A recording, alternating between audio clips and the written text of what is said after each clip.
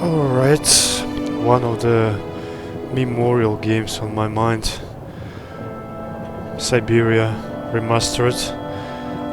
I used to play in original one, and number 2 and number 3 I have on PS4. Man, this is classic. This is Benoît Sokal, Syberia. I love it. French Alps, Valadilene.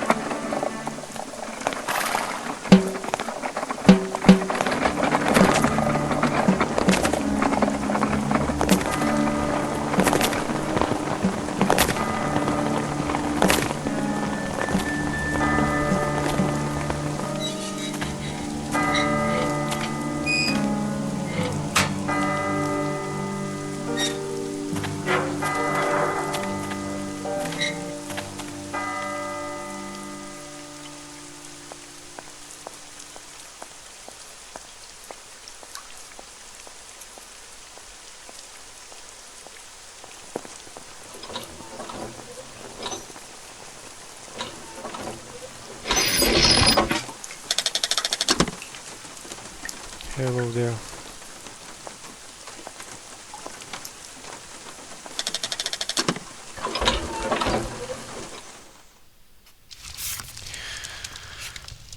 Oh man, it's so lovely. I've been playing this like New Year, Christmas time, all that stuff. Back then, it was maybe 2005, something like that. Such a good memories. It was such a warm time. I really don't have the strength to take this suitcase any further. I wonder who can help me. Yes, Mom been cooking spaghetti or all that stuff. Hey there. Hi there. Hey, hi there. What are you doing? Can I see? No, too difficult. Momo's work very difficult. Oh, sorry. So, your name's Momo. I'm Kate. Momo do like Hans. He draw. Hans? Don't disturb Momo. Momo work difficult. Will you show me your drawing? No, not finished. Go away. I've just arrived. My case is a little heavy. Can you help me take it up to the room? Momo's strong. Very strong. But no time. Momo very busy. I guess I'll let you continue working. Very busy, Momo. Alright, let's call the reception. Ring it. I need a key. You have a twin item. Is that the key? I need a key. Automation key it is. Let's place it.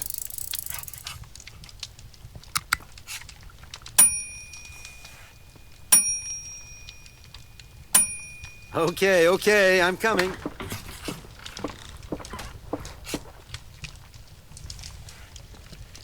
Hey, Hi there. Hello there, ma'am. During the dialogue, you will have several choices to learn more about the story. The choices with the warning icon indicates that the dialogue is necessary to progress. I would like a room. My company should have made a reservation in the name of Walker. The company is Marson and Lormont Associates. The name is Kate Walker. Of course, Miss Walker. You are in room 6 on the next floor up. Thank you. Well, could you help me to bring my stuff up? Could you possibly take my luggage up, please? Your luggage? Why, of course. Please do excuse me, Miss Walker. We have been neglecting our duties. Guests are so rare these days that we forget our manners. So you're the American woman? Is it true what people say? That you've come to buy the factory? Not factory. Anna's house. Hans' house. Excuse me? Would you quiet down, you mischievous little boy? Ah. I imagine our little town must disappoint you. You see, today is very sad for us. It's a day of mourning. Today is the funeral of Miss Anna. Momo sad, but Hans not dead. Hans long way away. Anna told Momo. Anna liked Momo very much. That's enough, Momo. Stop pestering the lady. Now go on, scram. Get out of here, you hear?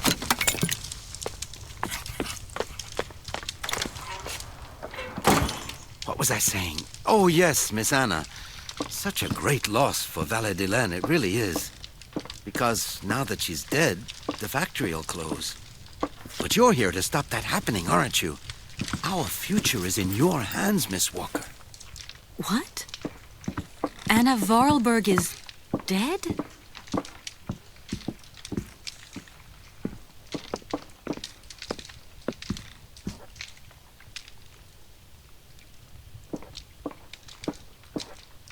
Here's your room. I hope you like it, Miss Walker. Oh, thanks for that.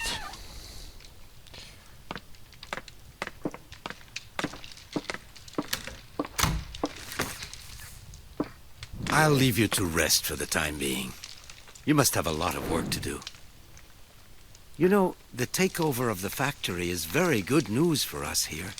It would make us very happy to see life return to our valley. If only you had seen Valadilene before. It was delightful. People came from all over the world to buy Voralberg automatons. Ah, somebody has left you some mail, I see. Remember, if you need anything at all, we're not far away, Miss Walker. Valadilene, it's called. Well, looks cozy. There is a white. What's that? Oh, that's a I fax. should tell Marson about the death of Miss Voralberg.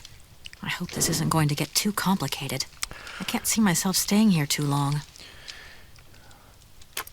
Let's rededicate. Our client, the Universal Toy Company, is more than eager to see conclusions from the talks with Voralberg Manufacturing with you to take over in the days to come.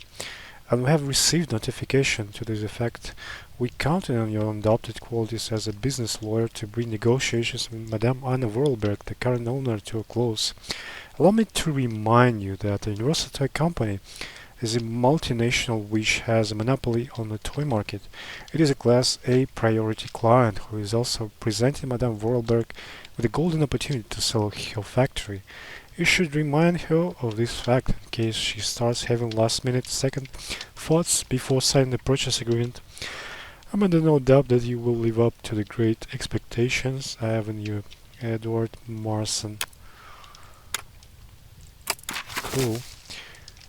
The phone lets you dial numbers for certain puzzles or to call your contacts at the key moments in the story. When icon turns phone, use the phone to progress in the adventure. Well, we could call Mom. Hi, just finishing off a good facial. Be with you in a mo, bright and fresh. Bye. Alright. How about Edward Marson? Marson? Marson and Lormont, how can I help you? Can you put me through to Mr. Marson, please? It's Kate Walker. Hold the line, please.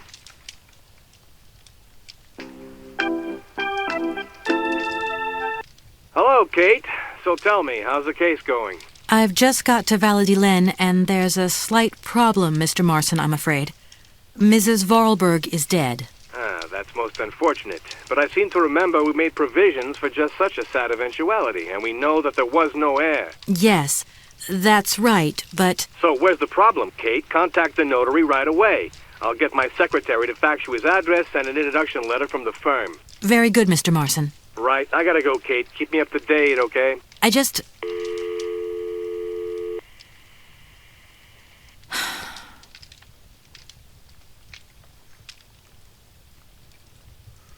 Okay.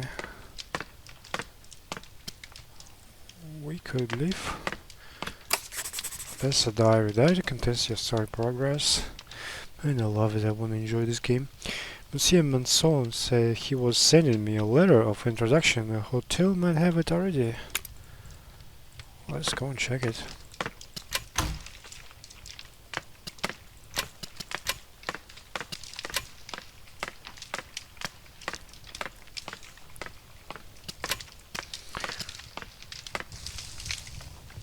I'm back again. Miss Walker? We could ask him so many things, but let's first ask about the mission. A fax didn't arrive for me, did it? Maybe. I thought I heard the phone ring. Do you think you might want to go and check? Certainly, ma'am. Immediately. Thank you very much.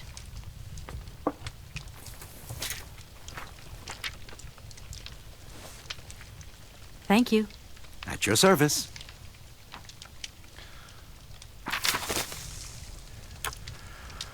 Dear Maitre Alfolter, as you are no doubt aware, our practice is charged with undertaking negotiations for the takeover of the Voralberg manufacturing by our client, the Universal Toy Company. It is with great sadness that we learn of the recent death of the manager and owner of the factory, Madame Voralberg, with whom negotiations had started. We are under no doubt that Madame Voralberg left you instructions before her death, enabling this sale to be concluded. We should remind you of the significant boost the arrival of the American multinational would bring to the economy of your region. It is for this reason that I'm sure you will give our representative, Miss Kate Walker, a warm welcome. Yours faithfully, Edward Marson. Let's speak our I'm topics. back again. Miss Walker? Automation. I just love all these little mechanical robots. I've noticed there are tons of them here in Valadilene. Be careful what you say. Voralberg automatons are not robots. If you want people to like you here, never ever pronounce the word robot. Okay. What is the difference between an automaton and a robot, then? Well, to tell you the truth, no one really knows. Thanks. Hello, my name is Kate Walker, and... Of course. Walker, room 6, next floor up. Help. I think I'm going to need your help again. Are you leaving already, Miss Walker? Should we bring down your luggage? No, I'm not leaving yet. It's just that... We would love to help, but just think what would happen if the telephone rang, or if a fax arrived, or if a customer came through the door. We don't have 5 minutes rest here. I'm sorry. Oh, it's okay, no biggie. Anna? Did you know Anna Voralberg yourself? Oh, why, of course I did. I mean, well, not really. She was a very great lady. We loved her very much. May she rest in peace. Hans? The young boy who was here earlier talked about, Hans? Who is Hans? Momo was talking about Hans Voralberg, Anna's younger brother. But he died a long time ago. Nobody here even met him. Momo? Who is the boy who was drawing here earlier? Is he your son? Heaven forbid. No, not at all. He's not a bad boy, no. Momo is just a little simple, that's all. What is his connection with Anna Voralberg? Momo is what you'd call the village idiot, and Anna took him under her wing. He must have reminded her of her younger brother, no doubt. And birds of a feather stick together, don't they? You're implying that Anna Voralberg was a little bit slow as well? Heaven forbid. No, not at all. She was a real loner. She kept to herself, that's all. I'm gonna go look around Valadilene. See you later. As you like, miss. Nice, so... Dolores Revelations. The rain has stopped. Let's go and meet this lawyer. Let's go.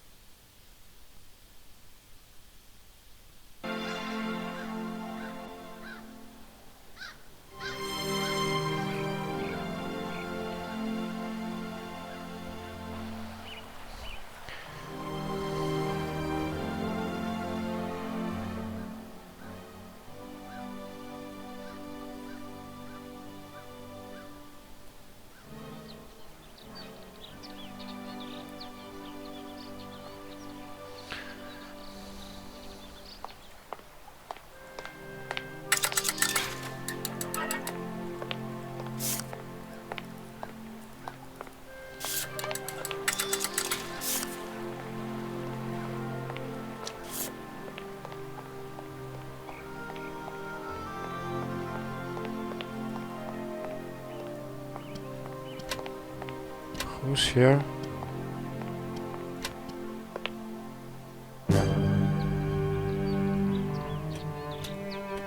I need to place something.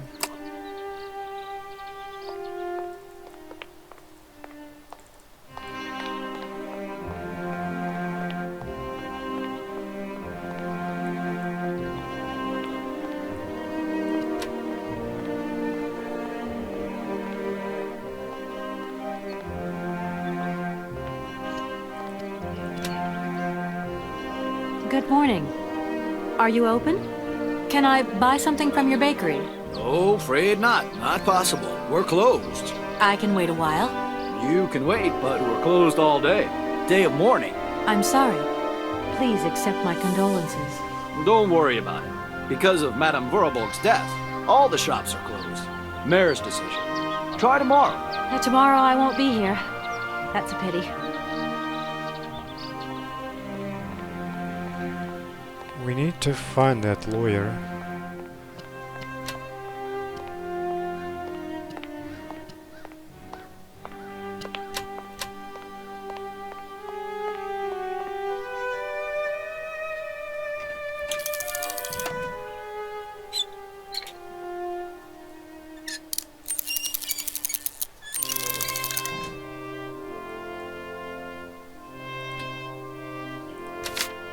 Ah, look at that.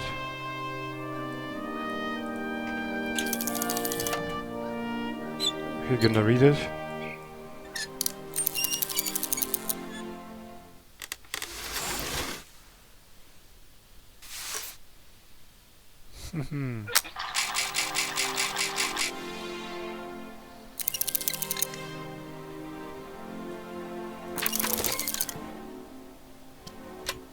You may enter, right?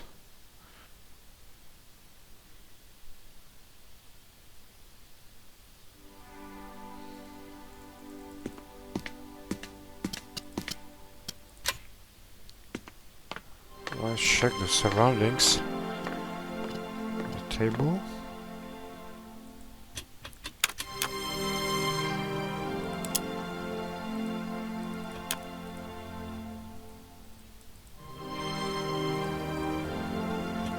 There's something to place again.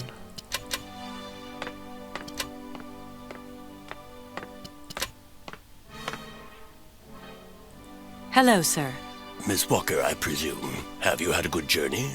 Everything went very smoothly. Thank you. Do take a seat, Miss Walker, please.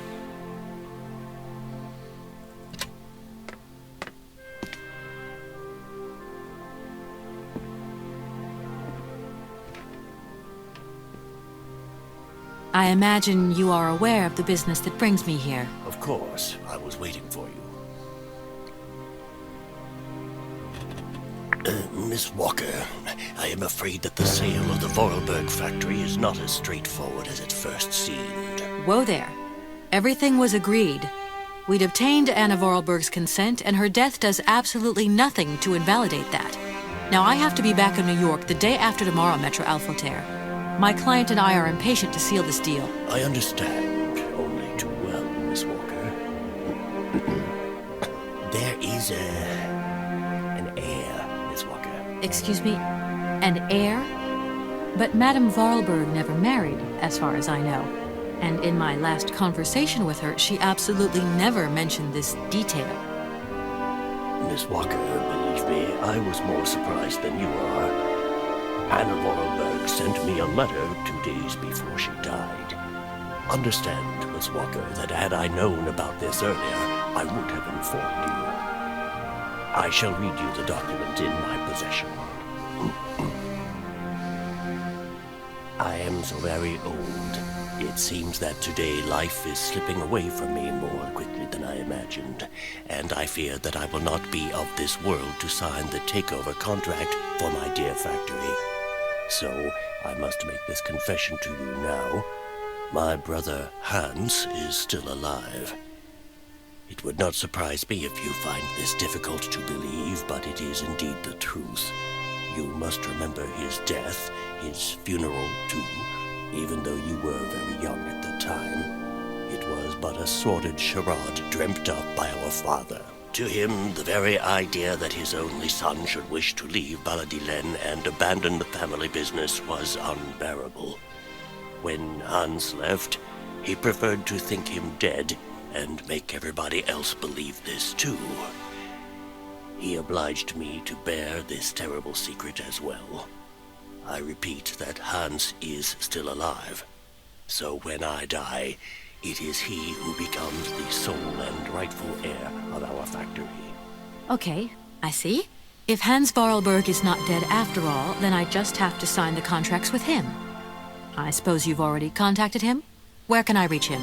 The second half of the letter informs us that Hans Voralberg is somewhere in Syberia. I will leave the document in your hands to read at your leisure.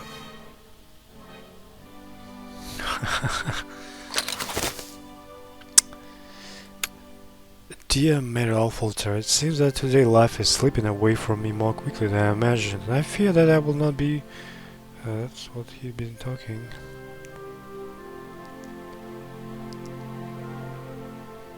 I have never had the chance to see my dear brother again. Fortunately, though, Hans and I have remained very close and fought throughout the years. I have been able to follow his Mandarin life, and he sporadically sent me news.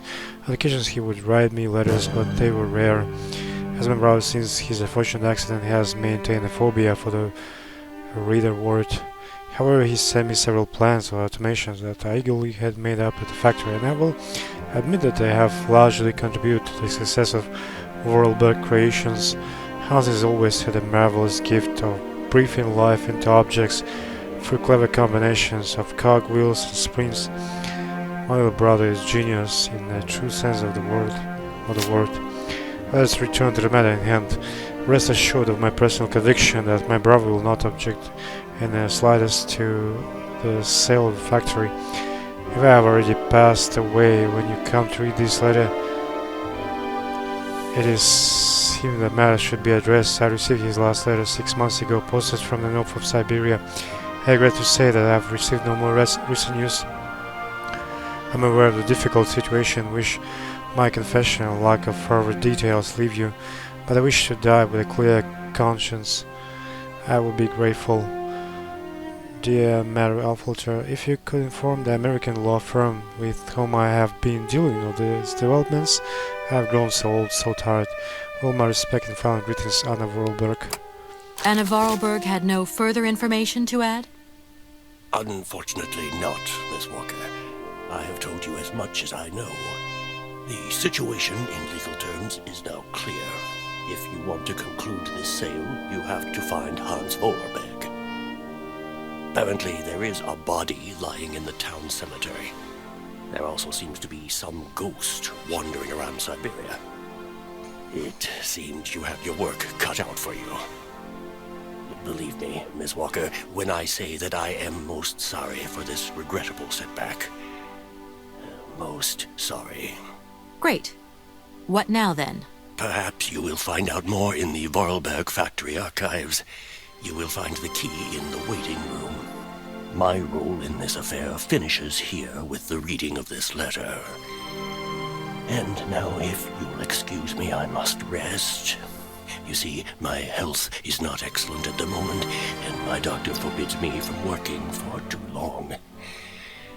I will not detain you for any longer, Miss Walker. Do not forget to close the door as you go out. You're not gonna speak anything else? I wanted to ask you more questions. Could I? Just let's have conversation. You know as much as I do now, Miss Walker. I wish you good luck. Man. I should to ask him before. Well, whatever.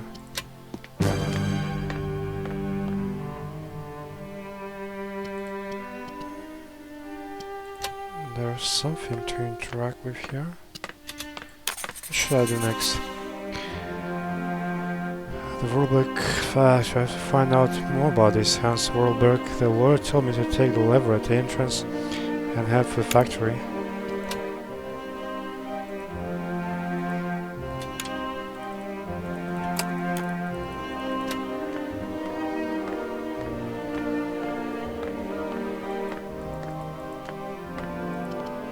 That's the lever.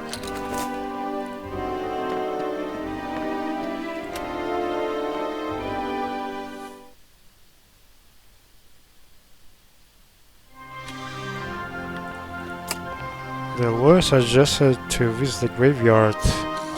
It might help me to verify Hans' death and find more information. So, factory and graveyard.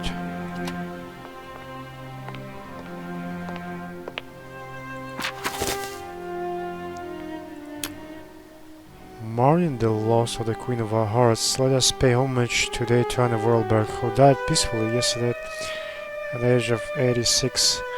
The great lady devoted her life to her business and our community. This formidable woman had an extraordinary energy, a force that allowed automation technology to develop and to make our valley continually proud. Her vitality was matched by her generosity and goodness, which has marked all the Valadilene's inhabitants. The mayor of our town has declared that today will be a day of collective mourning in honor of Madame Voralberg. Her funeral will take place this morning at 10 a.m. in a parish church officiated by the town's own priest. Editorial. Anna Voralberg's death marks the end of an era in Valadilene. Madame Voralberg was an outstanding woman who presided over Voralberg manufacturing for more than 50 years. Her death seems to bring further loss in its wake, sounding the death knell of our automation factory, the economic heart of our town. It is impossible to view her passing without concern for the future of our valley. In the last decade, computers, video games, and electronic robots have become predominant in our consumer society, rendering traditional clockwork mechanism obsolete. The age of the wind-up toy is over. Such technology cannot compete in a modern economic climate and has fallen by the wayside. It would have been definitely consigned to oblivion if Voralberg manufacturing had not upheld its renowned savior fare, helping Valadilene to remain economically active. However, today the industry has lost its spiritual force and the future looks bleak. Maybe the time has come to celebrate the prospective American takeover of the factory, but what will be the cost to the soul of Valadilene?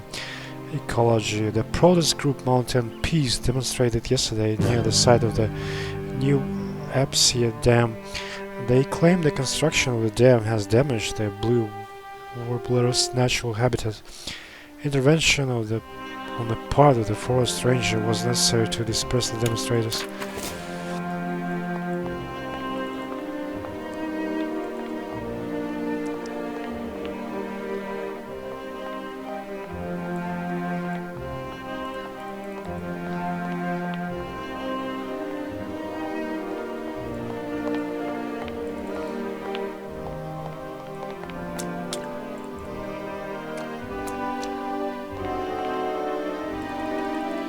What is it?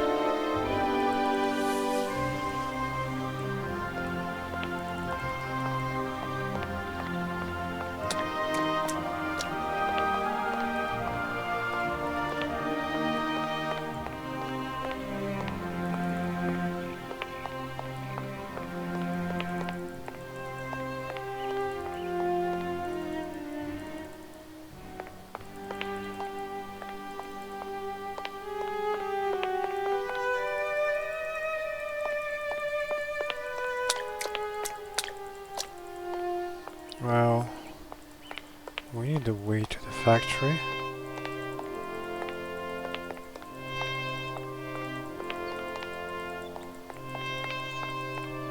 Those are pine trees. Looks like.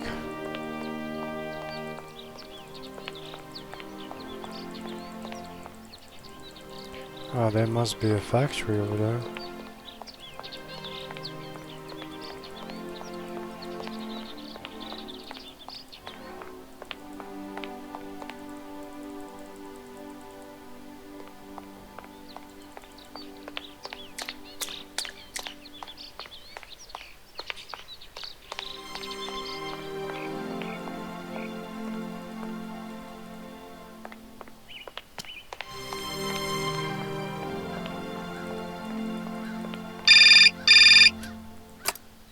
Phone ring.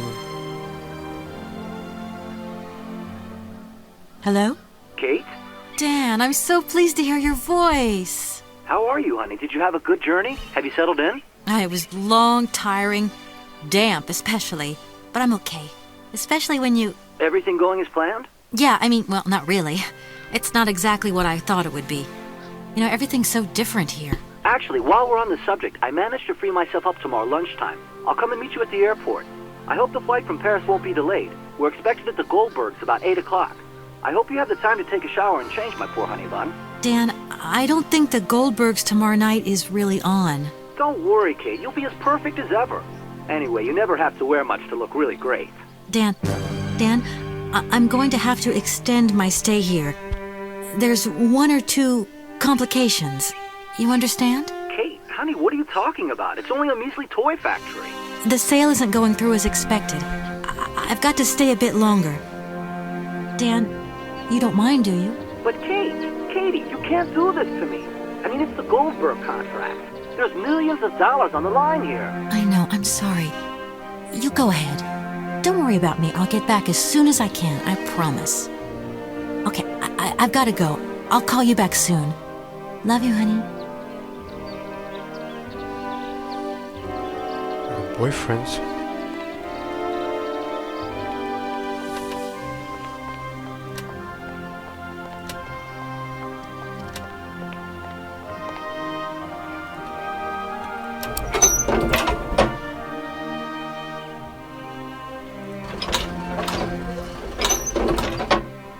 This must be a factory.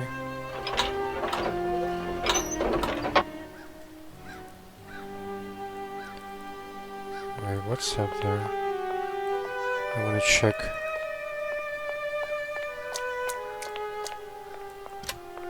Somebody sitting. Good morning. Good morning. What a pleasure to meet such a lovely young lady honoring our aging streets. Please sit yourself down next to me so we can enjoy the air together. It would be a pleasure, but I'm afraid I don't have the time. Some other time, maybe. I hope so, miss. I remember when these streets were full of vibrant life. In those days, there was a charming encounter to be had round every corner. Our good little town of Valadilene is not what it used to be. It looks like things have changed a bit around here. Our children have all left the valley. They need to earn a living, don't they? Can't really blame them. You have to move with the times, don't you? And it's not at the Voralberg factory that they'll find jobs. Being excluded from the world is not an easy burden to bear, believe you me, miss. But it's such a pretty little village. I can tell you're not from these parts. I hope you enjoy the pleasures that we still have to offer. Good day to you. Thanks. Okay, I'm gonna get there anyway, I think. So let's head to that.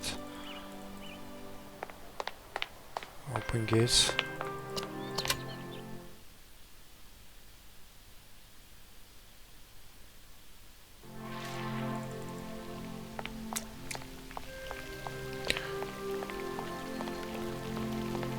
Is that the factory?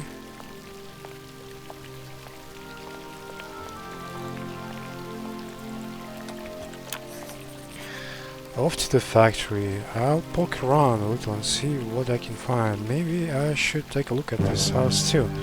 It must be Mrs. Voralberg's.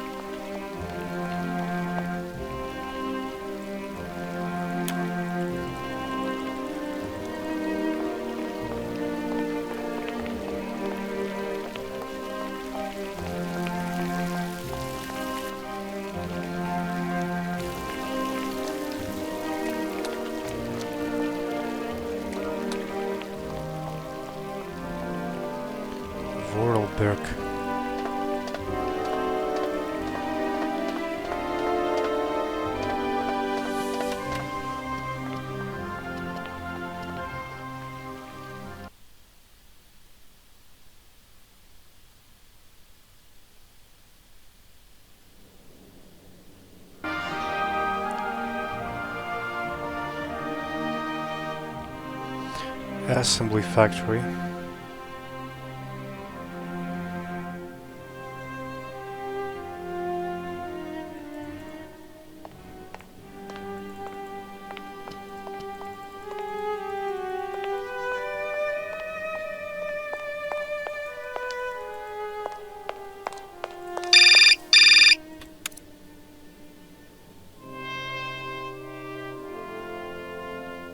Yes, hello?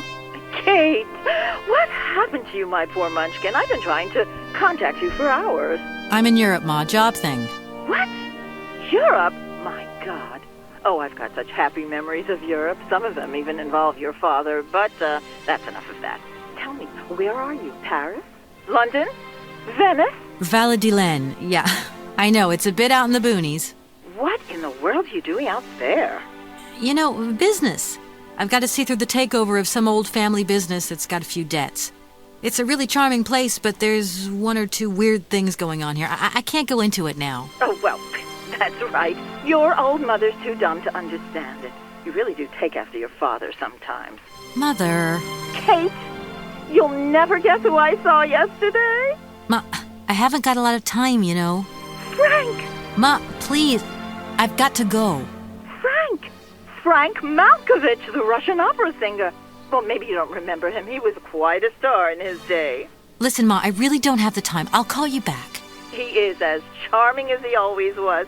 We spent the... Mom, I really have to go. I'll call you back, I promise. Lots of love. Kate!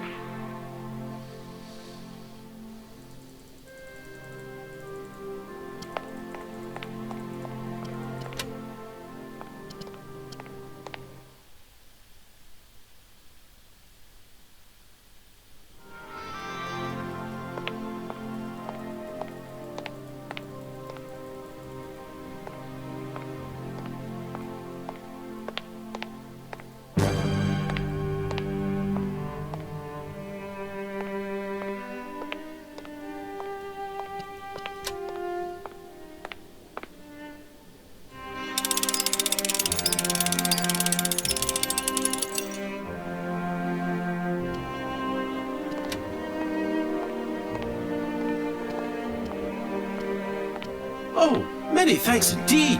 I am most embarrassed for you to see me like this. I lack a certain completion. You see, nobody here found the time to polish off the finishing touches. Honestly, these days, we really have lost the art of good workmanship. Yeah, maybe. With whom do I have the honor of speaking? Could you please state your identity, articulating clearly? My name is Kate. Kate Walker. Allow me to introduce myself. I am Model XZ2000. My common name is Oscar. I represent the technological zenith of this factory's production. I have been designed to drive a locomotive. A touch messy, but an essential task. I can ask something. You said you were a train engineer? What train would that be? But Kate Walker, you have not seen the magnificent train waiting at the station? And where is that train going, Mr. Oscar? The train is going far away. Very, very far away indeed. Are you taking any passengers? My duty is to drive the train. Above all, to avoid delays. An engineer prides himself on punctuality. I will agree with you, though, Kate Walker, that a train without passengers is hardly a train at all. You haven't answered my question. For further details, please consult Anna Voralberg. You are a very strange robot. Automaton, if you please. I'm sorry. I didn't mean to offend you. Automatons have an additional soul auxiliary, you understand? I think so. Has it been a long time since you last saw Anna Voralberg? 72 hours, 32 minutes, and 20 seconds to be precise. This regrettable absence explains the delay in my production process. Anna Voralberg is dead, Mr. Oscar. What do you mean by the notion of death, Kate Walker? Broken. Disactivated. Worn out. Damaged. Unplugged. Oh, that really is most bothersome. I'd rather counted on finishing my production. Have you logged my first and last name? Perfectly. Kate Walker. Pleased to meet you. Me too, Model XZ2000. Please, all my friends call me Oscar. This fad for cryptic names is such a bore. Could you imagine being called by your passport number? I suppose not, Mr. Oscar. Sir. Do you know where I could find the factory paperwork? I cannot reply to this question with precision. Try Anna Voralberg's office above the machine floor. So, second floor. As bizarre as it may seem, I have the impression you are the only person who can help me. I very much doubt it, Kate Walker. Why do you say that? What good am I without appendices, I ask you? Does the name Hans Voralberg mean something to you? Of course, he created me. But I am sorry to say that I am yet to meet my maker. Have you any idea where he might be right now? No, Kate Walker, but I am sure I would experience great metaphysical satisfaction in his presence. Can I be of use to you? Why, you certainly can. I absolutely must have my feet. My hands are Model XZ 2003. My feet are Model XZ 2005_B. Be careful. The Model XZ 2005_A has evidenced some rather embarrassing performance failures. Like bugs? Automatons do not have bugs, Kate Walker. They simply display functional idiosyncrasies. I'm sorry, I didn't know. What do I have to do to get you a pair of feet? Use the assembly line to construct them. You will need a production punch card, on which is recorded my body design data. Here is my own punch card. Okay, I'll give it a go. Thank you, Kate Walker. Oscar, I am delighted to have met you. See you again soon, I hope. Yes, Kate Walker.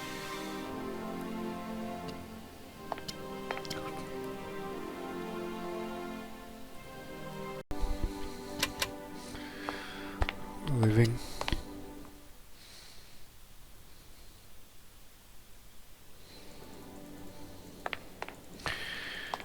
So you said the floor above must be her office?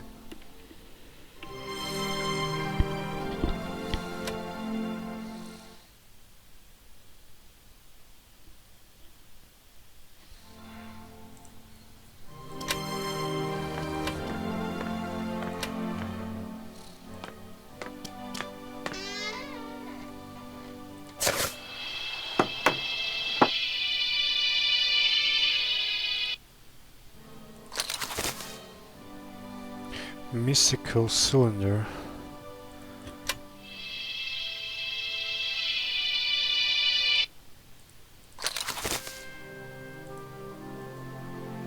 Maybe it's going to be useful.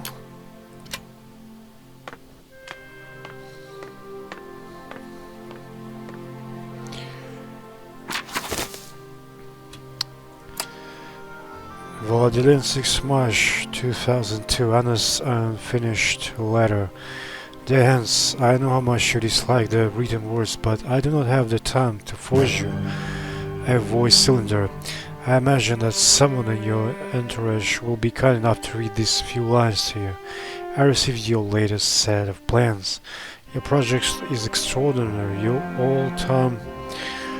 all-time masterpiece perhaps. Time seems to have had no effect on your genius, quite the contrary. I'm proud of you, my dear little brother. Sometimes I find it hard to believe that a century has gone by since the last time I saw you. It only seems like yesterday that you rushed away from Valadilene. We undertook production immediately. Following your instructions to the letter, the locomotive was ready within a week. If only you could see it, but you will see it, that much I have promised you.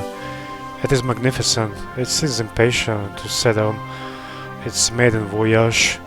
There is only Oscar left to build. I hope I'll finish him soon, but as you can imagine, his mechanism is complex and takes a great deal of time and handiwork. Correct me if I'm wrong, but I understand you wish me to bring you that cursed prehistoric doll, the very thought of which I wonder if it's still in a cave, and if it is, what state it is in. But what does 60 years matter after all?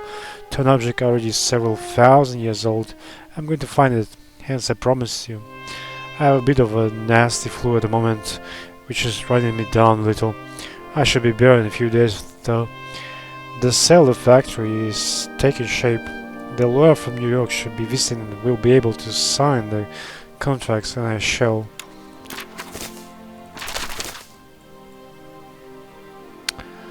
That's a locomotive.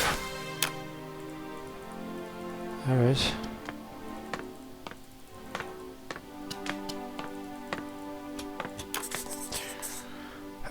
If I want to make Lex Father's automation, I'll probably need a console to restart the factory.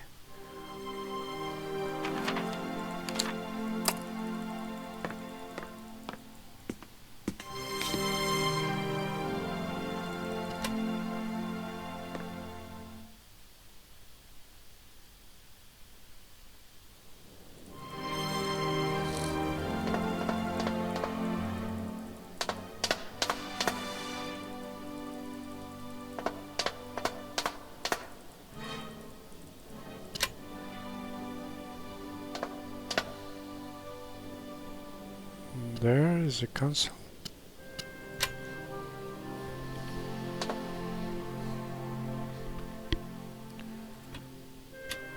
Doesn't look like that works. Doesn't look like that works.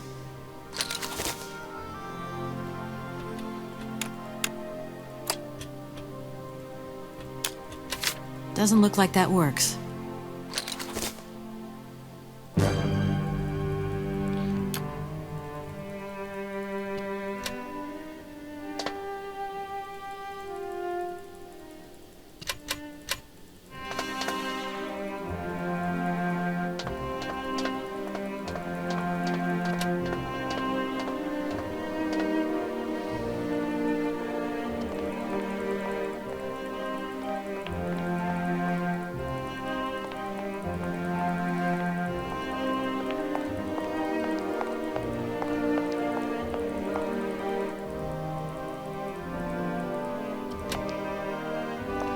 Something over there.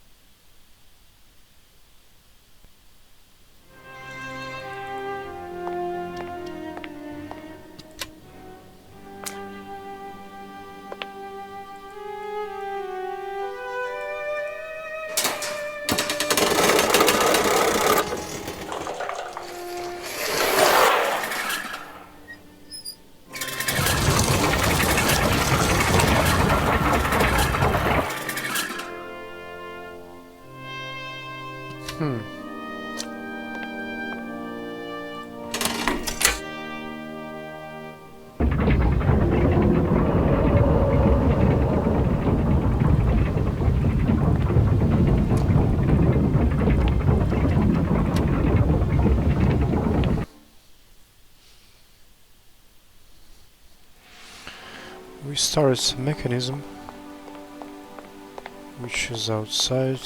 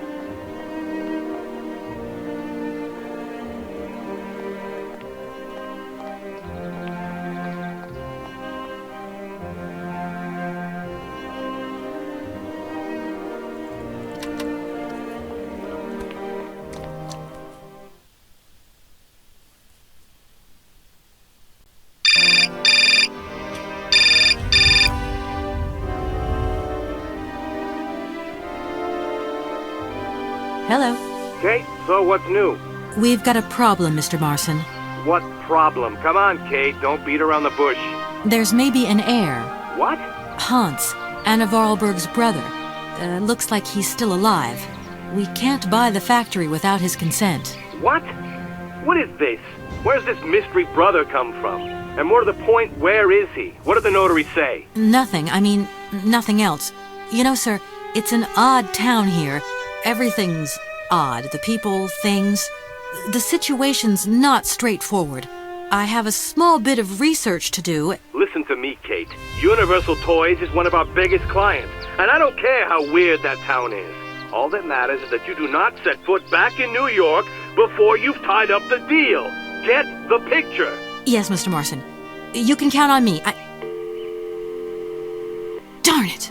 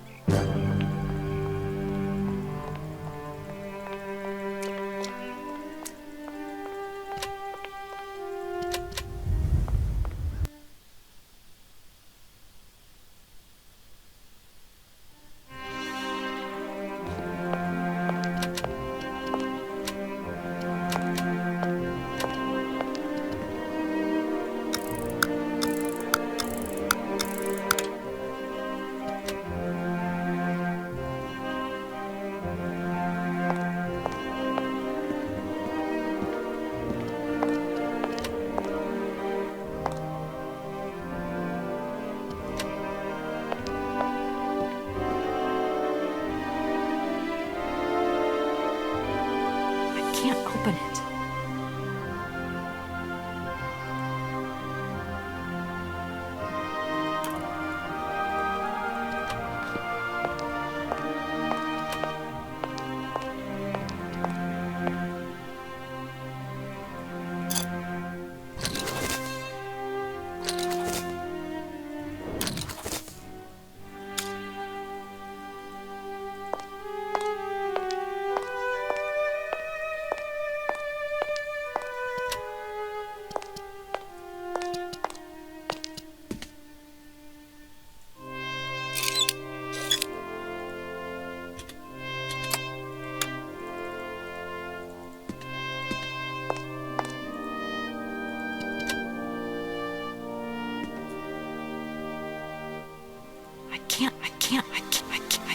I can't open it.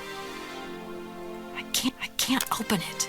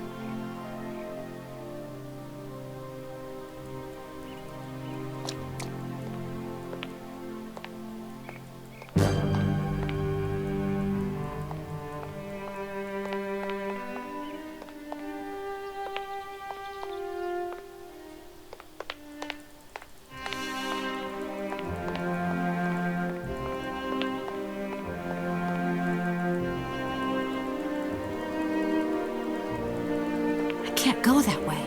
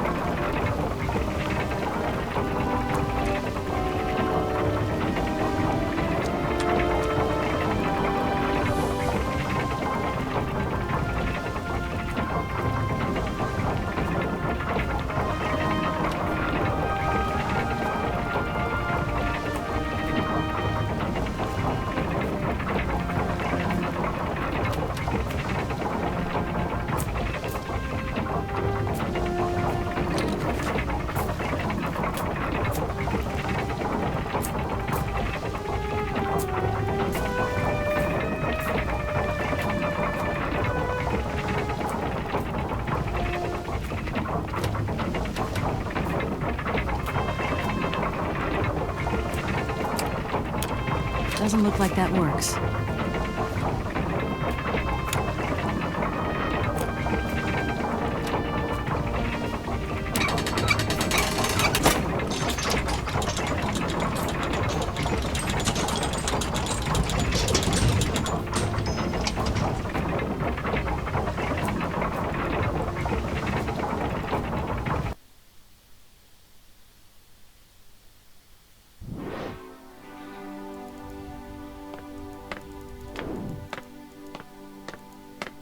Attic.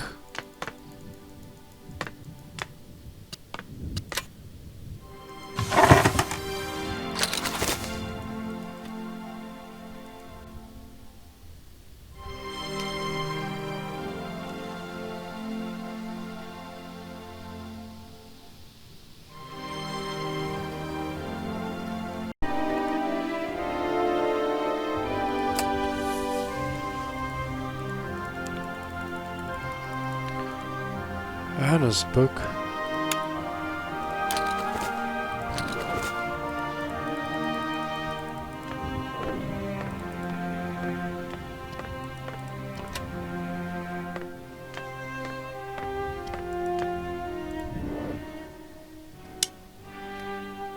Mamas. You draw mamas for Momo? Ah, Momo, it's you. You scared me. Momo.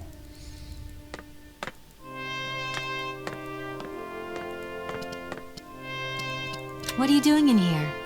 Momo want Mama's picture, like Hans' picture. Sorry, I haven't got a picture of a mammoth with me. Take paper and pencil and draw Mama's for Momo.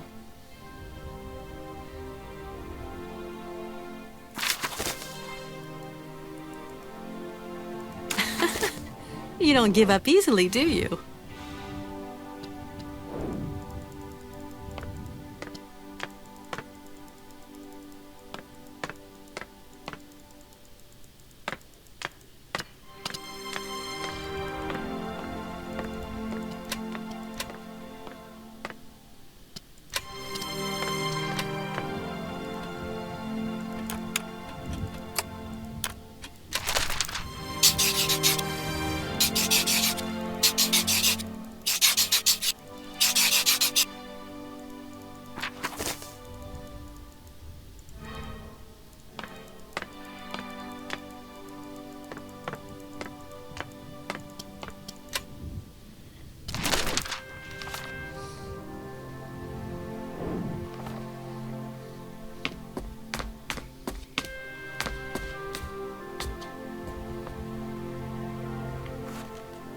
Thank you. Momo happy. Now follow Momo. Momo show his secret to Kate.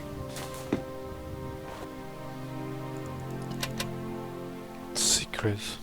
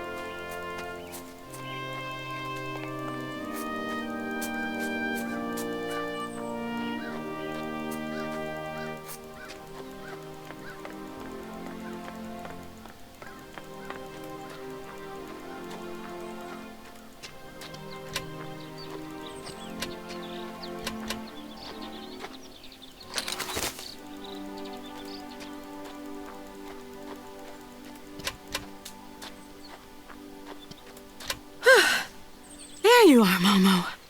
This is some walk you've taken me on. I've got to say, though, it sure is mighty pretty. Momo come here often. Momo like make splash in water. Why have you brought me here? Mammoth doll in cave. Very important for Hans, Anna say. Cave? What cave? Where? Momo not liar. Cave. Momo, I've got to go now. But see you later, maybe.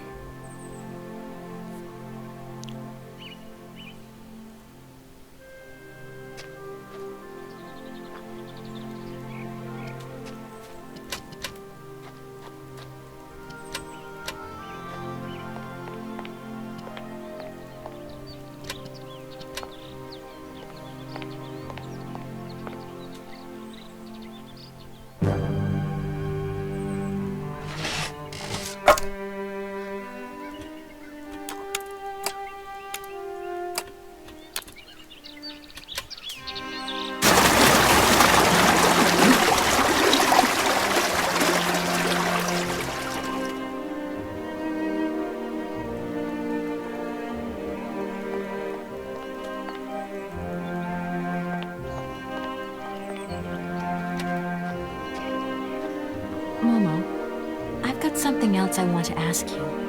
Momo listening. It must be fascinating to live in a village full of automatons. Automatons made by hands. Difficult work. When Momo big, he do like hands. Momo friend of automatons.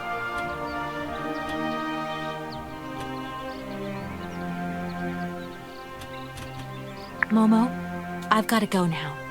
But see you later, maybe.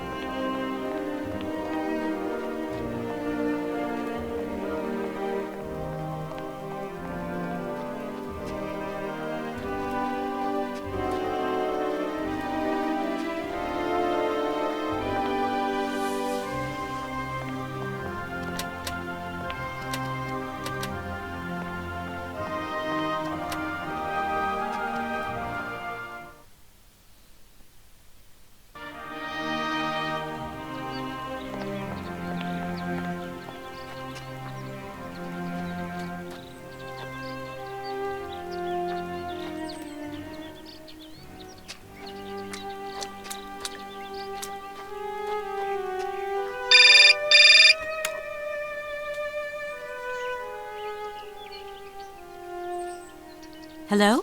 Kate? Is that you? Well, yeah, who did you think it was? I didn't recognize your voice, that's all. Must be the distance or something. So, spill the beans. What's Europe like? You lucky lady, you. Honestly, I never get that kind of break. Well, so far all I've seen of Europe is this tiny village, and frankly, they're not very hospitable. The whole case is getting really complicated. There's this surprise heir I've got to find. I know. I talked to Lynn, who bumped into Joss, and she had coffee with the head honcho this morning. He didn't sound at all happy. The client's meeting him tomorrow, and when Marson tells him that the sale's not even gone through yet, whoa, you're gonna be pleased you're on the other side of the ocean when that bomb goes off. Yeah, I get the picture. But so, how about yourself? What's up at work? We lost the Farah Lou trial. I worked 5 months on that dumb case. I remember. So, for a bit of therapy, I went to Boomy's. The sale started yesterday. Wow, lucky. It was absolutely crazy, Katie. absolute mayhem. You know that blue silk top I wanted? Guess how much I got it for? I don't know. 250? 200? $140. Just get yourself back here and I'll go down with you. Like it's my choice. Look, I gotta go. Call me soon, huh? I want a blow-by-blow account of every moment of your great adventure. Get out of here. Look after yourself. You too.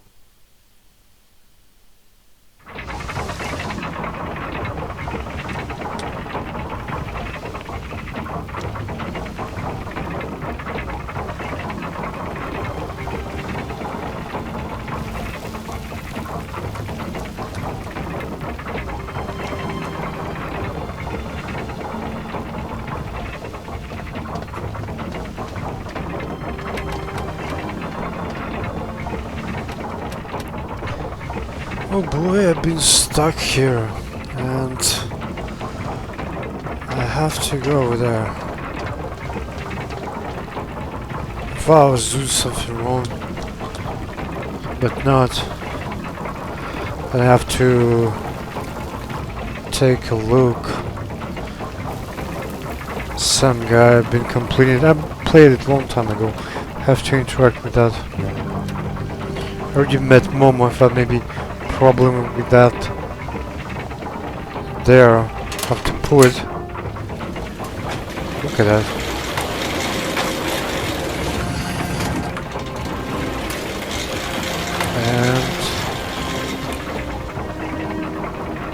And gotcha. Finally.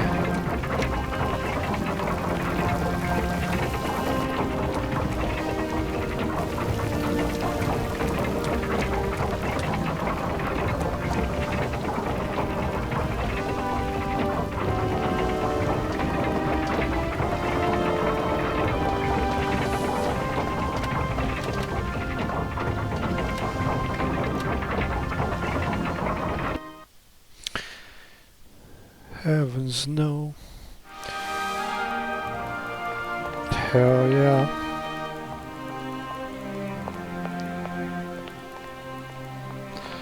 There we go.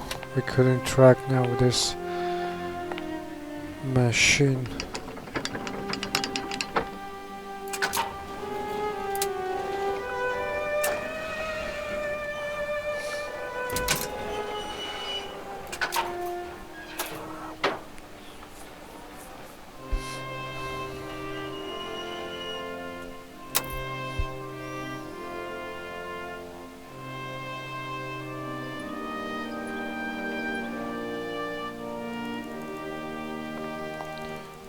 And what it does, are we finally able to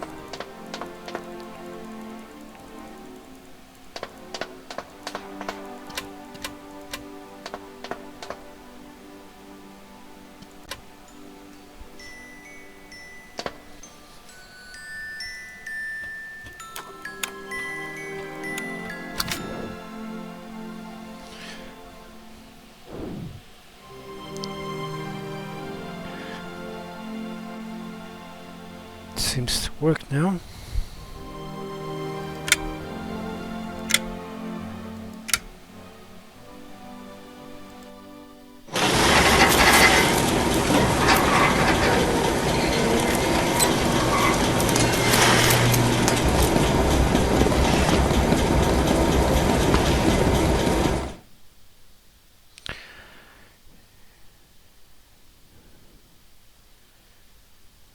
These feet are incorrect, Kate Walker.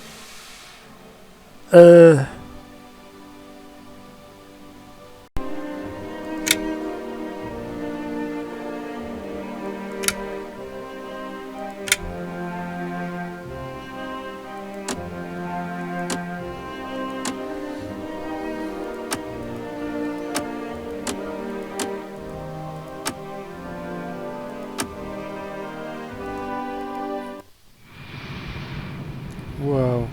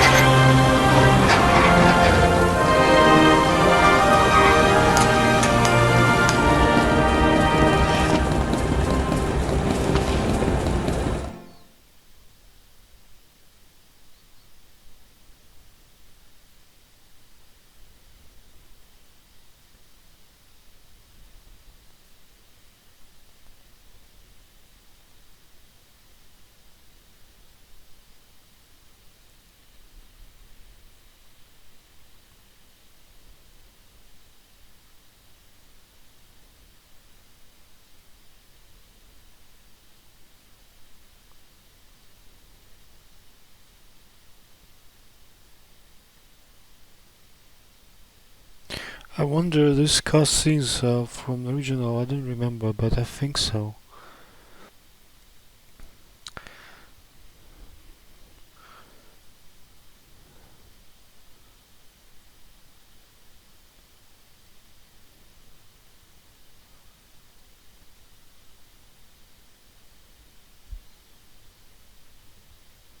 So this must be it.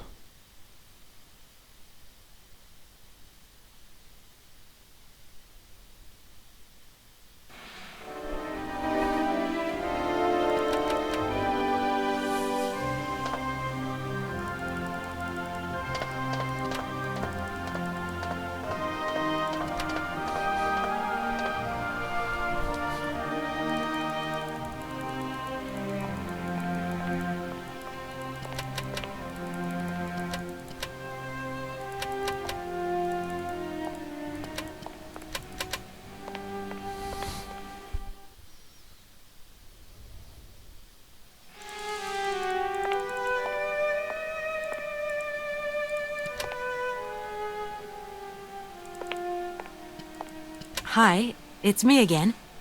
In the situation I am in, nothing would give me greater pleasure. Oscar, what do I have to do with this?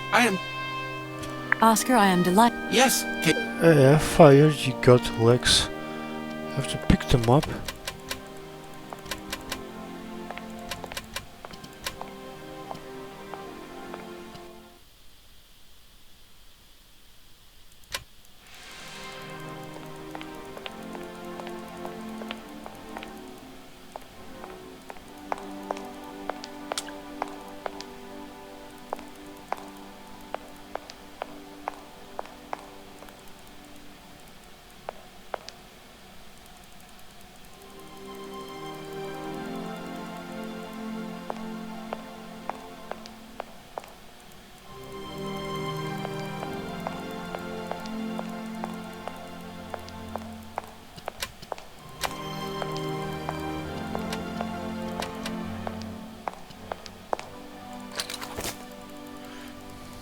There are you, Lex.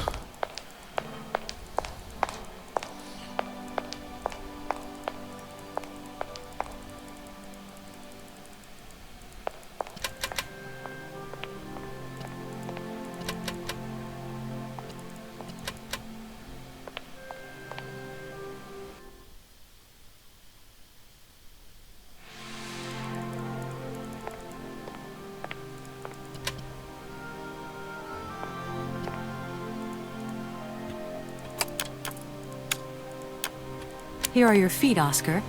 I hope they fit. Kate Walker, I see you managed to produce 2 XZ2005_B models.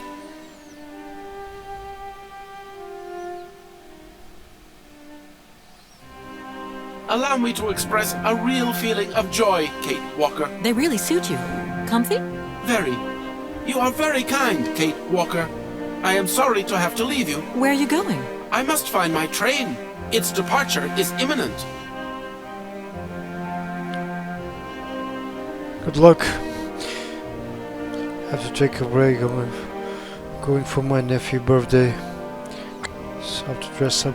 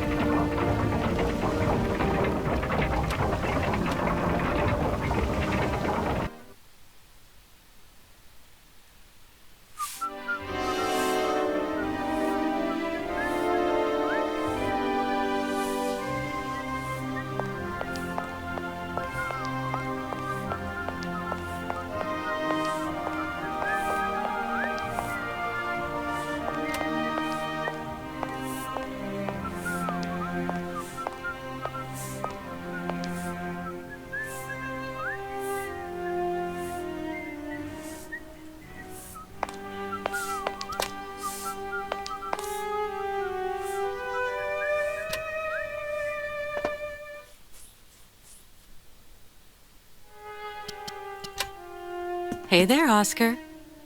My functions do not permit me familiarity, Kate Walker. Even if you are my first and only passenger. Me?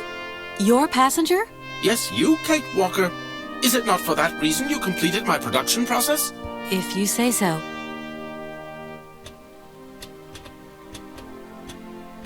This train is amazing.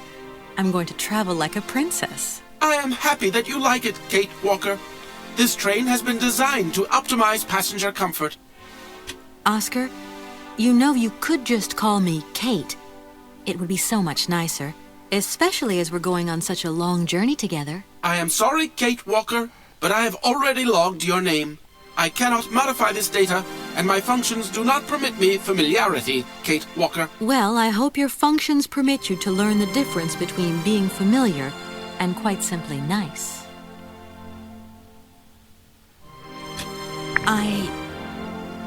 I have decided to come along for the ride, Oscar. Ready when you are.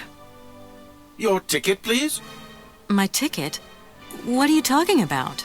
The rules clearly state, Kate Walker, every passenger of this train must possess a ticket. Okay. And where do I get hold of a ticket?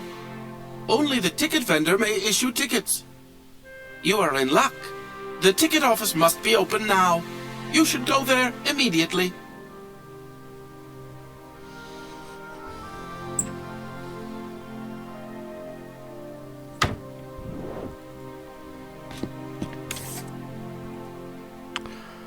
Momo, that's about Momo.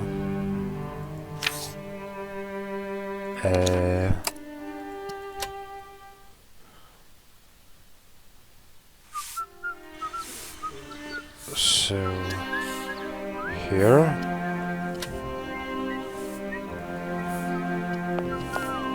But it's you? What can I do for you, madam? But Oscar, it's me, Kate Walker. Correct. Your name is indeed Kate Walker. What can I do for you, Kate Walker? A train ticket, please. Why, do you sell anything else? The only function of this ticket office is to issue tickets. You are requested to accelerate operations. The office closes in exactly 3 minutes. What can I do for you? A ticket, please. One ticket? Yes. One ticket. What is your final destination? I don't know. It's you who told me I had to get a ticket. A ticket to travel, then.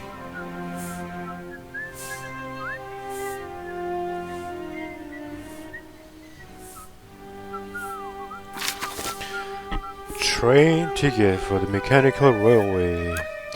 This ticket is valid for one person and should be presented to any official of the mechanical railway when so required.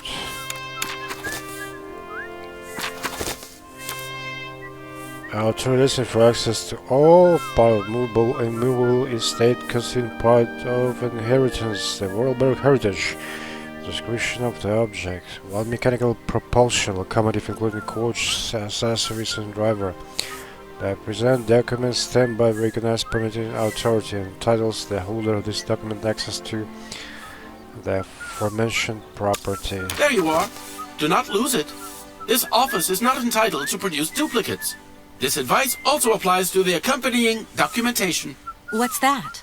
The authorization for the release of the train. The ticket officer may ask you for it at any time. But I mean, you are the... Attention! The exact moment has arrived to close this office. So, damn, the automation's out of ink. I have to find out where I get some to continue adventure ways. That's... The stuff was in the war stamp, something like that. Valadilene. Let me out.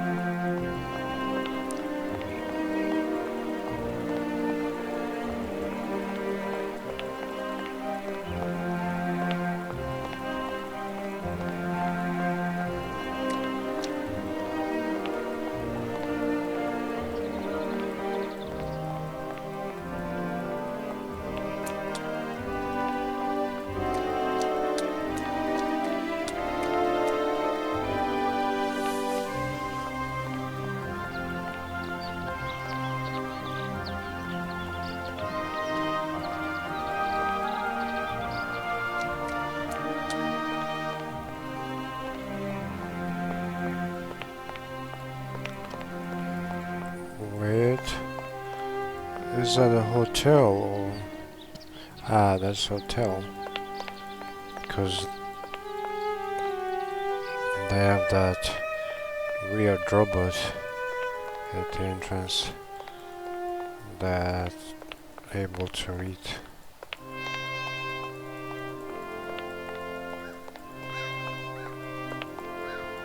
This and that.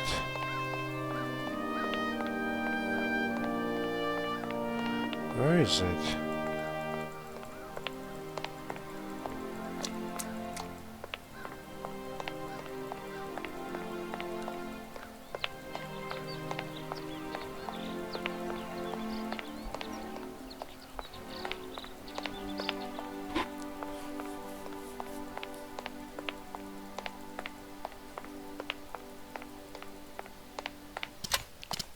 Ah, I see that.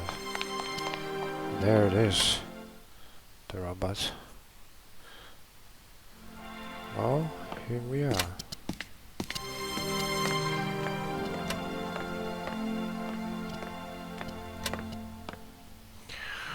And let's place... Doesn't look like that works. Not the train ticket. Exit permit. And do we need anything? Ink pot. Stamp it. Approve.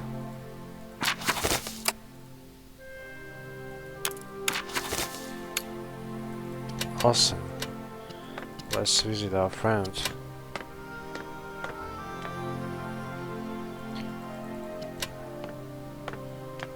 Anything to talk? Any options? You know as much as I do now, Miss Walker. I wish you good luck. Not really.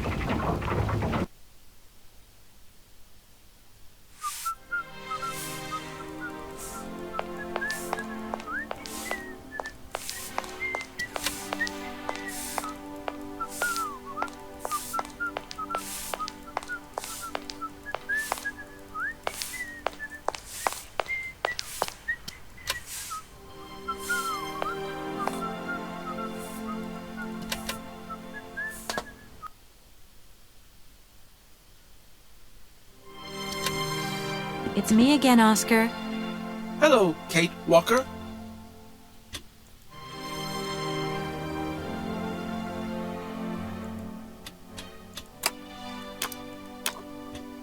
There you are, Oscar. Does this mean we can leave now? I cannot accept this ticket for the moment, Kate Walker. Keep it. Why don't you want to take my ticket? I must abide by regulations, Kate Walker. Not all departure conditions have been fulfilled. I must confirm your departure release. You can be a real stickler for the rules, Oscar, my old fellow.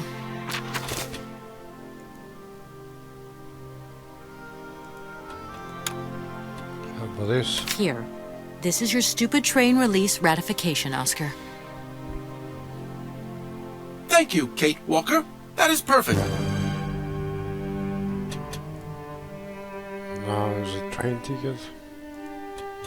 There you are, Oscar. Does this mean we can leave now? I cannot accept this ticket for the moment, Kate Walker. Keep it. I don't understand why we can't leave. I'd hate to think it's me that's delaying the train like this. I do not wish to appear impolite, Kate Walker, but I am afraid that not all departure conditions have been fulfilled. If that's a joke, Oscar, it's not very funny. I really need to find Hans Voralberg as quickly as possible. I have strict instructions to obey. There are 3 spaces in the luggage compartment that are designed to accommodate 2 very important objects. The train can only depart when they are in place. Please excuse me now. I must return to my departure preparations. Oh, I wouldn't want to break any rules. Don't think for one moment that I'm bored of you, Oscar. But I have to go. I also have much to attend to, Kate Walker. Oscar refuses to leave until we have these key items. Where can I get all this stuff? All this stuff. What's that? Doesn't look like that works.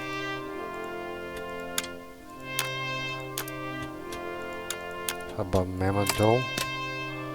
Look at that.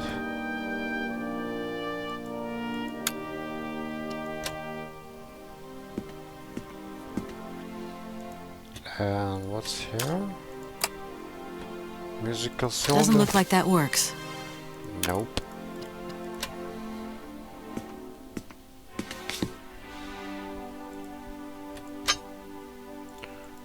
Look at that.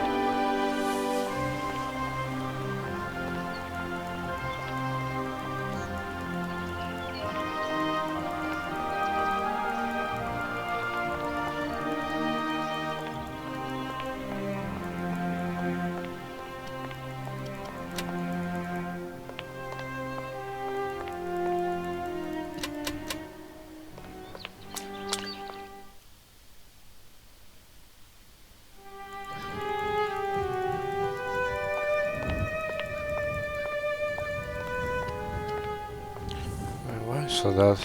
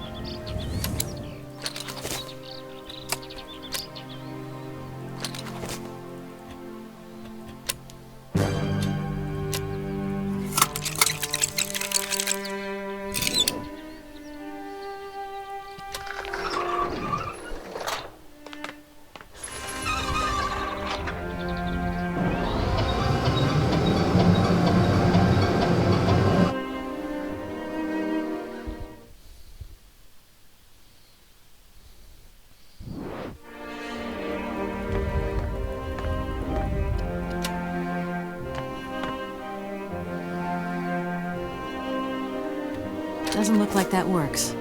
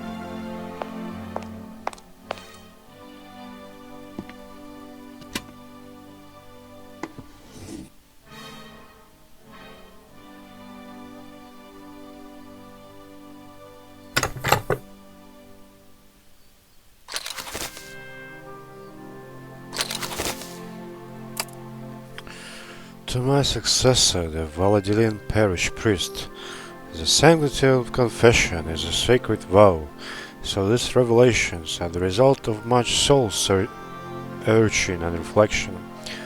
One day in March 1938, Rudolf Voralberg knocked at my door.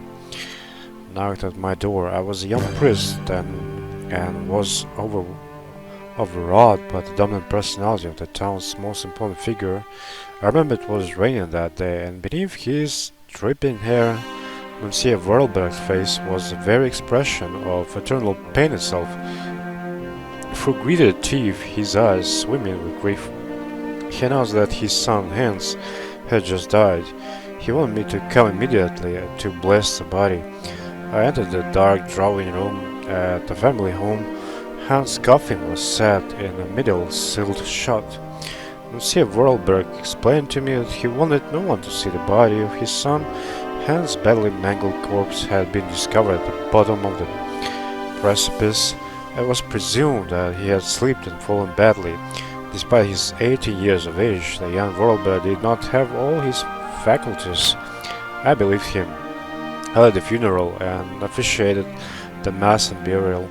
We buried Hans Vorarlberg with all the dignity and solemnity befitting such a tragedy. Life indeed hangs by a thread, and I would have surely forgotten this episode. Only several years later, after her father's death, Anna Vorarlberg had an accident at the factory and nearly died. Such a close call with death seemed to awaken her and need to confess. What I heard that day would haunt my dreams thereafter.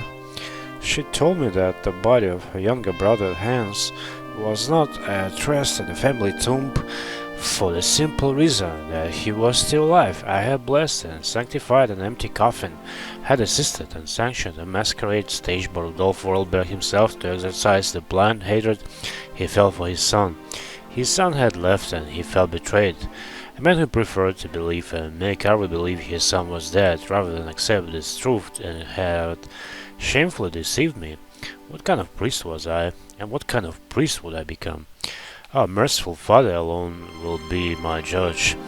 It is my duty to inform you that one of your flock is still unaccounted for. I leave this terrible secret in your hands to do what you will, Leon Bonner, priest. Oh man.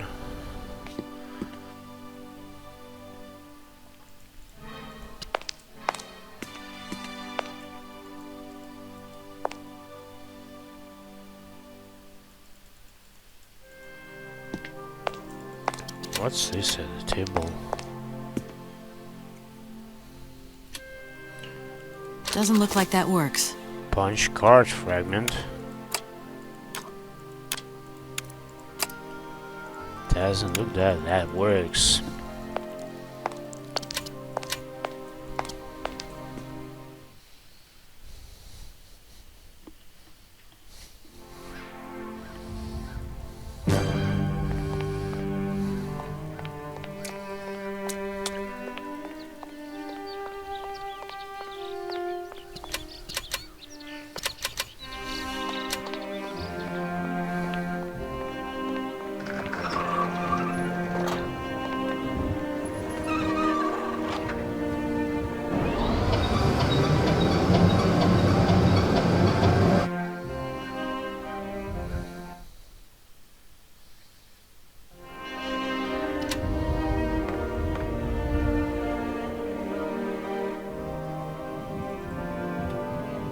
Let's start with...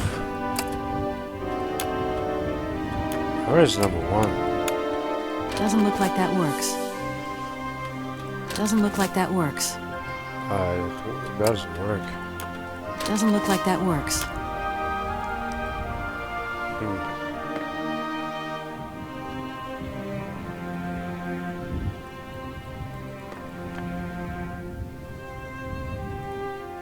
Why?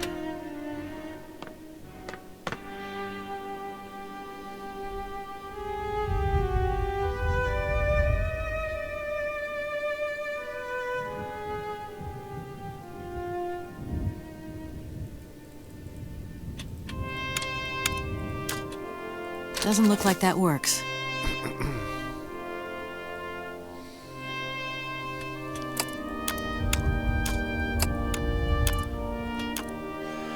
Oscar, that's about Oscar.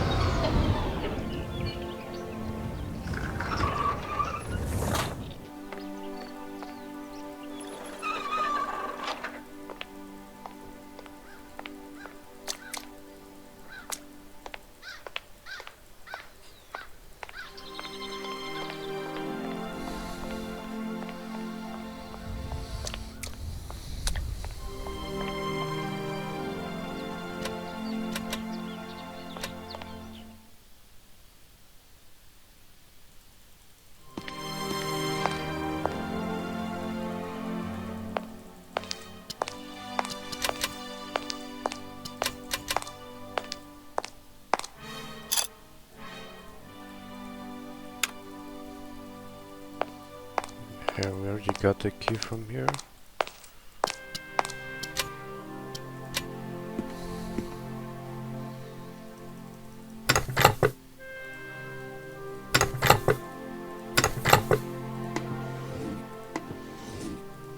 This thing's jammed.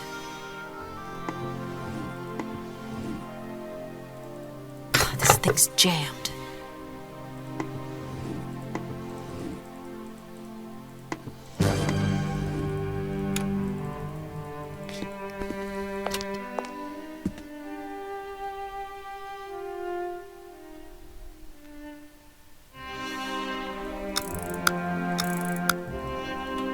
Doesn't look like that works. Doesn't look like that works.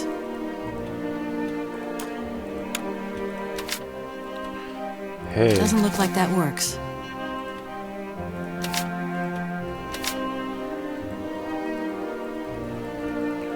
So.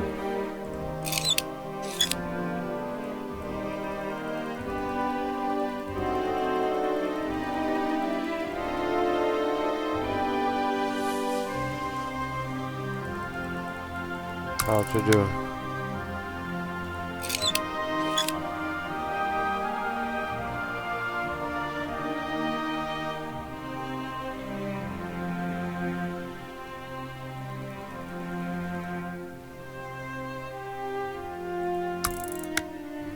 Wait.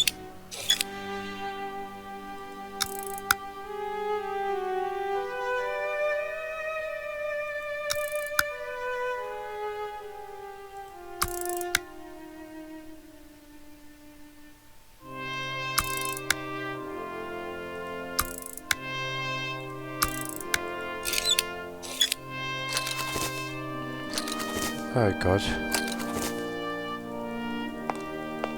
Ah. I did make it.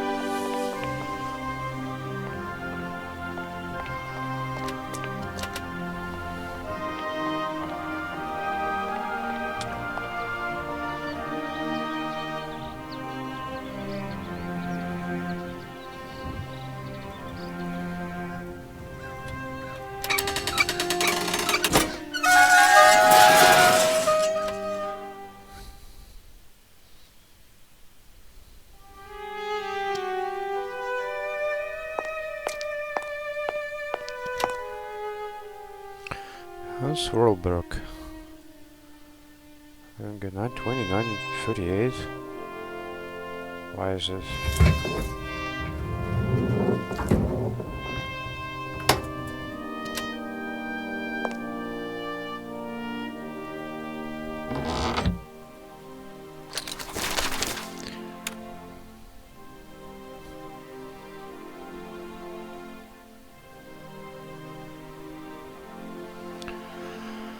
Mountain folk accused local figure. The Voralberg family was struck by tragedy yesterday. Rudolf Voralberg discovered the lifeless body of his son Hans at the bottom of a precipice. Loose rocks and poor visibility occasioned by the morning mist were probably the cause of the young man's fall. This is the theory put forward by the family. As there were no witnesses, Hans had just turned 18 years of age. 8 years ago he suffered a similar serious accident from which he never fully recovered. The full use of his mental faculties, despite living almost as a recluse, he was still a well-known figure. As the future of Voralberg manufacture lay in his hands, we at the Valadilene Gazette wish to extend our deepest sympathy to his family and express our sincere condolences to Rudolf Voralberg and his daughter Anna, who today becomes the sole inheritor of the automation factory.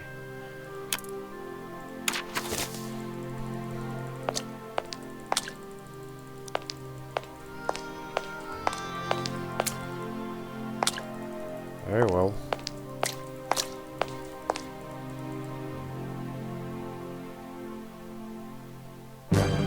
Anything else here?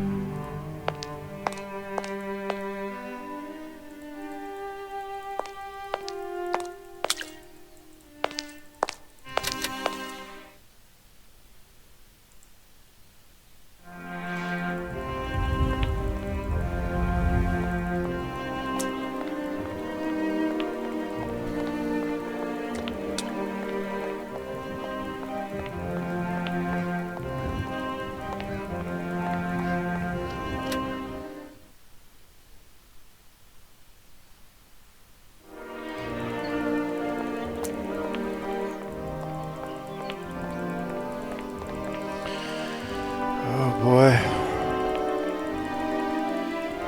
let's go back.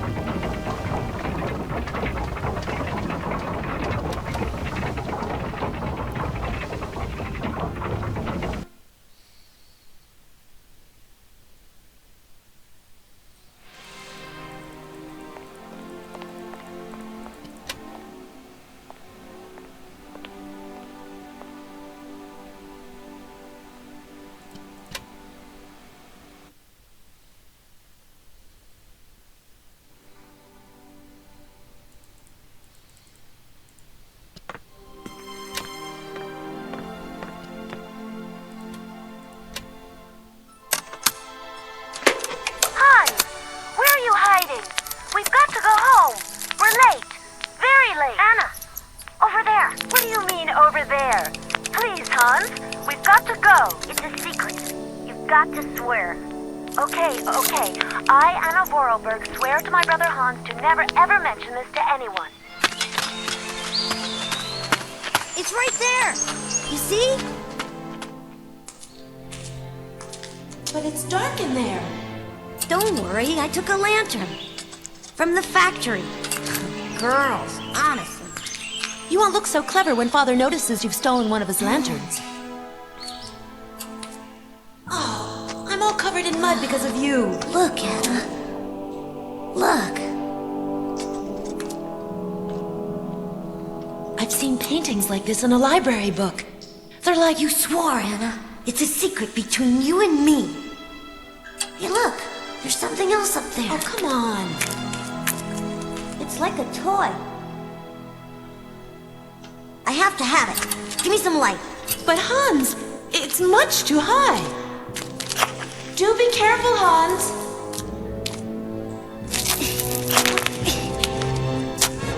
Hans, be careful.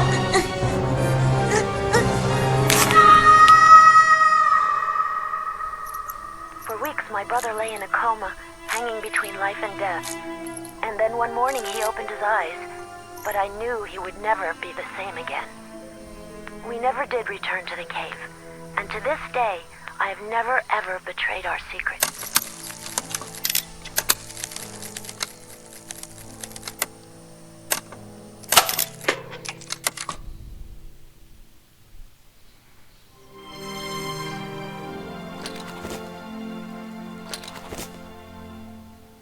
Hans and a mechanical toy.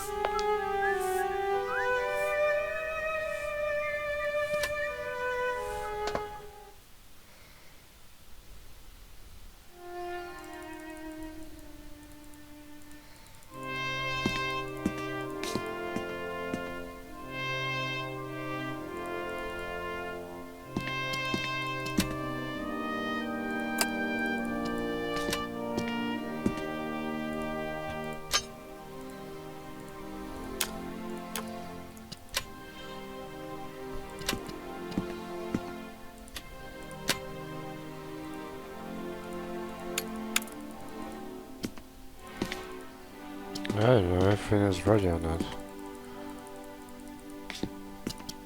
It's me again, Oscar. Hello, Kate Walker. Key what? There you are, Oscar. Does this mean we can leave now? I cannot accept this ticket for the moment, Kate Walker. Keep it. I don't understand why you're still refusing to take this ticket. Everything is in order, and an engineer prides himself on punctuality. Yes, Oscar, I remember. But what now? But what's up, Oscar? Why haven't you returned to your engine room? If I may be so bold as to express a personal opinion on this matter, Kate Walker. I'm all ears, Oscar. I fear we have omitted to wind up the locomotive springs. Is that all? Then let's do it, for Christ's sake. I'm afraid I have no notion of how to implement this function, Kate Walker. It would seem that the makeshift completion of my production process is responsible for a lack of instruction on this matter. Okay, right. I'll see to that myself then. I mean, a wind-up train can't be that complicated.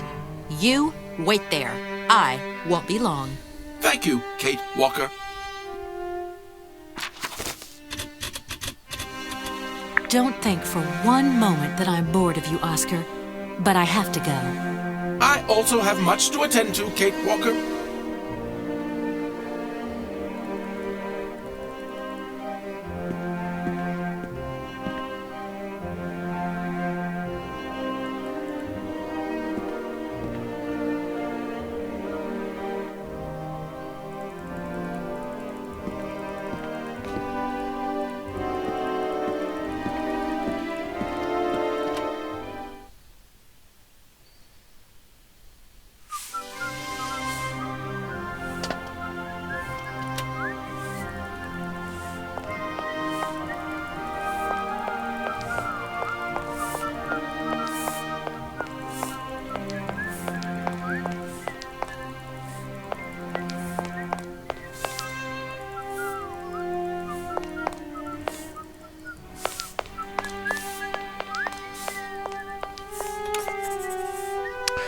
Oscar reports a problem with the train's machinery.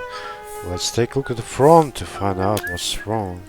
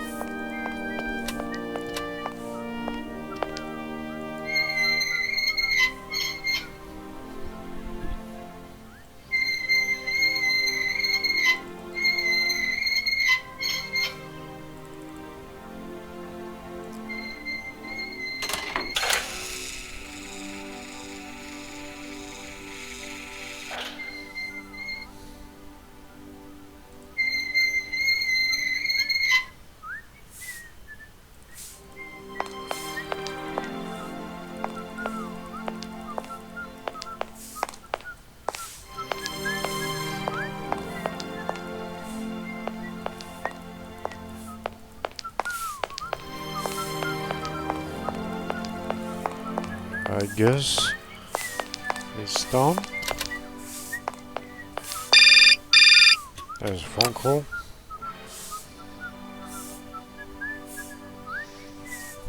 Kate, it's me again. Dan, I was gonna call you. Yeah. Are you mad at me? I've just called Marson and Lorma. They told me you weren't expected to return this week. Oh, yeah. So when are you coming home? I don't know. There's nothing I can do about it. The situation is kind of tricky, you know. At the beginning of next week, I hope. Yeah, whenever. Dan, please. Just hang in there, okay? The stakes are higher than I thought. And you know how much I love this job. I suppose it's neither here nor anywhere to you that the Goldbergs are going to... It is. I mean, it isn't. I mean, Dan, this really isn't the moment. You know I'm thinking about you. I love you, sweetheart, and I'll give you a call when I have some news. Promise. I've got to go now. I've got kind of a train to catch. A train? Where are you off to now? This is crazy, Kate. To tell you the truth, I've no idea. Love you, honey. You know that. Kate!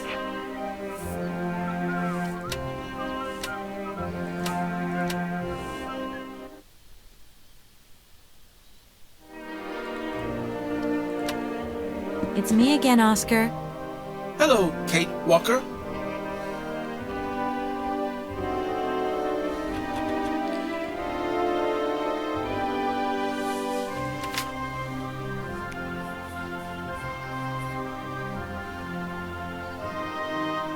Right, everything is in order then. The train is finally ready to leave. I am most terribly embarrassed. Such ignorance on my part is inadmissible. I hope you still have confidence in my abilities, Kate Walker. Please, return to your seat and we can leave. Finally.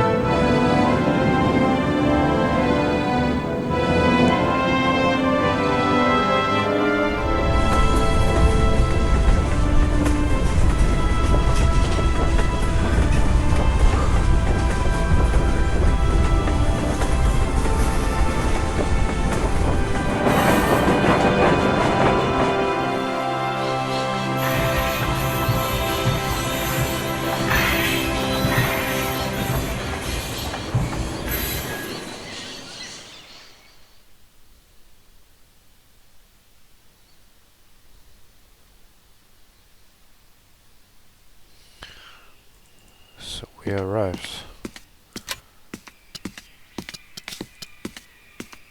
Where are we, Oscar? At the halls of residence of Barrockstadt University. And do we really have to stop here? The situation is incompatible with the pursuit of our journey. What are you waiting for, then? Wind them up. Find a way. There must be some sort of train winding thing just laying around in this weirdo station. I have seen nothing that fits that description, Kate Walker. I guess we'd better find out, then. I do not like this station. The atmospheric humidity is detrimental to my sophisticated wheel workings. I will wait for you inside the train. Wimp. Oscar, we have a serious problem. How can we carry on our journey if this train doesn't want to budge? What are our options? Every clock has its key, Kate Walker. Keep looking. Well, I hope you're right. I'm gonna go see what I can find. Oscar, there's no way you could help me find a way to wind the train back up again? Rust awaits my every movement if I leave this train, Kate Walker. And what would you do with a rusty engine driver? Not a lot, I suppose. Oscar, I think that Hans Voralberg once stayed in this town after he left Valadilene. Maybe this wasn't a chance stopover after all. Nothing is left to chance in a railroad network. You agree with me, then? We have no concrete proof to support your hypothesis. The train stopped because the clockwork mechanism is unwound. That is the only concrete evidence we have, Kate Walker. I was just hoping for a little imagination on your part, Oscar. No, Kate Walker. I am only an automaton, Kate Walker. Oscar, see you later, alligator. In a while, Kate Walker. See you later, alligator.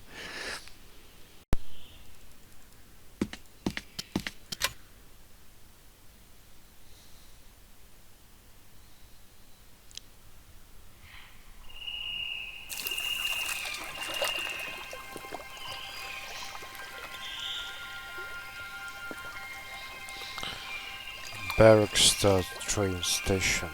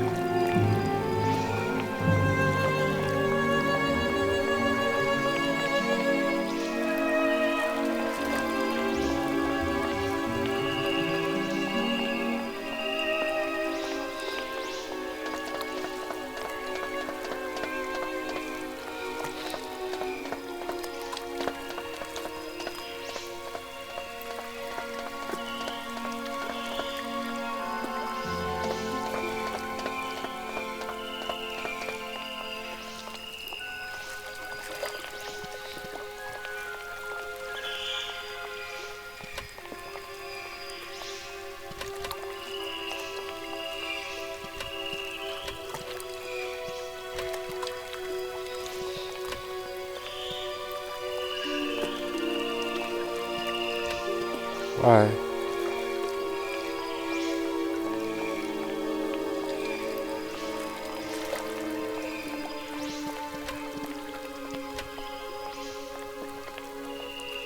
No point. It's locked. cut it.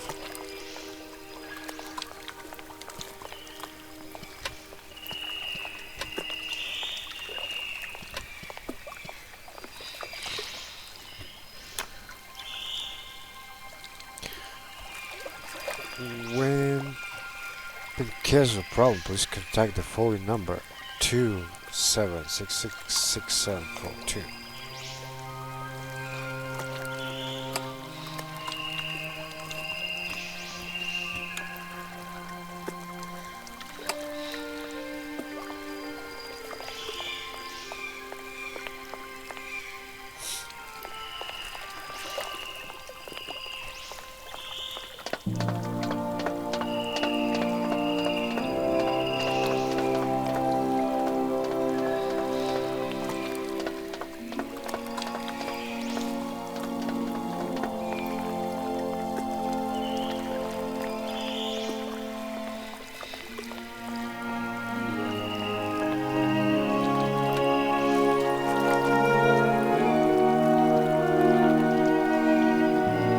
Hello.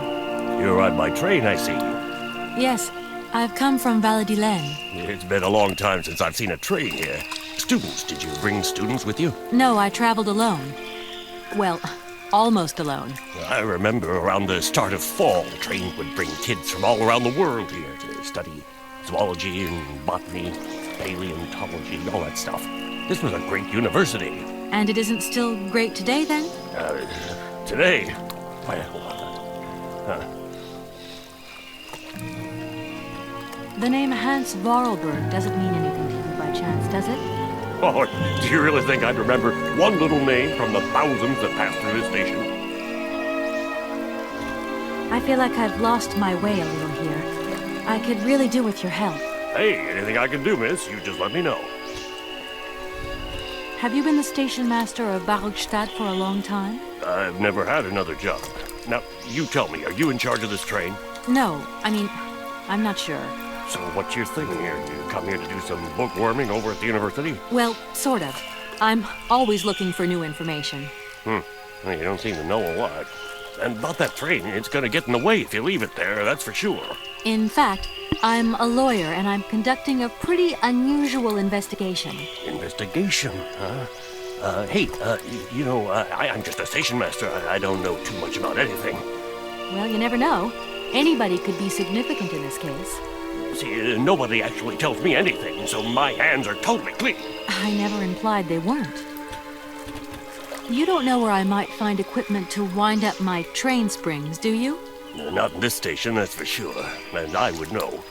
You might want to try near the wall. So, thinking of staying for long, miss? No. I don't know, actually. 1 or 2 days tops. You see, I've got to wind my train back up so that I can continue my journey. It's just, if you stay here too long, I might get in trouble. The train should stop, then leave again. That's the rule. Besides, your machine's disturbing the birds. Maybe you could take me up to this wall? If there were 2 of us, we could find what I need to wind up my train even quicker. Miss, forgive me, I gotta stick by the rules. You know, I have to man the station. I don't want to get into trouble with my superiors at the university.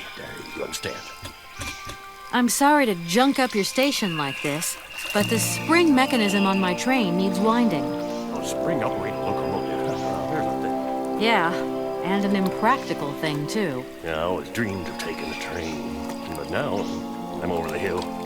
And someone has to take care of the birds, after all. All these birds in a station. It's amazing. This is no ordinary station, miss. Oh, no. These birds are part of the prestigious University of Barrockstadt Ornithological Collection. Over the years, this aviary has housed some of the most fantastic species from all over the world. And I am not exactly your typical station master either.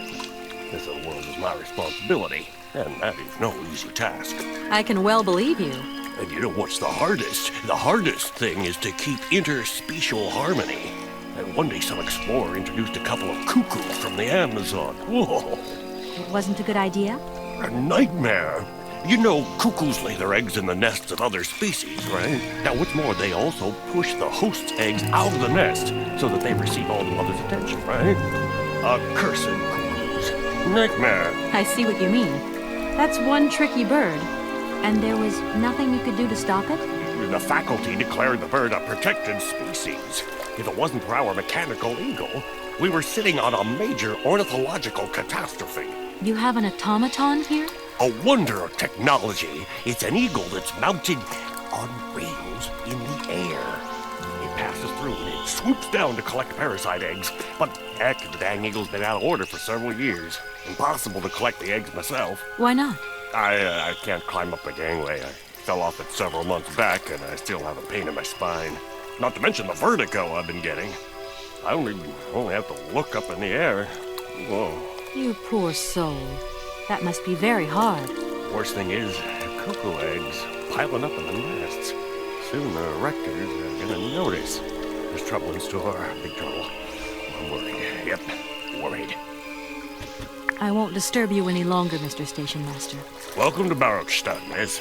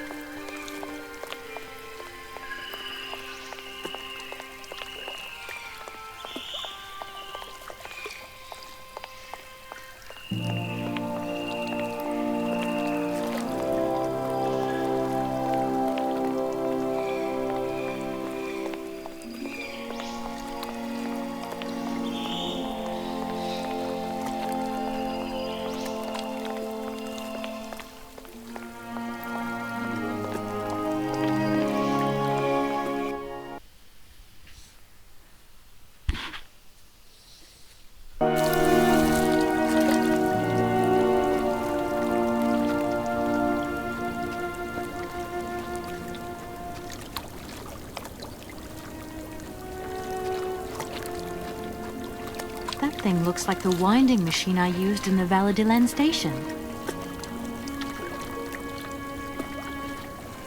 This one?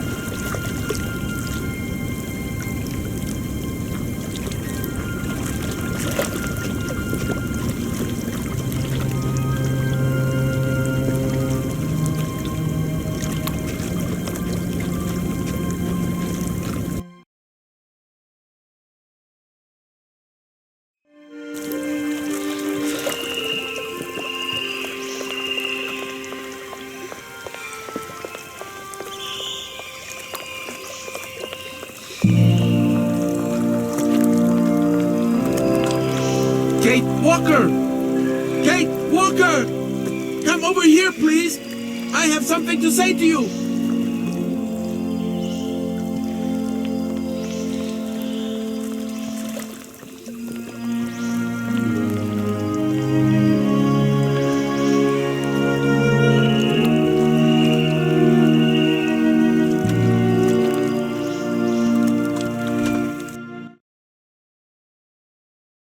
Yes, Oscar, what is it?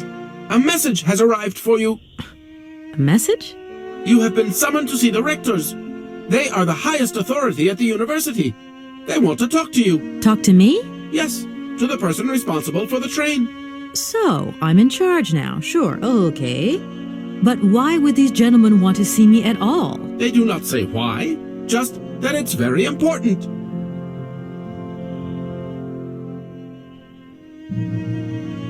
Everything okay, Oscar?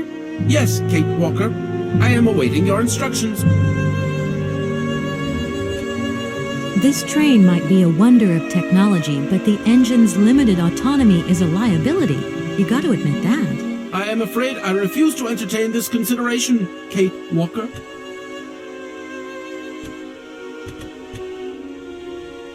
Oscar? In a while, Kate Walker.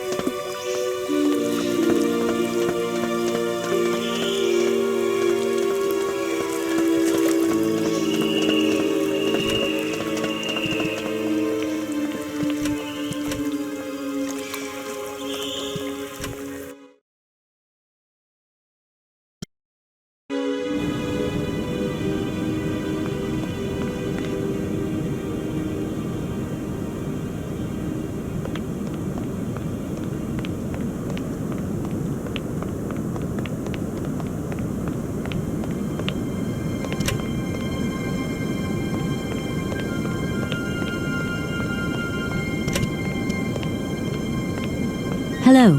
Hey, baby, you party? You sure looking mighty fine. Love those big, round eyes. Just who do you think you are? Hey, spunky. I like that in a lady. Okay, I'm hooked. Come on, Zol. I'll let you buy me that coffee. I don't remember ever asking. Hey, don't play hard to get. I know you like it big time. Listen, kid. Go back home and play with your toy cars and forget you ever saw me. Hello. Hey, baby, you party? You just who do you... I don't... Hey.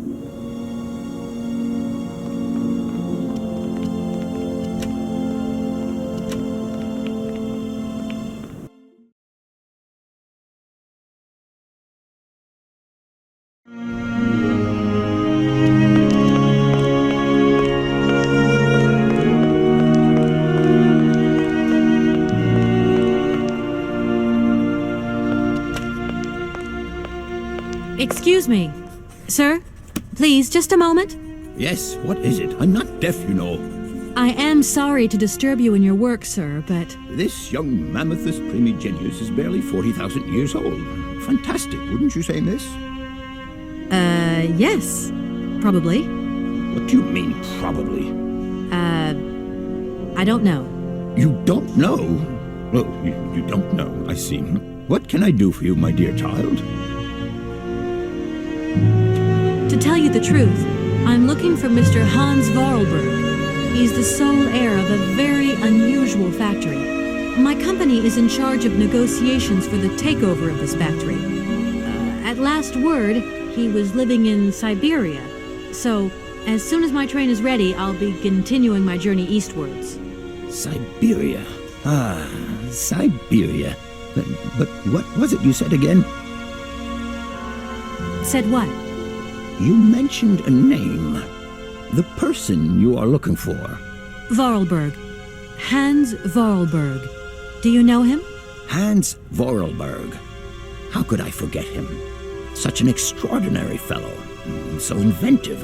We shared a passion for mammoths, you know, and we bonded over this passion. Without it, I confess, I would have had little to do with an odd, ageless retard like Hans.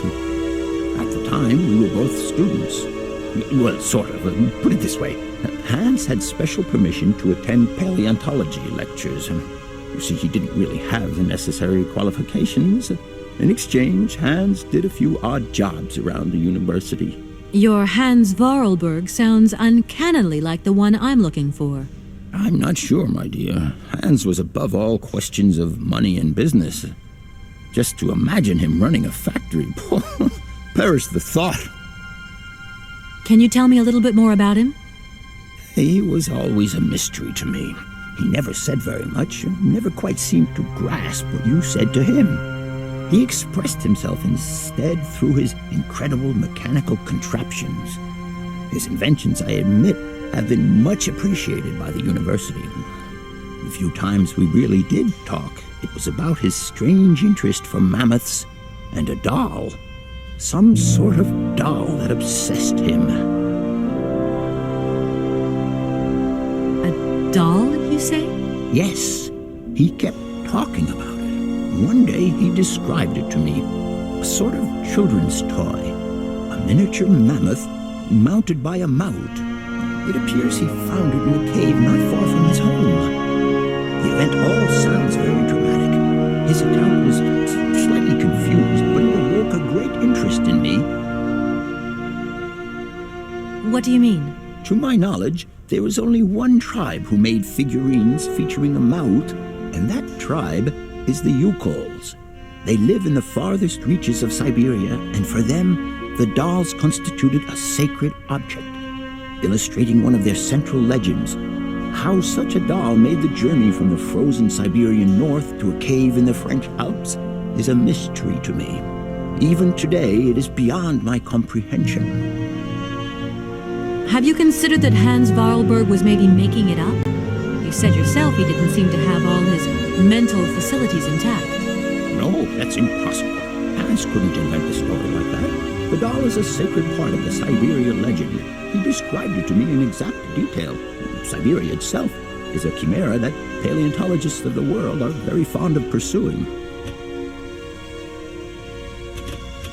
To tell you the truth, I don't know very much about mammoths, and I'm not here as a student. In fact, I'm a lawyer. It's all right. Nobody's perfect. All the same, the study of the Pleistocene period is fascinating. I'm sure it is, but I'm sorry to say my current mission is totally monopolizing my time. Another time, maybe. Ah, that's what they all say. But anyway, let me present myself. I am Cornelius Ponce, Emeritus Professor and Lecturer at the University of Barrockstadt. I'm proud to say that I'm head of the Department of Paleozoology at our university. Kate Walker. Pleased to meet you. Please do excuse my persistence, Professor, but did Hans Voralberg ever talk about his childhood? About Valadilene and his sister, Anna? No, not that I recall. Pity. When I think of Hans, I'm always reminded of a mysterious mammoth doll he would talk about so often. A small effigy of a mammoth made of hide and mounted with its own miniature mount. How come he was so lucky? Why have I not seen this? Arriving in Barrockstadt is an amazing experience. I've never seen such a station. You came by train? Yes, in a kind of clockwork train with a spring mechanism that winds down regularly. You mean you drive a train?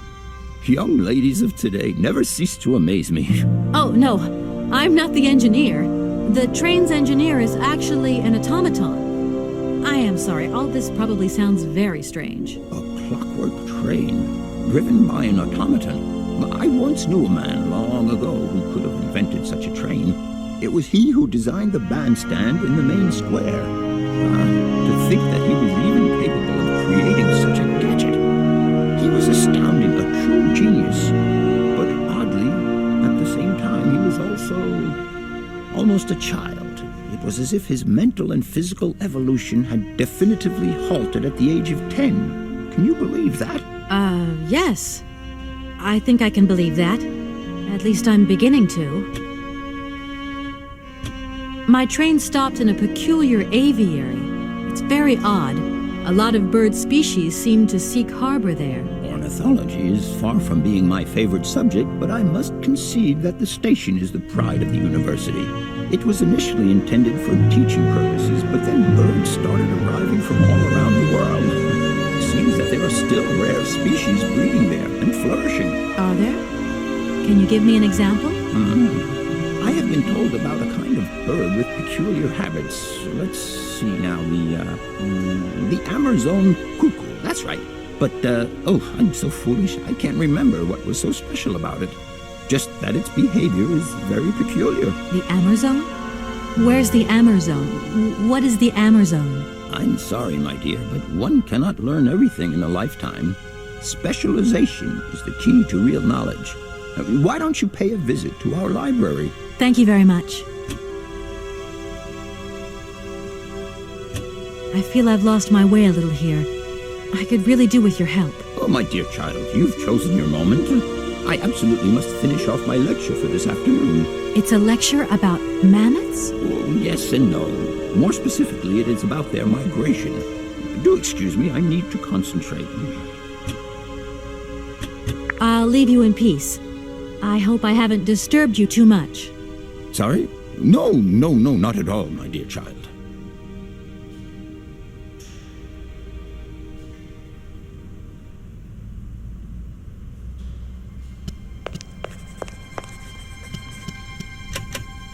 That door is locked.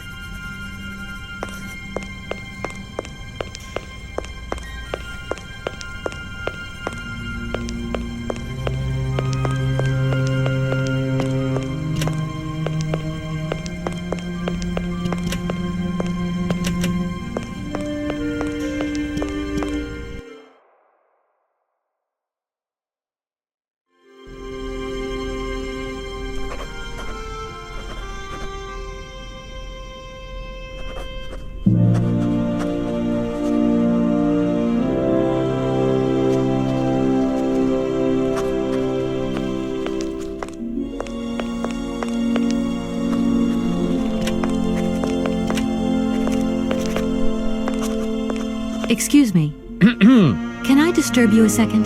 No. You could be a little bit nicer about it. Keep quiet. In case you haven't noticed, we're somewhere that requires silence and tranquility.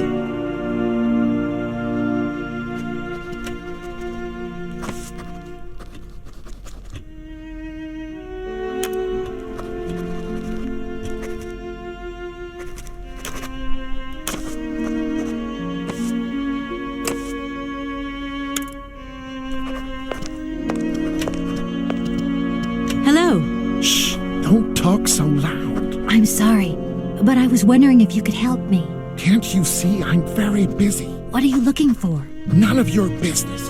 Now, if you don't mind, I am trying to concentrate. I haven't got a lot of time left before Professor Pons' next tutorial. Professor Pons, you say? Would you mind working elsewhere, please?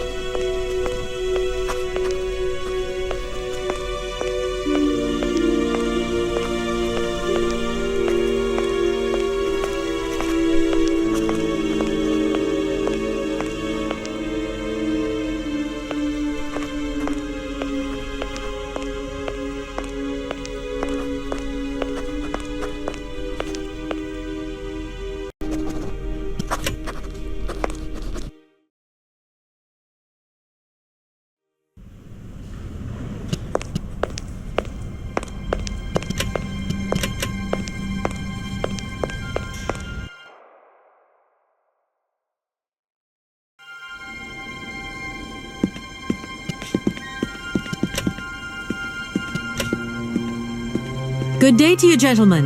Tell me, young lady, to what do we owe this pleasure? Please do be brief. We do not have very much time on our hands. As rectors of this university, we have serious matters to attend to, and our time is precious. I have heard you wish to meet the owner of the train that is currently in your station. May I know the reason for your summons? We are surprised that your train has not yet left, miss. The situation is most regrettable. The rules do clearly state that trains are meant to come and go and not remain stationary at a platform. Trains should first stop, then subsequently leave. That is the rule. We agree then, dear colleagues, that what we're dealing with is deviant behavior. This matter really is cause for concern. It's a clockwork train, you see? So it needs winding up again. Unfortunately, there is no equipment in the station to do this. A clockwork train? That's strange. How very quaint. You mean it's some sort of mechanical toy? You are causing a hindrance to us, miss. I am very hopeful that I will find what I need along the wall. The wall? Miss, that really is not a suitable place for you to go. Especially for a young lady. You see, miss, we freely admit that every day we praise the existence of that particular edifice. We owe the integrity of our dear university and the fine education it provides to the wall. It protects us from harm and invasion from the unknown. May God protect us from what is beyond those ramparts, miss. Please believe me. I don't have any choice. Such a decision is a correct one since it's in line with regulations. Thus, your train will indeed be able to leave. And consequently cease to obstruct our station.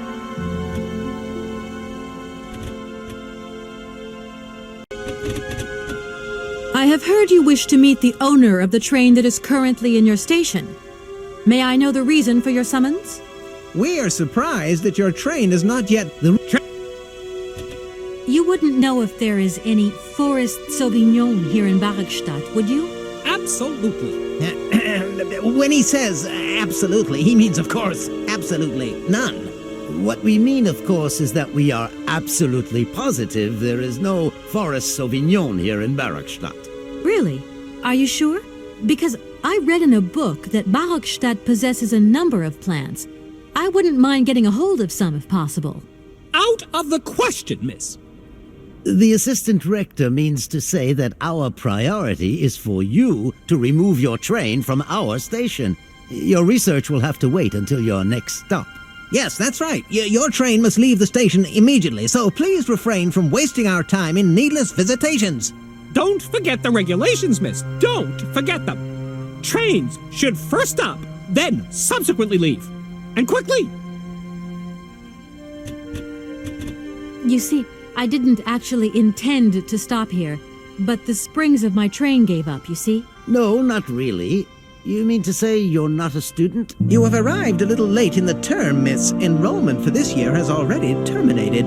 But as rectors of this university and therefore representatives of its highest authority, we could bend the rules a little, if you like. You don't understand. I'm a lawyer from New York. Or rather, Valadilene, more precisely. My client wants to buy out an old mechanical toy factory, but its heir isn't actually dead and is living somewhere in Syberia. I've got to get to him to sign the sales contract. You see? Not really. This is a most peculiar tale. A kerfuffle of the highest order. We have an excellent law school, if you should ever change your mind. Can you possibly help me out here? Miss, your insistence is almost verging on indecency. We cannot constantly be at your disposal. We have many other requests to attend to. If you don't mind, could you not disturb us all the time? Thank you. Here we are, busy chatting, and look at the clock. It's tea time. Already? My word, doesn't time fly by? Thank you for a charming visit, miss. And thank you, gentlemen.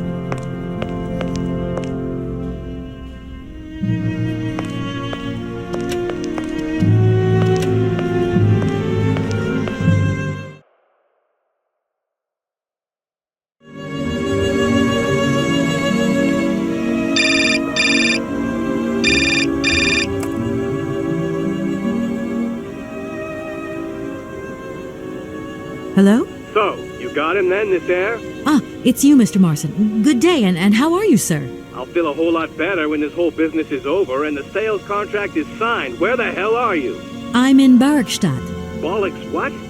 What in God's name are you doing there? It's a magnificent university town. It would appear Hans Voralberg once passed by here several years ago. So if he isn't there anymore, then there's no point hanging around. I hear what you're saying, sir, but I have good reason to believe that Hans Voralberg is still alive. For the time being, I'm trying to gather extra information from people who have known him. What's your next destination? I'm not exactly sure yet. Doesn't sound like you know too much, Kate. I just need a bit of time, Mr. Marson. Yeah, well, time is what you ain't got. Keep me posted.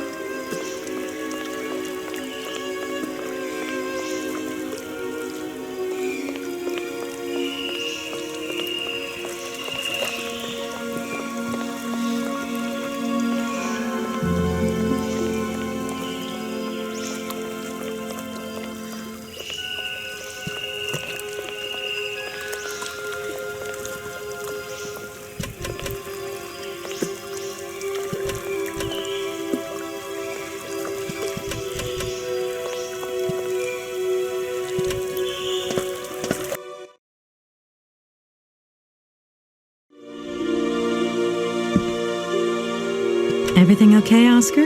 Yes, Kate Walker. I am awaiting your instructions. Oscar? See you later, alligator. In a while, Kate Walker.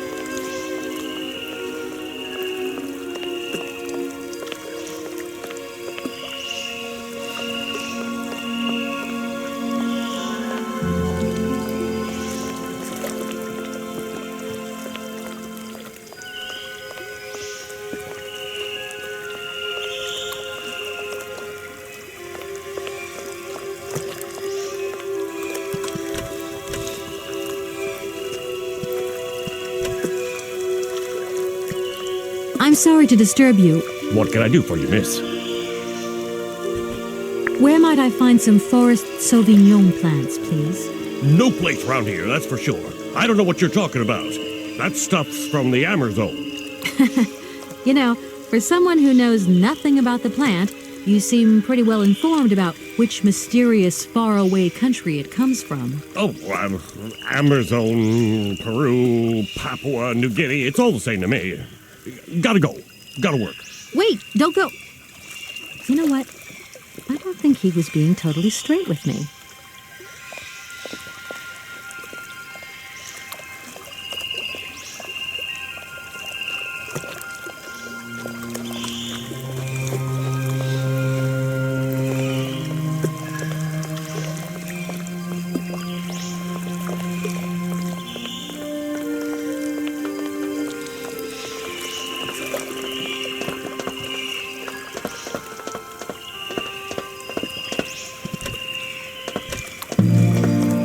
Excuse me, Station Master, but I need you again. Can't you see I am very, very busy? No. Well, I am. Very busy indeed. But, okay, I think I can give you a minute of my time. I'm looking for a kind of little juicy berry. You don't know where I could find some? Look, the station doesn't have any Sauvignon berries, not even Forest Sauvignon. Funny you should mention it. That's exactly what I was looking for. Forest Sauvignon. Sauvignon, raspberries, red currants, they're all the same to me. And we don't grow none of them here. But you see, I have just read a very interesting book which says that the rare Sauvignon berry is actually cultivated here in the famous Barrockstadt University aviary itself. Well, if it's in a book, then don't believe everything you read in this. I don't know why, but I don't think you're telling me the truth. What do you mean? I don't know. How should I know where to find your stupid grape? Go ask your professor, what's his name, Hans, the paleontologist. But you're the master of this station, so you should know better than anyone. Nobody tells me anything. I don't know. Go see the old guy with the fossils.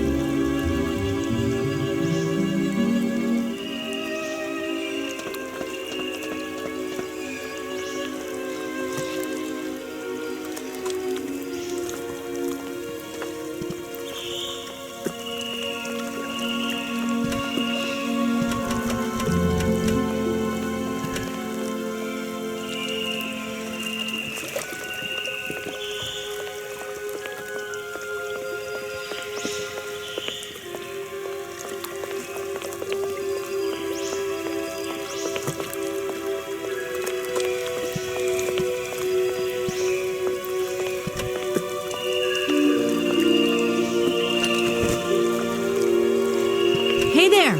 On the boat! Guten Tag, schöne Mademoiselle! My husband say, hello, young lady. You want to talk to us?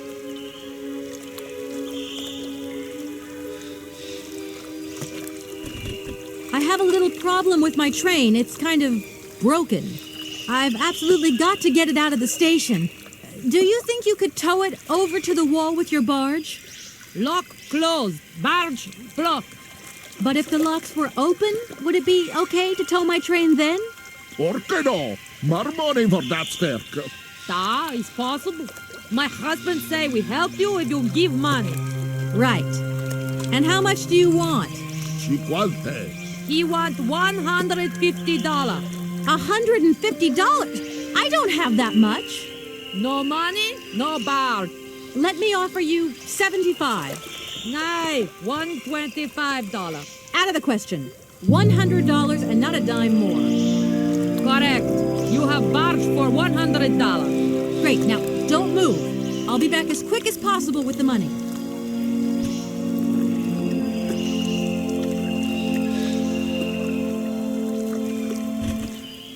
You must really get to see the countryside. Do you know New York at all? We don't understand. I'm looking for a funny little man who was supposed to live in Syberia. Can you imagine that? Siberia. I expect you've already been there. Si vraga come to Syberia? Siberia? No. Too cold. Barge no break ice.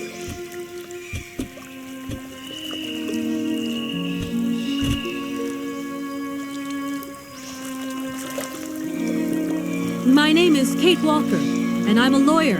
I'm in charge of this train. This situation is really very new to me. Lawyer, good job. Earn lot of money. A lot? A lot? No, I wouldn't go that far. But I can't really complain, I guess. There's worse. Lawyer always ask a lot of money. Can we change the subject, please? I really don't want to go down this road.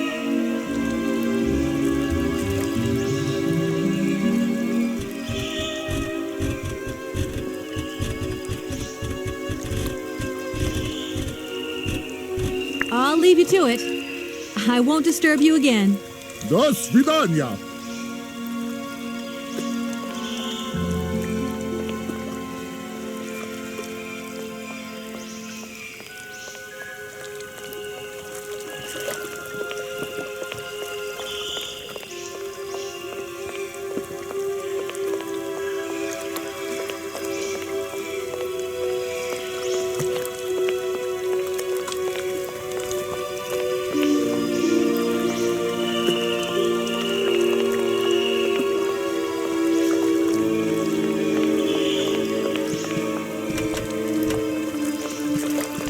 Hey there!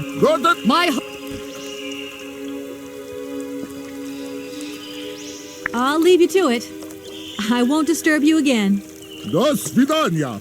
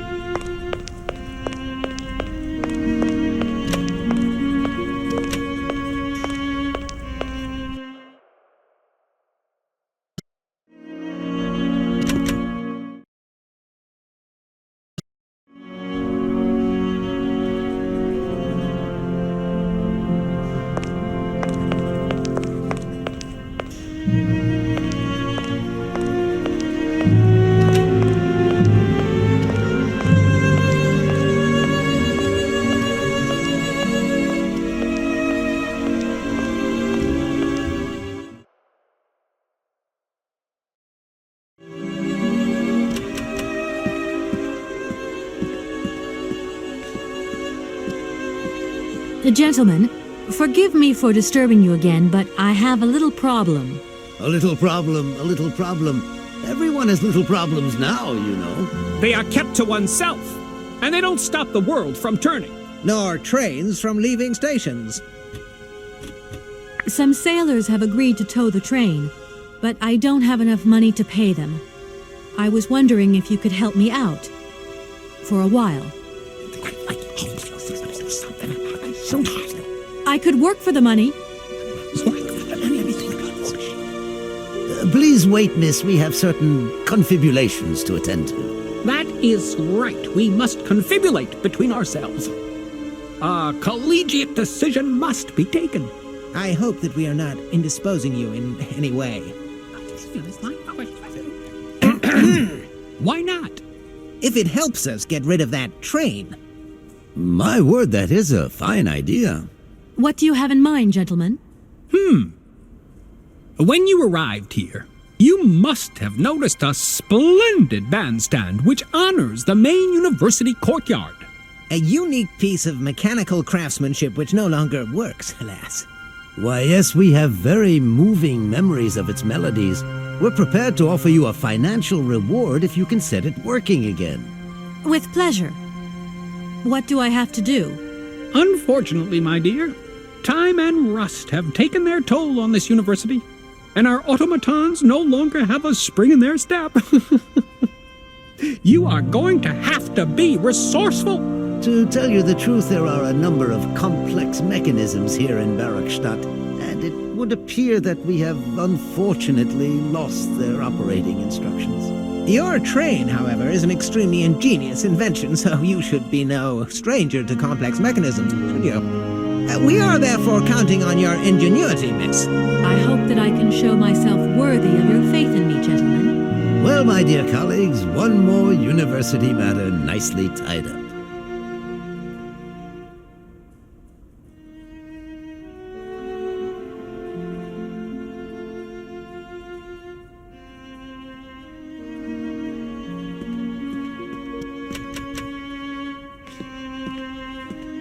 Gentlemen, forgive me for disturbing you again, but I have a little problem. A little problem, a little problem. Everyone has little problems now, you know. They are kept to oneself, and they don't stop the world from turning. Nor trains from leaving stations.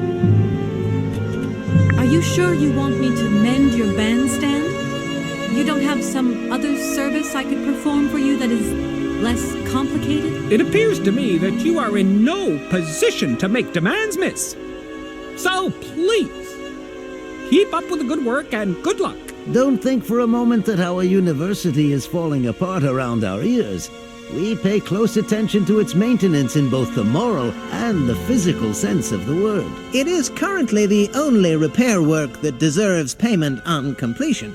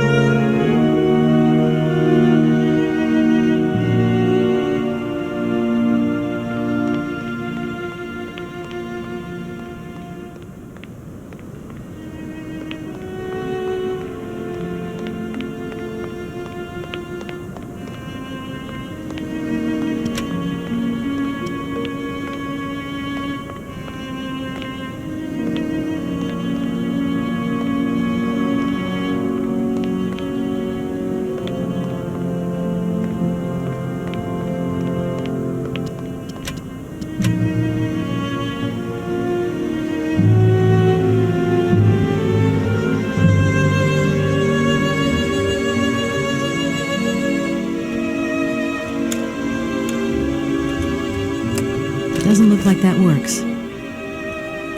Doesn't look like that works.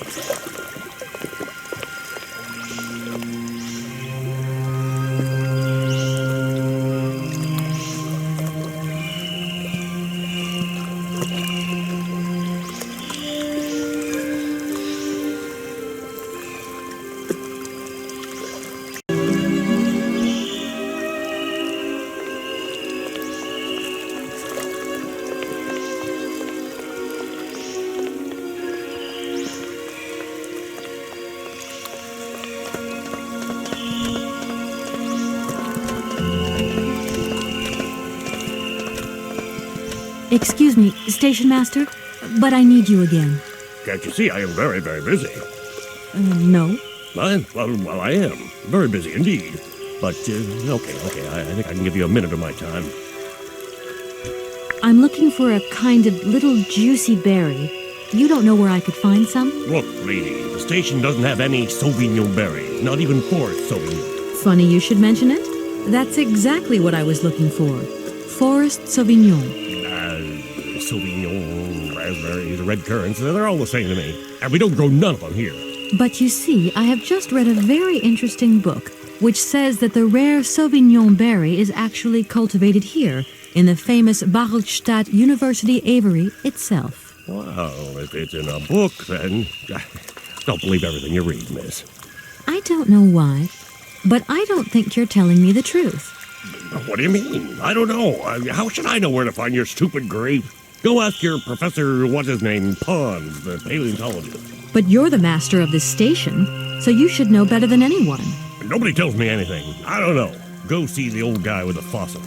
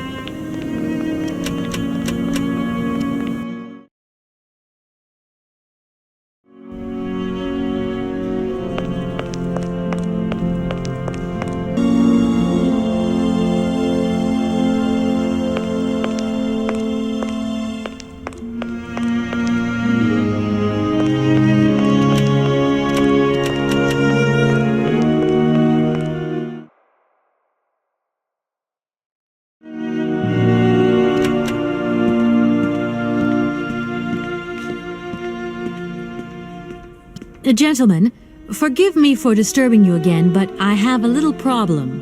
A little problem. Everyone has little problems now, you know. They are kept to oneself, and they don't stop the world from turning. Nor trains from leaving stations. Are you sure you want me to mend your bandstand? You don't have some other service I could perform for you that is less complicated? It appears to me that you are in no position to make demands, miss. So please, keep up with the good work and good luck. Don't think for a moment that our university is falling apart around our ears. We pay close attention to its maintenance in both the moral and the physical sense of the word. It is currently the only repair work that deserves payment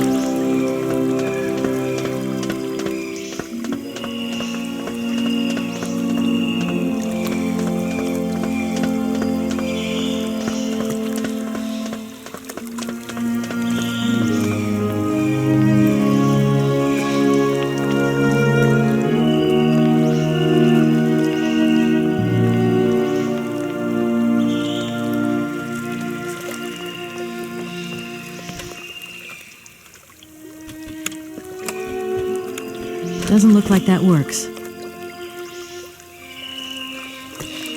Doesn't look like that works.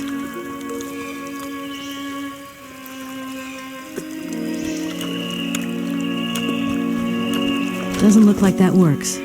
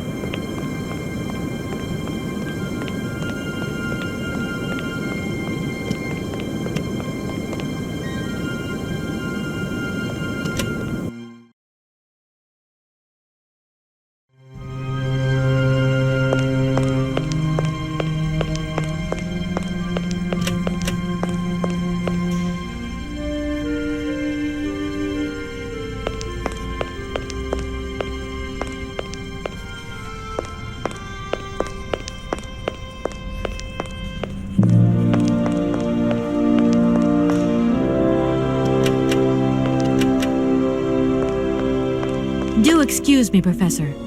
Professor, sorry to disturb you again. What is it you want to know, miss? Please do excuse my persistence, Professor. But did Hans Voralberg ever talk about his childhood? About Valadilene and his sister, Anna? No, not that I recall. Pity. When I think of Hans, I'm always reminded of a mysterious mammoth doll he would talk about so often. A small effigy of a mammoth made of hide and mounted with its own miniature mouth. How come he was so lucky? Why have I not seen this?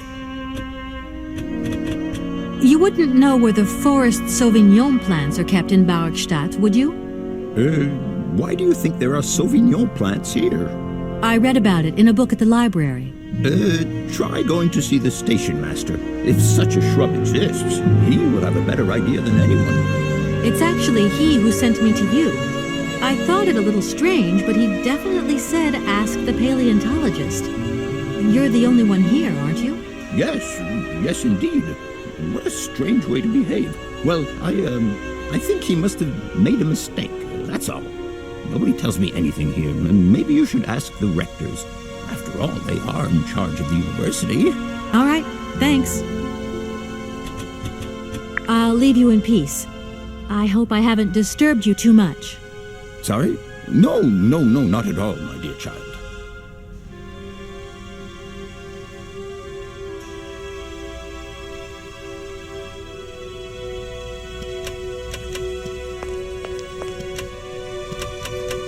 That door is locked.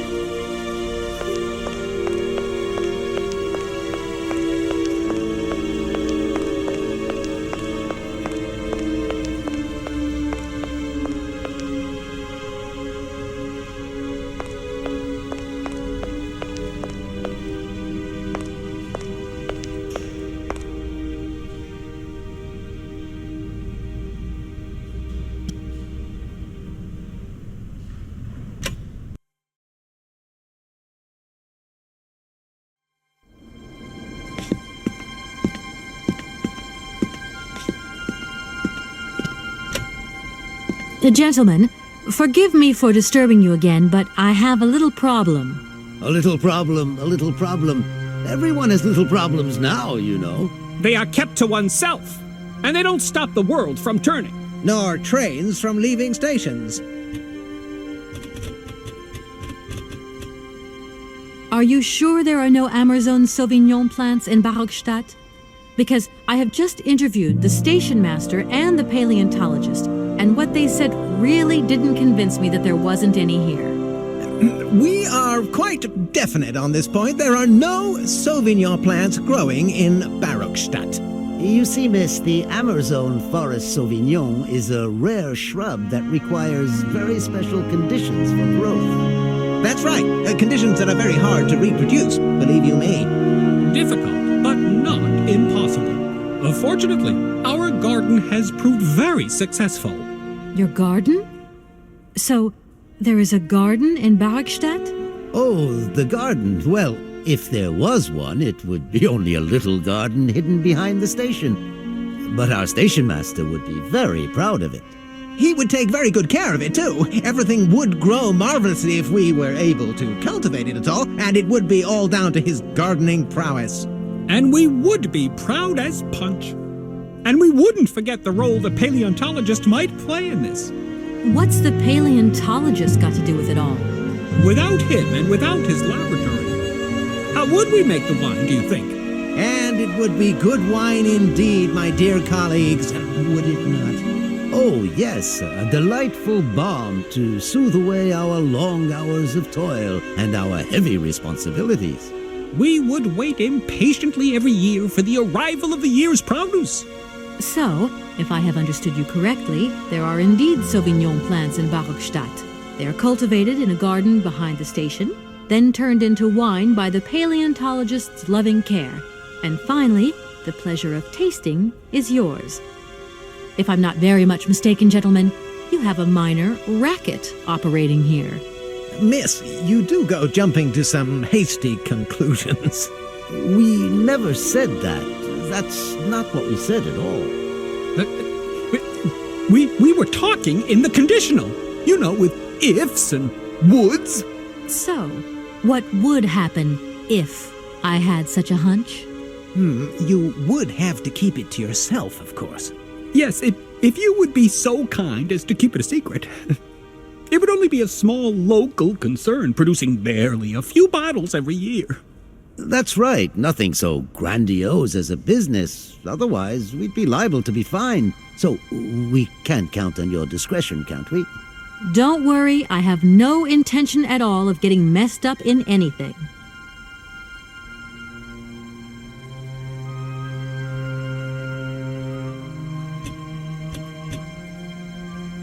Are you sure you want me to mend your bandstand? You don't have some other service I could perform for you that is less complicated? It appears to me that you are in no position to make demands, miss. So please, keep up with the good work and good luck. Don't think for a moment that our university is falling apart around our ears. We pay close attention to its maintenance in both the moral and the physical sense of the word. It is currently the only repair work that deserves payment on completion.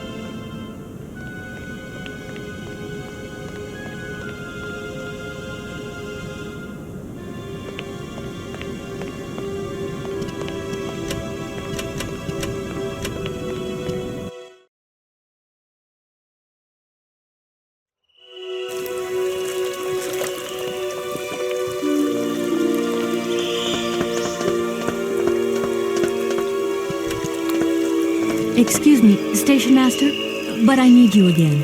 Can't you see I am very, very busy? No. Well, I am. Very busy indeed. But, okay, I think I can give you a minute of my time. You have been playing with me, haven't you? You knew very well there were forest Sauvignon berries in the station garden. No, not at all. I've never seen your Sauvignon things. You don't have to lie to me. I know all about it. You and the rectors are in cahoots, and the professor's lab has been turned into a distillery. You've all got a nice little smuggling racket on the side. Smuggling racket? Hey, lady, you're going a bit far there. It's just a little on-the-side thing we got going, that's all. It's just for ourselves. Hey, you're honest. You should be ashamed of yourselves. Aren't you worried about the reputation of this fine university? The authorities should be informed of this. But we haven't done anything wrong. It's not a crime. Can you open the gate to the garden, please? Sure. No problemo. Right away, miss.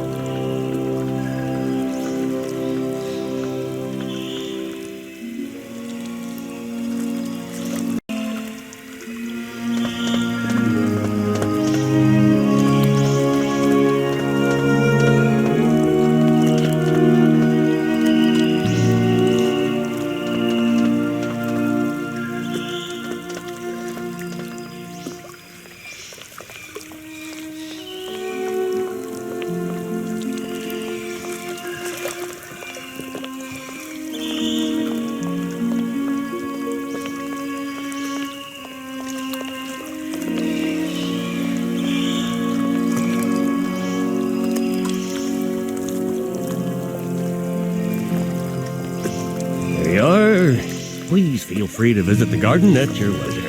And there was one thing. I'm not a liar, not really, just almost the word. There's the reputation of the university to think about. I have superiors. I have to do what I can. I understand. Don't you worry. Thank you, miss.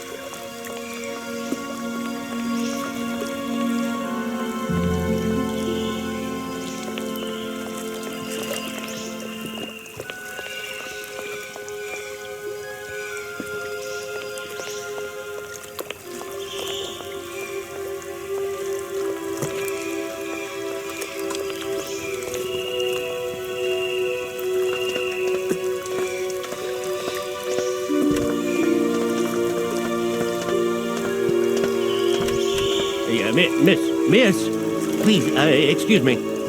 Ah, Mr. Station Master. Rest assured my train will no longer be cluttering up your station. You must be happy.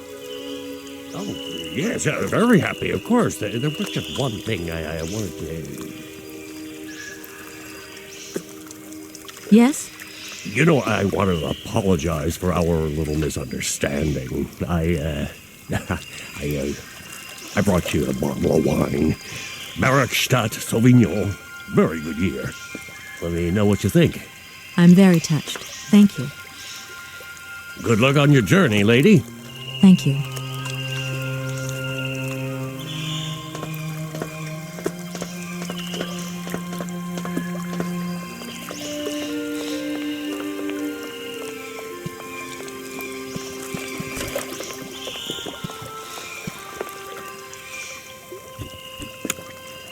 Doesn't look like that works.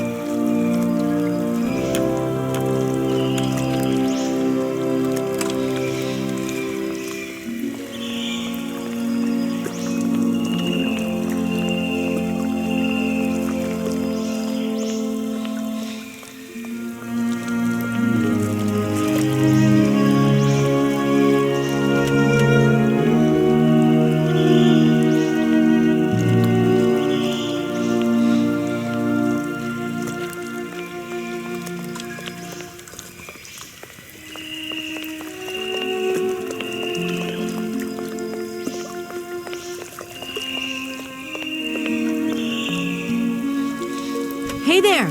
On the boat! Guten Tag, schöne Mademoiselle! My husband say, hello, young lady. You want to talk to us?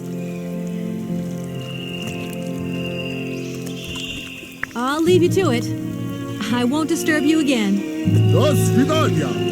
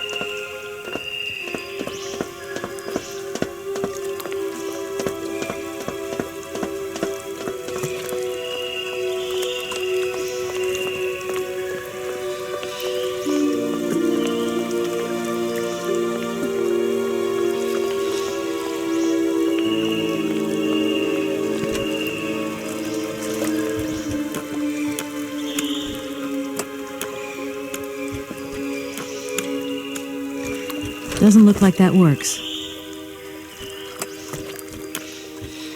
Doesn't look like that works.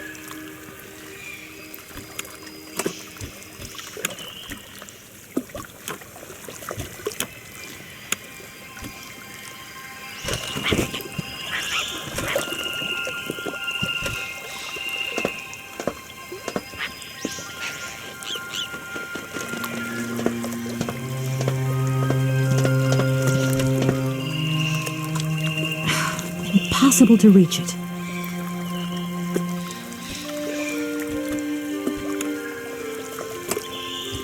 Doesn't look like that works.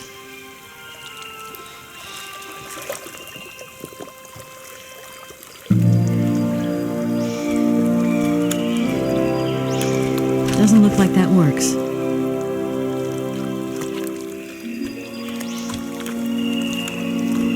Doesn't look like that works.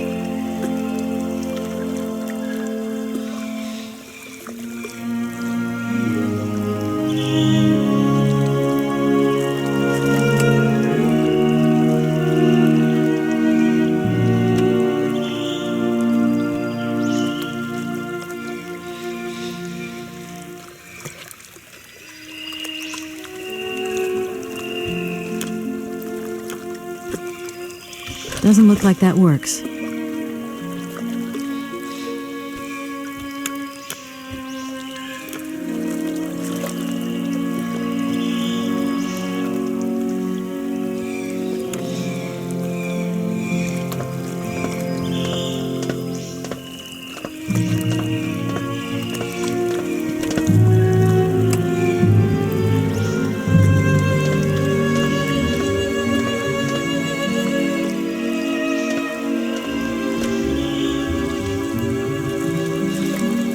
look like that works.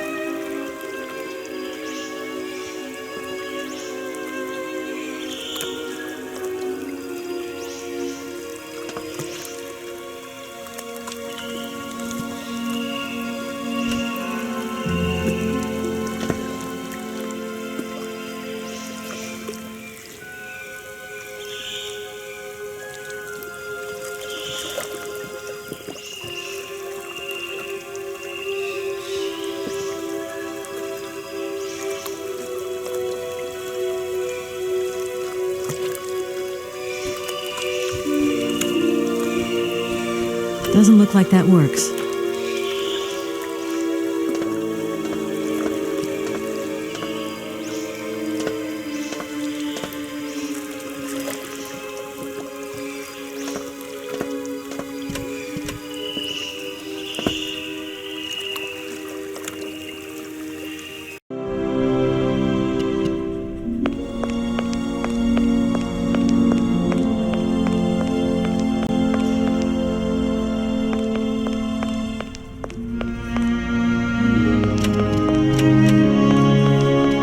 Excuse me, Professor.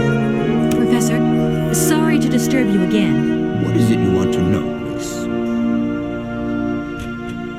Please do excuse my persistence, Professor. But did Hans Voralberg ever talk about his childhood? About Valadilene and his sister, Anna? No, not that I recall. Pity. When I think of Hans, I'm always reminded of a mysterious mammoth doll he would talk about so often. A small effigy of a mammoth made of hide and mounted with its own miniature mouth. How come he was so lucky? Why have I not seen this? I'll leave you in peace. I hope I haven't disturbed you. Sorry?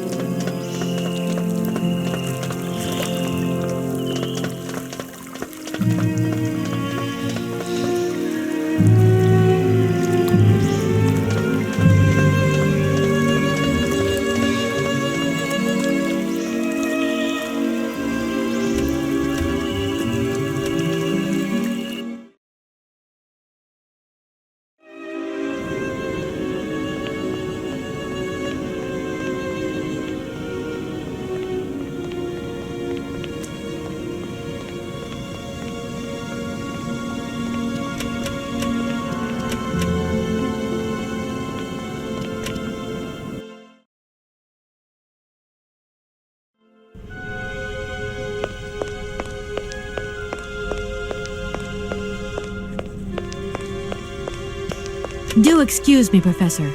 Professor, sorry to disturb you again. What is it you want to know, miss? Professor, I have brought you something that should be of interest to you. Look.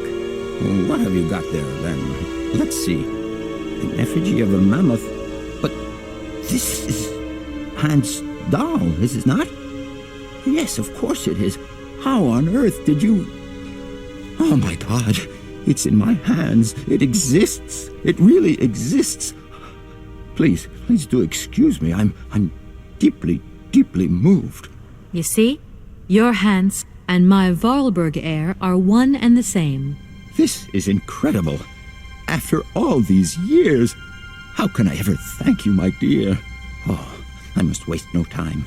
I'm off to my laboratory. I must study this carefully. May I borrow your treasure a moment? Well, actually, Don't worry, miss. I will take the greatest care of it. But I need to study it.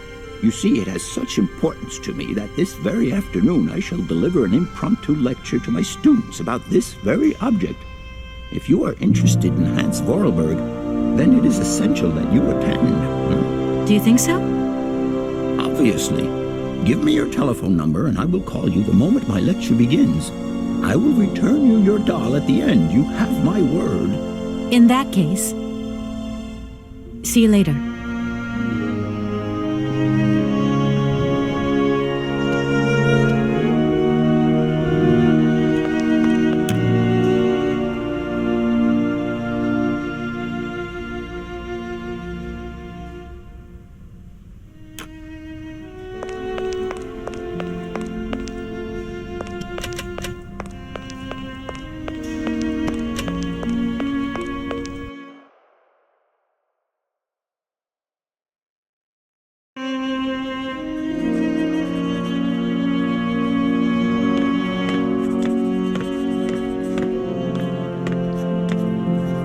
Do excuse me, Professor. Professor, sorry to disturb you again. What is it you want to know, miss? You told me earlier about a lecture on some ancient Siberian tribe called the Ooks or something? The Yukos, my dear. Careful not to confuse them with the Ukistran people of Central Asia. Do excuse me. I wanted to know if your lecture is going to start soon. Your eagerness to learn delights me, my dear. But I haven't finished studying this marvelous mammoth effigy yet. Don't worry, I will call you. And see you later. I'll leave you in peace. I hope I haven't disturbed you too much. Sorry? No, not at all, my dear child.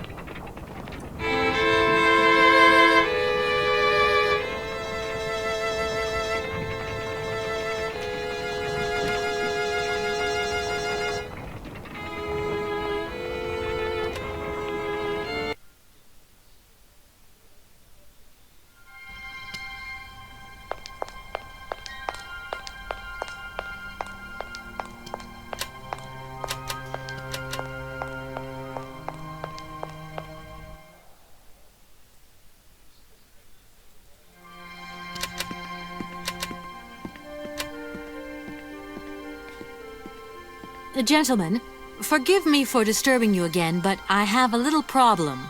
A little problem, a little problem. Everyone has little problems now, you know. They are kept to oneself, and they don't stop the world from turning. Nor trains from leaving stations. Gentlemen, I have managed to repair your university bandstand. The bandstand is playing again. This is marvelous news. We are really very grateful indeed. Yes, very grateful indeed. We will look back on your visit with much fondness in our hearts. And now let us in turn honor our word.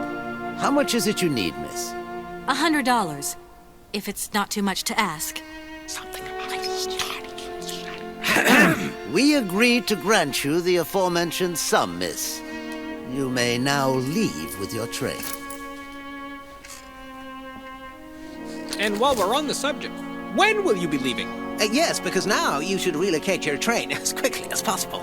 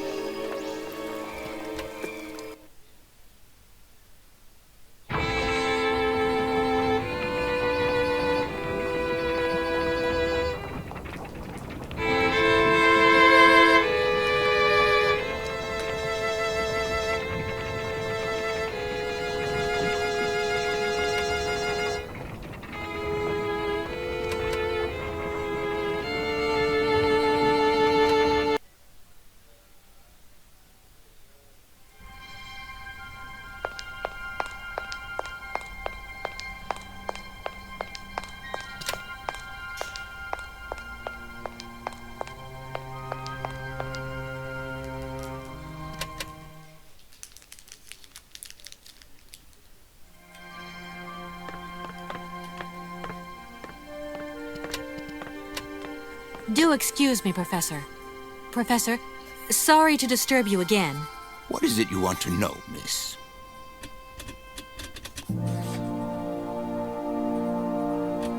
I'll leave you in peace. I hope I haven't disturbed you too much. Sorry? No, not at all, my dear child.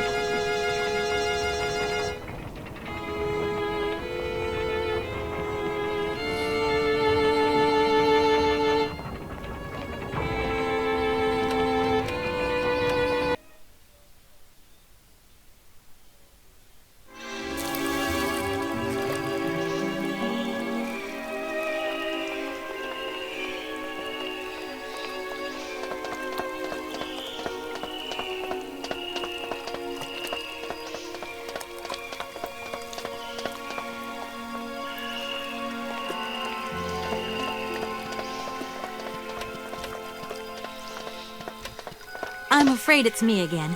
Could you possibly spare another minute? Hey, why not take two? I have nothing to hide from you now. I'm very relieved. It's not at all my kind of a business, you know. Look, don't worry about it. That's very sweet of you, miss. I won't disturb. Welcome.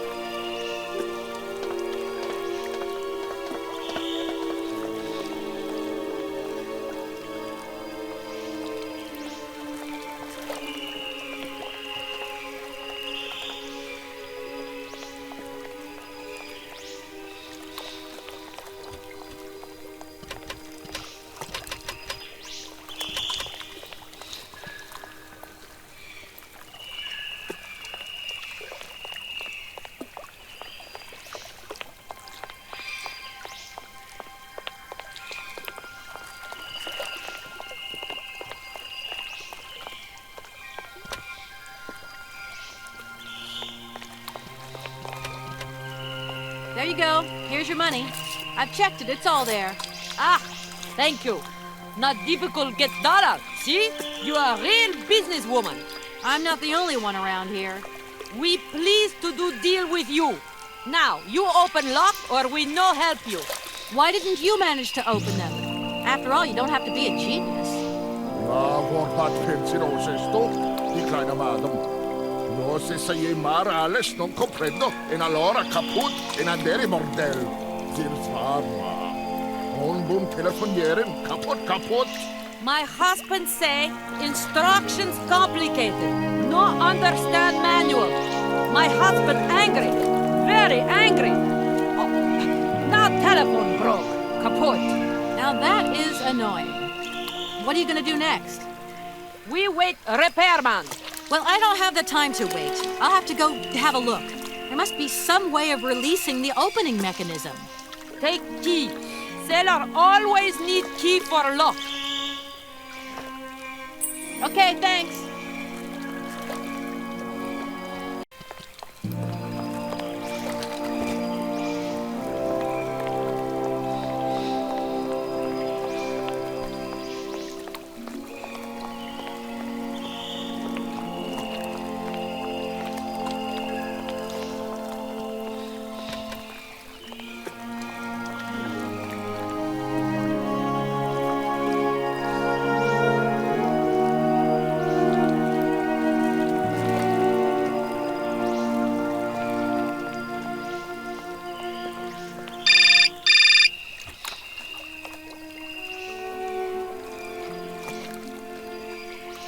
Hello? Kay, how's my little baby girl? I was thinking about you only yesterday because I saw this fantastic fur coat. You are wrapping up warm, aren't you? I mean, people in foreign countries never know how to dress properly for the weather. Mom, it's so sweet of you to worry, but I'm fine, really. The trip's a breeze, no worries. I mean, there's... Well, when are you coming back? Frank is dying to meet you. Frank? Oh, yeah, your singer. You two seeing each other then? Oh, you'll never guess the surprise he gave me yesterday. No, I suppose I won't. Frank invited me to a big charity show organized by, someone or another. Anyway, they got him singing a couple of old numbers from his repertoire, and in the end, he asked me to go up on stage with him. Can you imagine me, your mother, on stage in front of thousands of people? Wow, I would have loved to have been there. Not too emotional, I hope. Oh, too emotional by far, especially as I hadn't even been to the hairdresser. Well, I didn't even have the proper dress on. But Frank promised me he'd see to that next time. Oh, he's such a cutie. And he's got the sweetest little...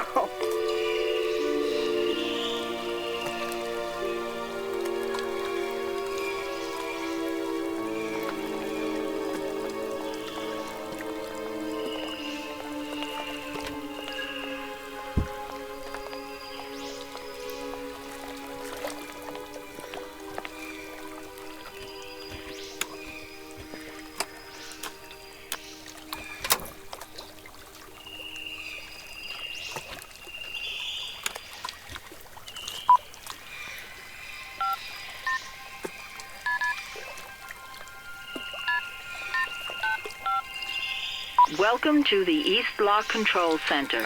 To start, press the number sign.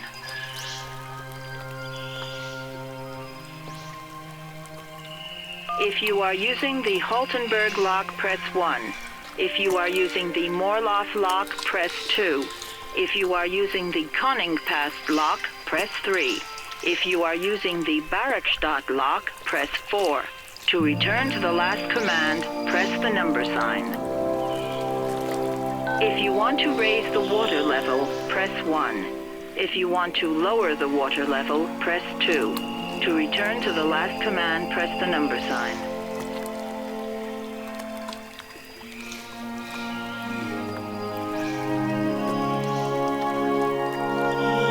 You want to raise the water level in the Barrockstadt lock?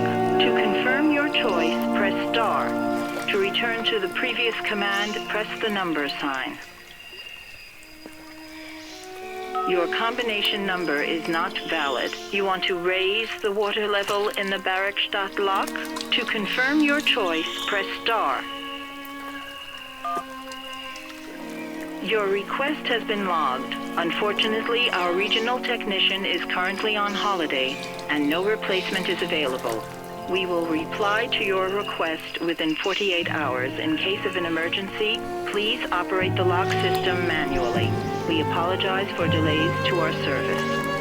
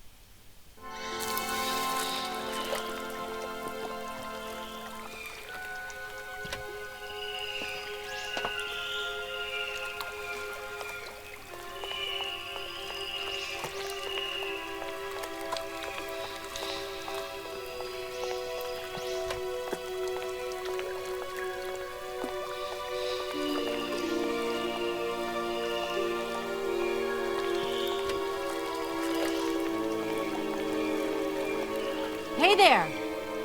On the boat! Da! Barge on other side! You still need us? What do we do now to tie my train to the barge? Mademoiselle Takatak, Lokokokomitchen. What did your husband say? You attach chain to train and chain put train with barge. Hop! Catch it up.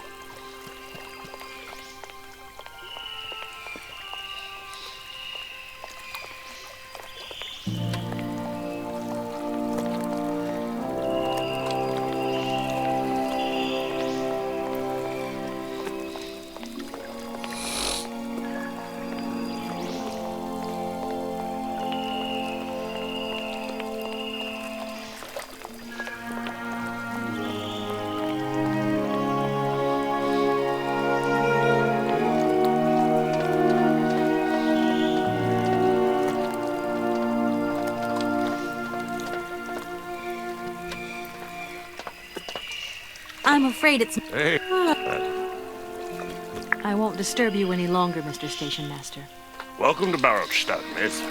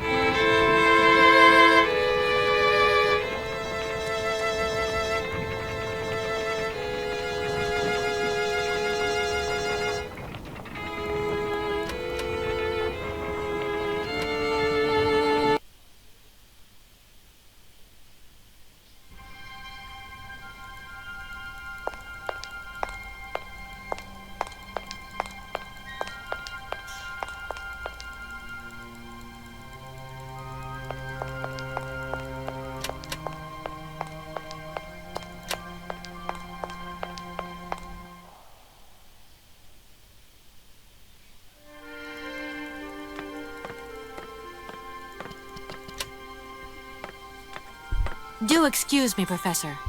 Professor, sorry to What is it you want to know, miss?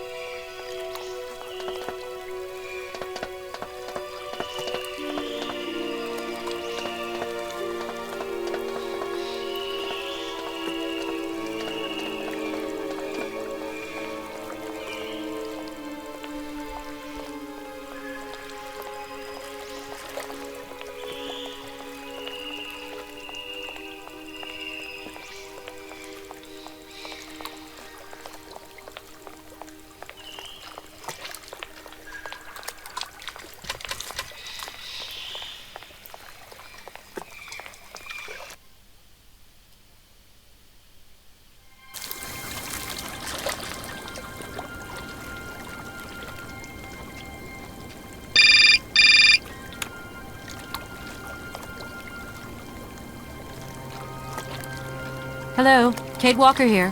Miss Walker, this is Professor Ponce. I'm about to start my lecture on the Yukols at any moment. Please make haste to come. Okay, I'll give it my best. Excellent. We'll be in the main lecture hall. See you soon.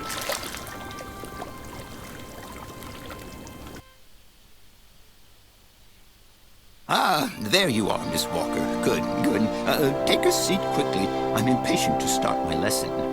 My young friends, a very exciting discovery, unimaginable up until only a few hours ago, has come into my hands and has finally allowed me to complete my study on the mysterious Yukol people. Lights, please. The Yukols are a people from the far north about whom very little is known. They live far away, very far away, on the frozen borders of Siberia. This distance and the climatic conditions of the region, which are unfavorable to human existence, have limited the size of the Yukol population and kept it out of reach of the scientific world. The handful of slides that follow are actually the only documentation we have in our possession. It was a Russian explorer who made these drawings and took these photographs 100 or so years ago. Today, we owe what we know about the Yukol people and their culture to him.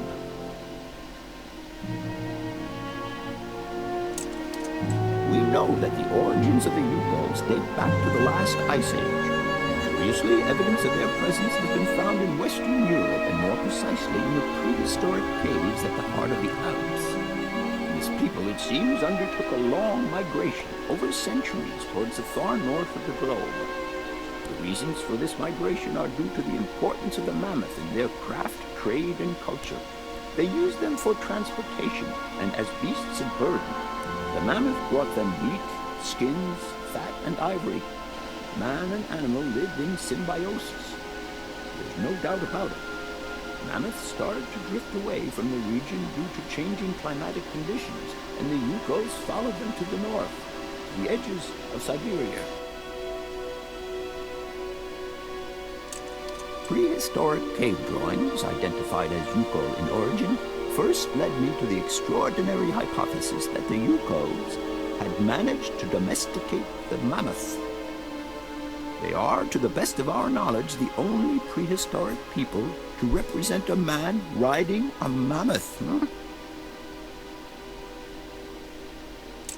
Today, because of this genuine mammoth skin effigy, identified by myself as an authentic Neolithic object, I can confirm this hypothesis.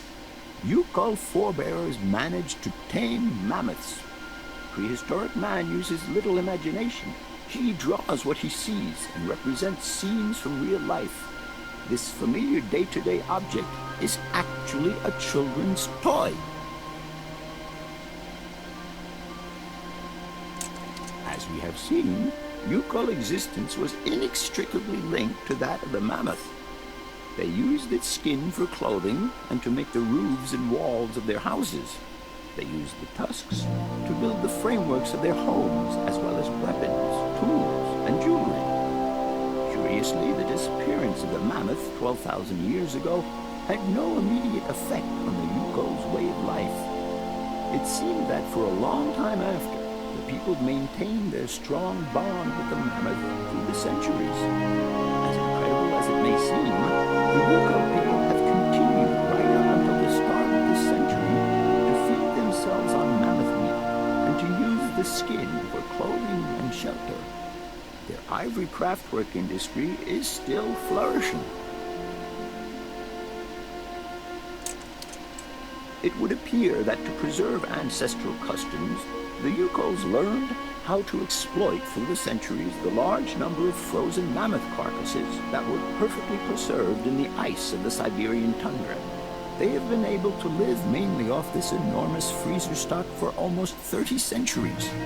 As plausible as this explanation may seem, it seems it is not enough for the scientific community who, I will confess, is greatly perplexed by the question. In the absence of acceptable scientific evidence, we have to make do with Yukol shaman artifacts. The research department that I have the honor to represent today lends no credence to the myths and legends that these tribal charlatans peddle. We have to take their stories at face value. mere tales to while away the long Siberian winter. The legend of the Siberian Ice Ark is a very good example. You are invited to find out for yourselves from the pamphlet that I had passed around to you. This legend would have us believe that today, somewhere on a lost island to the north of Siberia, there are living mammoths still in existence, a sort of hangover from the Ice Age. This small herd has been miraculously preserved for more than 120 centuries by the Yukol's tender care, and the island on which the pachyderms are said to live is called Syberia. My friends, I advise you to resist the temptation you may have to believe in this pish and tish. The island of Syberia is not charted on any map, and the idea that mammoths have survived to the 21st century is an idle scientist's pipe dream. The Yukols were sadly among the first victims of the colonization of continental Siberia led by the Russians in the 20th century.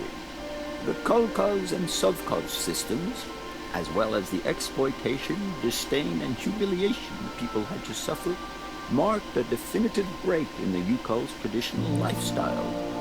Since the collapse of the communist regime, the Yukol population finds itself confronted with the same political and social upheavals that other Siberian communities are experiencing. There are two consequences to arise from this. Some Yukols have lost their tribal identity and have integrated into the Russian population. Others, however, have sought long and hard to re-establish links with their ancestral culture that was lost under the Soviet regime. Now, at the start of the 21st century, the last true surviving Yukols have gone to live on the vast territories of their ancestors. Nobody knows today where they live or how they survive. Their very existence would be a matter for speculation if they did not turn up periodically at the tundra's most isolated fur trading posts to exchange mammoth tusks for essential items. There ends my lecture for today. Thank you for being among us today, Miss Walker. Please make your way to the laboratory where you will find your mammoth doll. There are also photocopies of my lecture should you so require them.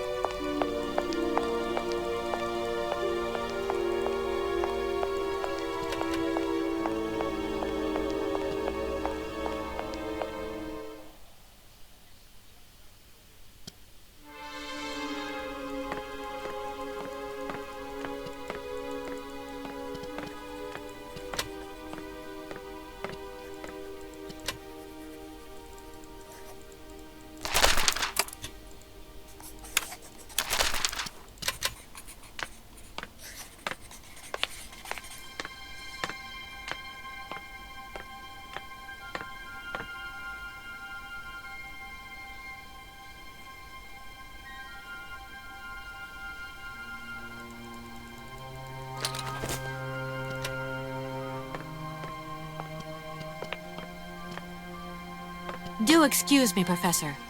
Professor, sorry to disturb you again. What is it you want to know, miss? It wasn't really my intention to stop off here, but I'll confess, this university is really very impressive. What you heard was only the tip of the iceberg, my dear. But if I have at least awoken a passion in you, I'm only too proud. Actually, I'm here because I've been summoned by the rectors of the university. Now, Hans was no man of science. His pathological obsession was to find mammoths that were still in existence. Such a somewhat overblown, don't you think? I'll leave you in peace. I hope I haven't disturbed you too much. Sorry? No, not at all, my dear child.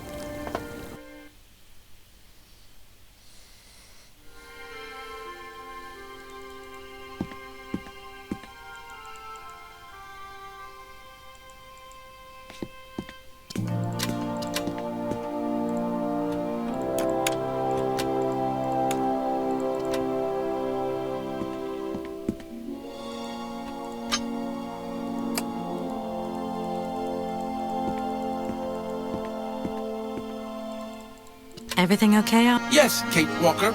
I am awaiting your instructions. Oscar, get ready. I'm going to start winding up the clockwork engine. Good, Kate Walker. Then we can carry on our journey. An engineer prides himself on punctuality. I know, Oscar, I know. Oscar, see you later, alligator. In a while, Kate Walker.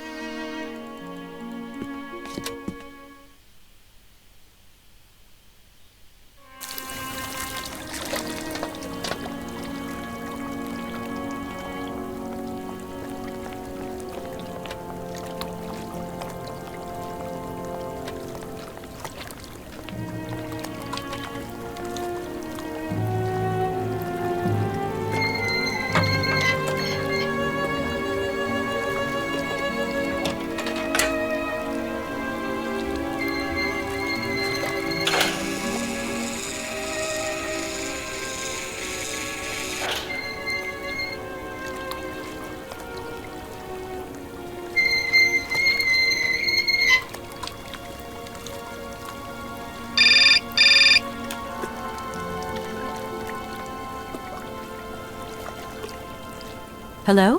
Where are you? Hi, Dan. I'm in Barrockstadt. Bollock, what? Is that a town? I hope the man you're looking for lives there. Are you coming home soon? From what I gather, it's one huge university with an extraordinary station aviary. If you could only see it, there are trees and birds everywhere. It's so weird here. Sounds like a great place for a bit of sightseeing. So, are you coming back soon? I don't think so. In fact, the train I'm traveling on has some kind of a mechanical problem. We've been forced to stop here. Us? I thought you were alone. Who's with you? Oscar, the train engineer. You're messing around with mechanics now, are you? Don't be so stupid, Dan, please. Oscar's an automaton created by Mr. Voralberg, the man I'm looking for. And he's not any old robot. He's a sophisticated butler type, if you see what I mean. He's a bit obsessive as well. Kate, I don't know what they're feeding you in Europe, but don't you think it's time that you came home? But my mission still isn't finished. To hell with your mission. I don't know why you accepted it in the first place. If you just stuck to the middle of the road, then we wouldn't be in this mess. We? If there's any mess, it's me who's in it. And while I'm trying to come to grips with strange towns, you, my darling, are sitting at home on your butt. I seem to remember we had nothing against my departure. It was only going to be 2 or 3 days, Kate. Please, try to put yourself in my shoes. Your shoes. Not only do I have to fit myself into your diary, but I've got to get myself into your shoes as well? Is there anywhere else Sir would like me to put myself while we're on this subject? Look, I don't want to talk about it now. Call me back when you've calmed down. I was perfectly calm before I picked up your call. I only wanted a few words of encouragement, not your disdain. Was that too much to ask? You can be such a selfish... Takes one to know one, sweetheart.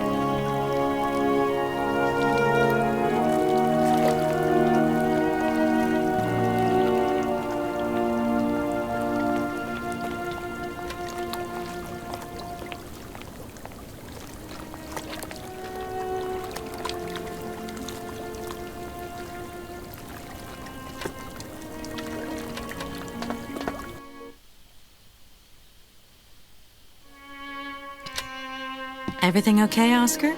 Yes, Kate Walker. I am awaiting your instructions. Let's go. Oscar, if you tell me one more time something's missing, I'll... Everything is ready. Take your seat, Kate Walker. We are leaving. I'll...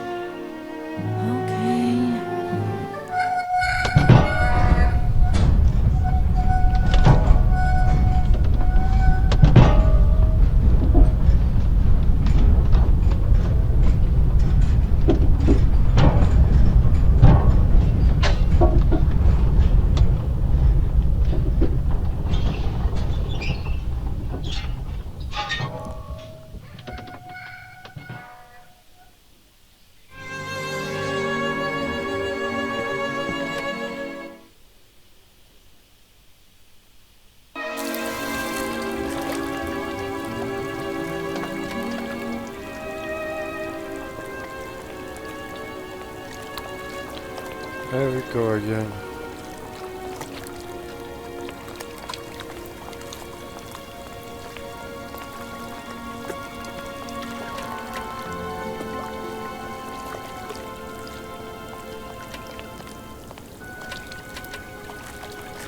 Who's there? Oscar, can't you please forget about procedure just for once? Your request is refused, Kate Walker. Oscar, don't you think we've wasted enough time already? You neglected to find the clockwork winding mechanism for the train with sufficient haste, Kate Walker. What nerve! And you refused to lend a helping hand. Help that could have been invaluable to me. I agree, Kate Walker. If you weren't so obsessed by procedure, we wouldn't have had a hitch. I am not entirely convinced, Kate Walker. Oscar, please, let's get in the train and leave, can we? Yes, Kate Walker. Give me the visa. Okay, see you later, Oscar. Yes, Kate Walker.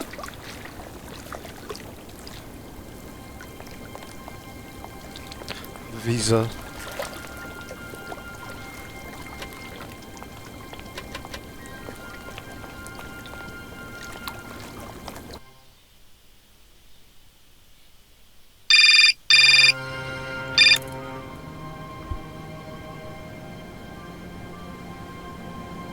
Hello? Kate!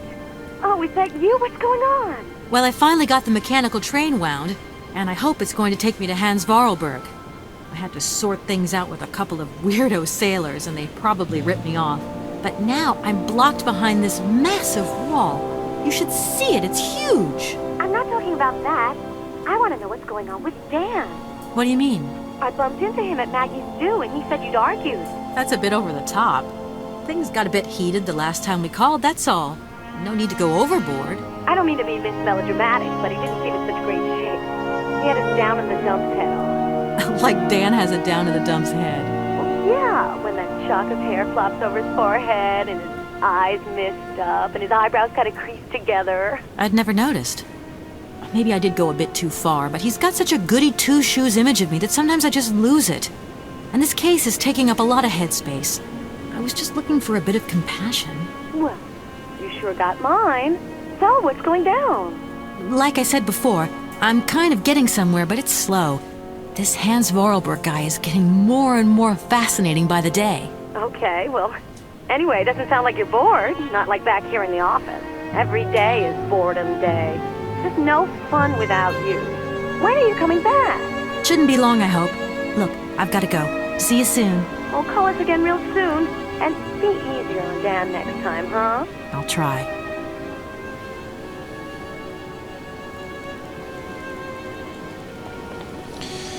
Alright, there's some...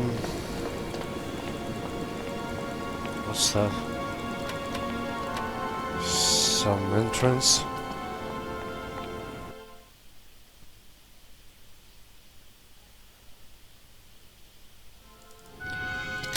Good day to you, sir.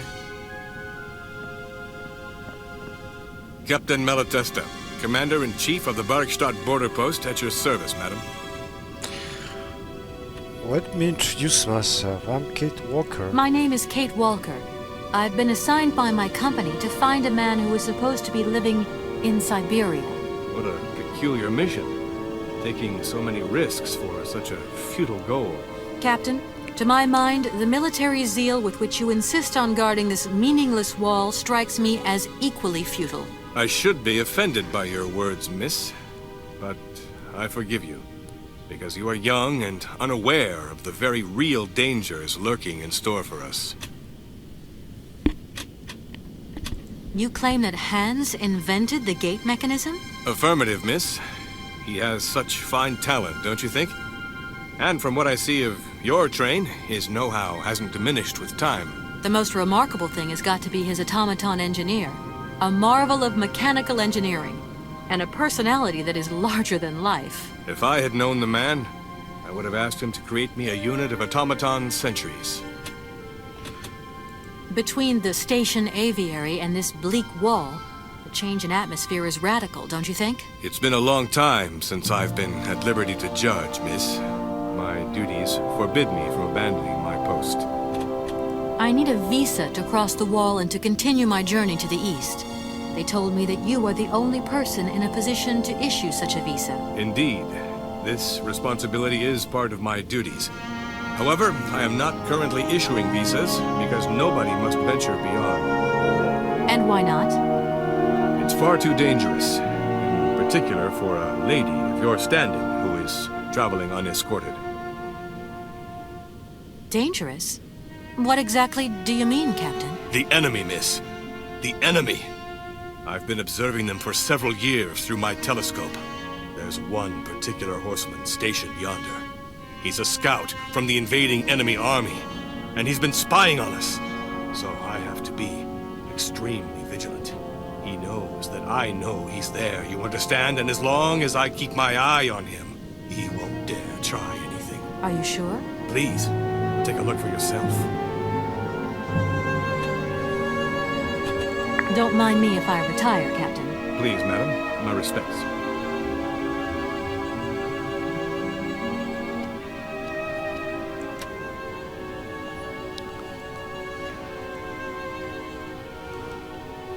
Uh-huh.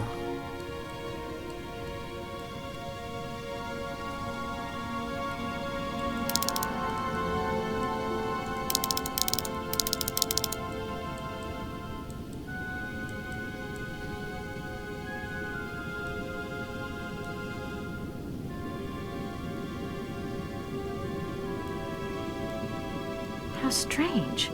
I can't see a Cossack horseman at all. There's just a dead tree in the middle of an empty plain. That poor captain must have really bad eyesight.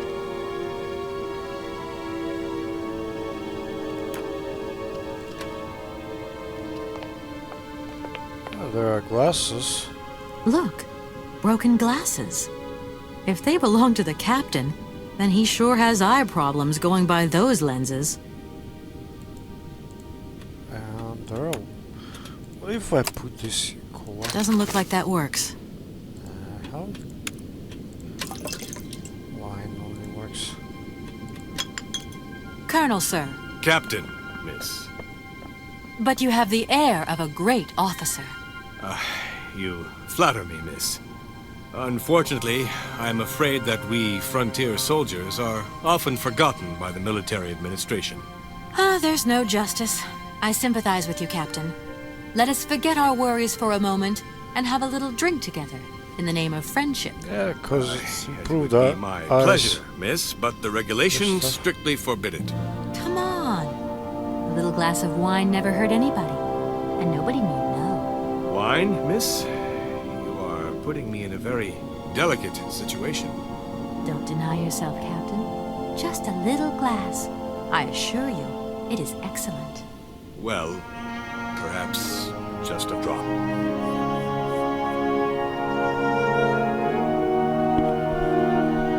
Here's your glass. To your good health, Captain. And to yours, miss.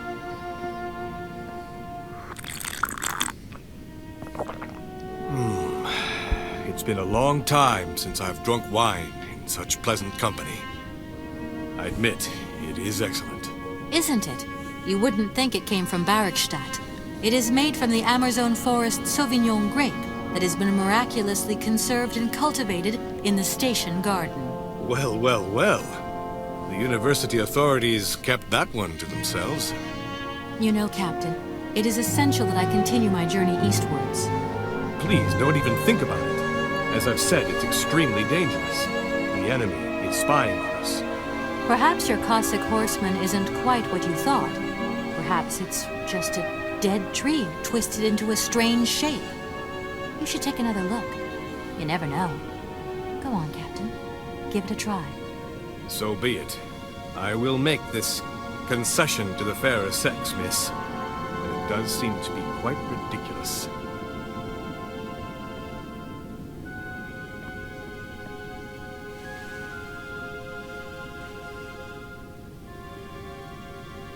Incredible. How is this possible? By what strange magic? How could I have been so wrong for so long?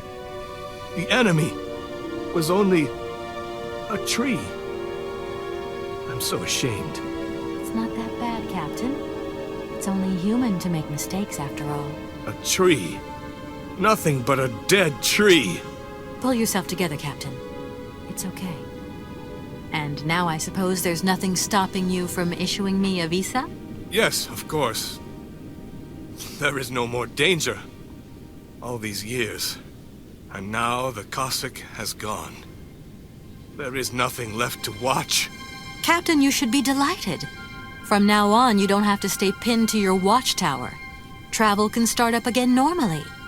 You will be able to resume your regular duties like issuing entrance and exit visas. You are right. I will sign you a visa to cross the wall frontier immediately. 1,000 apologies. Here, miss.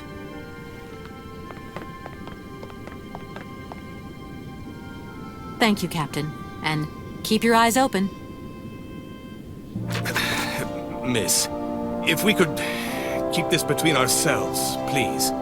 For the sake of my honor. You understand? You have my promise, Captain.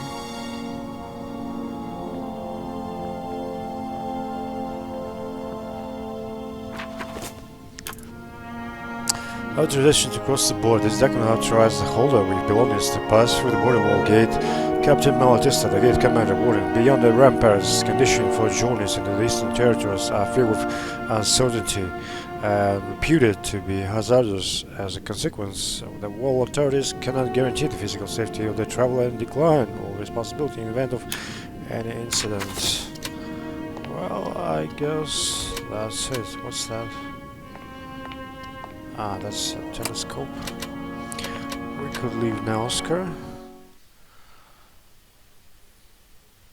There's a UFC going on.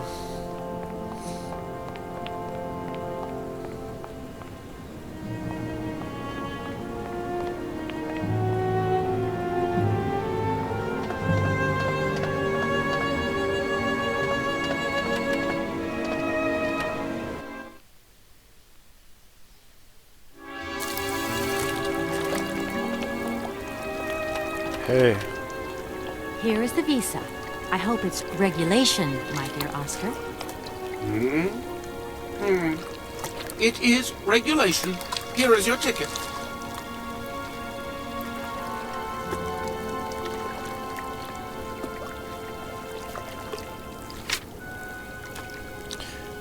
This ticket is valid for one person. Have a good... So, can we go now? Indeed. We are already very late, Kate Walker.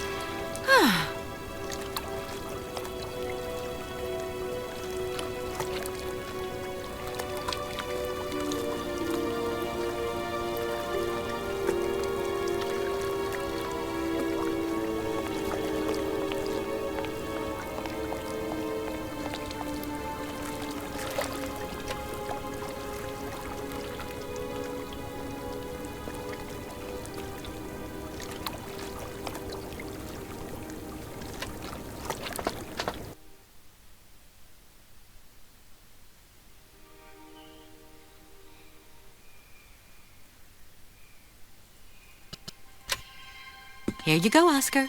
Now, please return to your seat, Kate Walker. Yes, Oscar. Immediately, Oscar.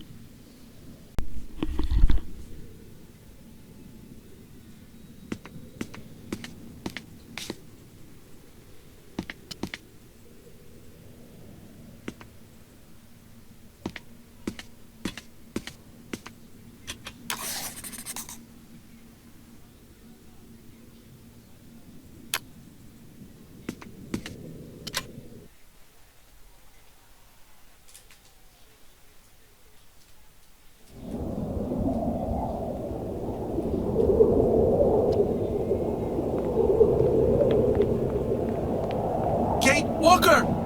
Kate Walker! Oscar, what's going on? Why has the train stopped?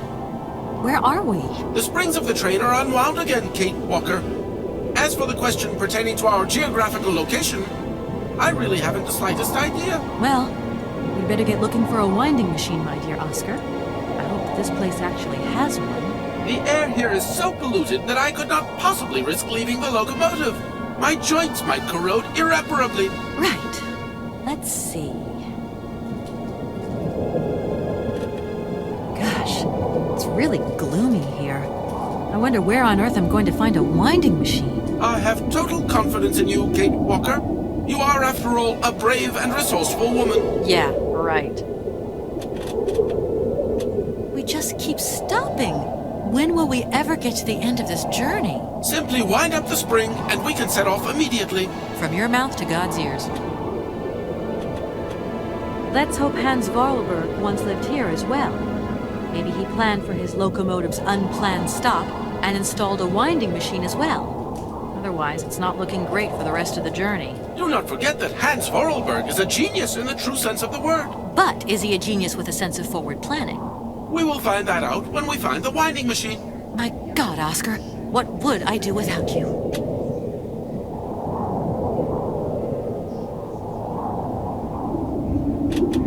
See you soon, Oscar. I shall stay right here, Kate Walker.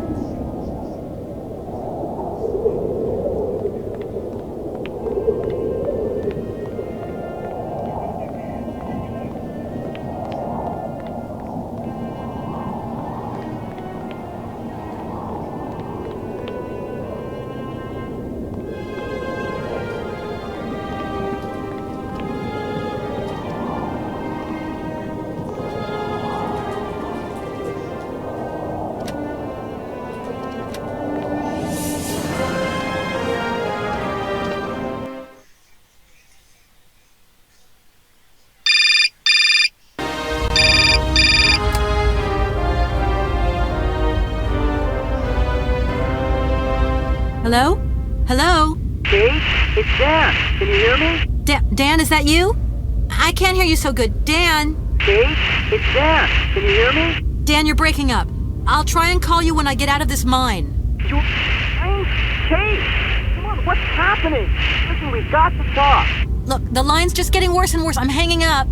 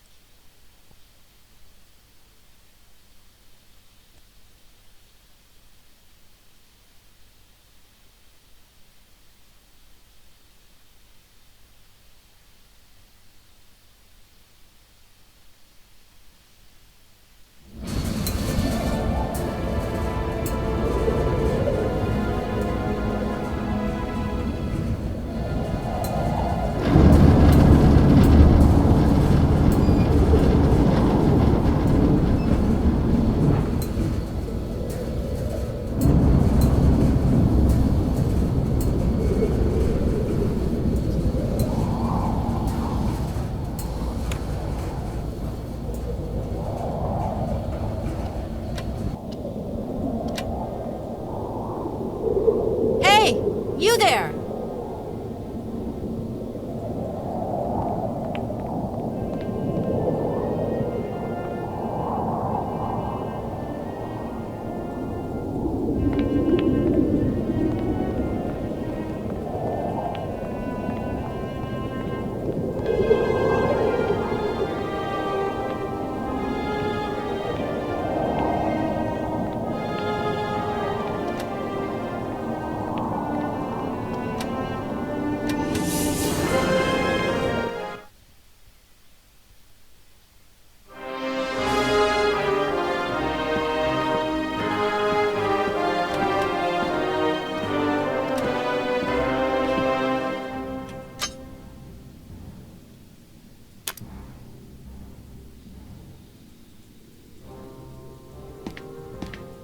My God, Oscar! Oscar, talk to me!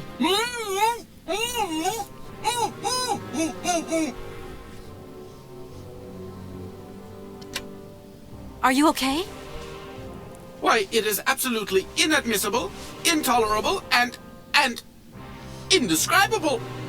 I have been attacked. What do you mean you've been attacked? My hands! I no longer have them! They have been stolen! God, you haven't got your hands! But who did this? What's going on here? We can be sure of one thing, Kate Walker.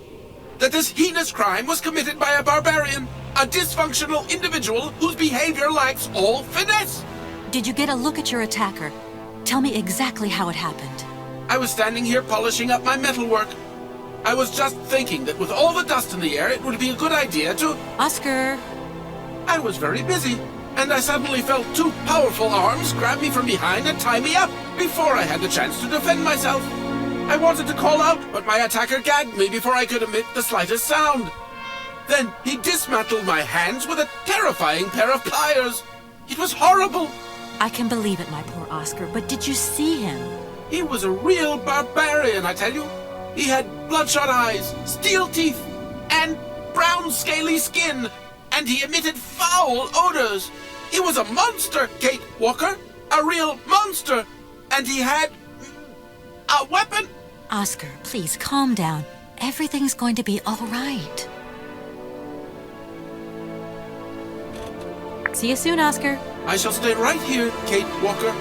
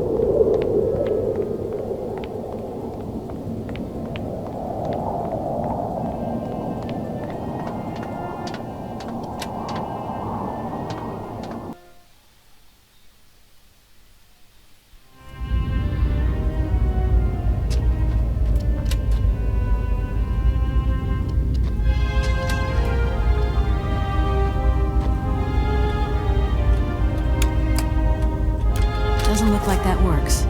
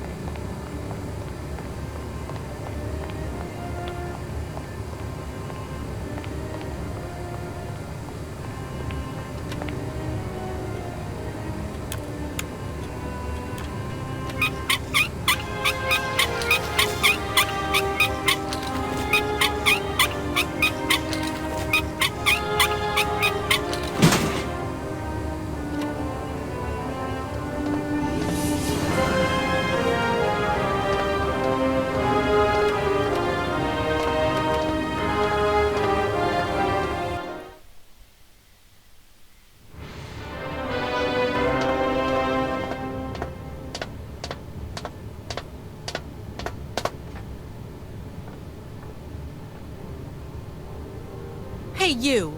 Who are you? Careful, I'm warning you. I'm not afraid of you, okay? What do you want?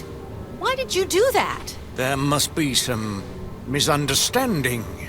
Because you reckon theft is all about misunderstanding, do you? Give me my hands back. Now! Your hands? And what are those on the ends of your arms? I can explain everything to you. You see, I'm no thief. You broke into my train, assaulted my driver, mutilated him, and stole his hands. Apart from that, you are not a thief. I have not stolen them, miss. Only borrowed them for a while. You've got to be joking. I'm not joking with you, miss. I would never take such liberties. They belong to Oscar, my automaton engineer. Why did you steal them? They are extraordinary. Real mechanical wonders. I would never have been capable of designing such hands myself. Never. Such workmanship. Such precision crafting. It is incredible. Absolutely incredible. And just because you like them, you decided to steal them? I have only borrowed them, little missy. Temporarily, you understand? Of course, I shall return them to you when I don't need them anymore. You can... Excuse me? You see, these hands are all I need to complete my plan.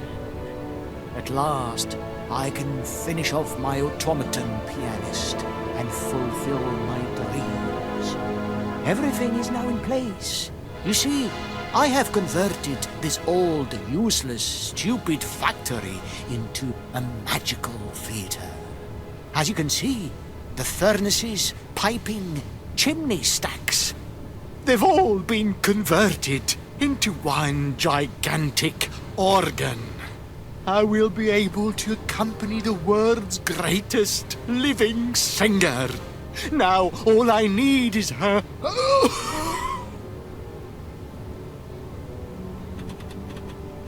You mentioned an automaton pianist, didn't you? Where did you find it? I pieced it together myself, my dear. Except for the hands, that is. I admit that I underestimated the intricacy of this part of the design. A pianist's hands are very important, after all. But enough. Now, he has a perfect set of hands. Your passion amazes me. Have you designed any other automatons here? No. Clockwork mechanisms do not interest me as such.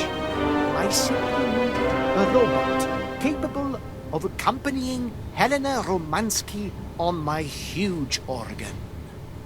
I adapted an existing model, a reject automaton secretary. I reconstructed it and adapted it to this new function. An existing model, you say?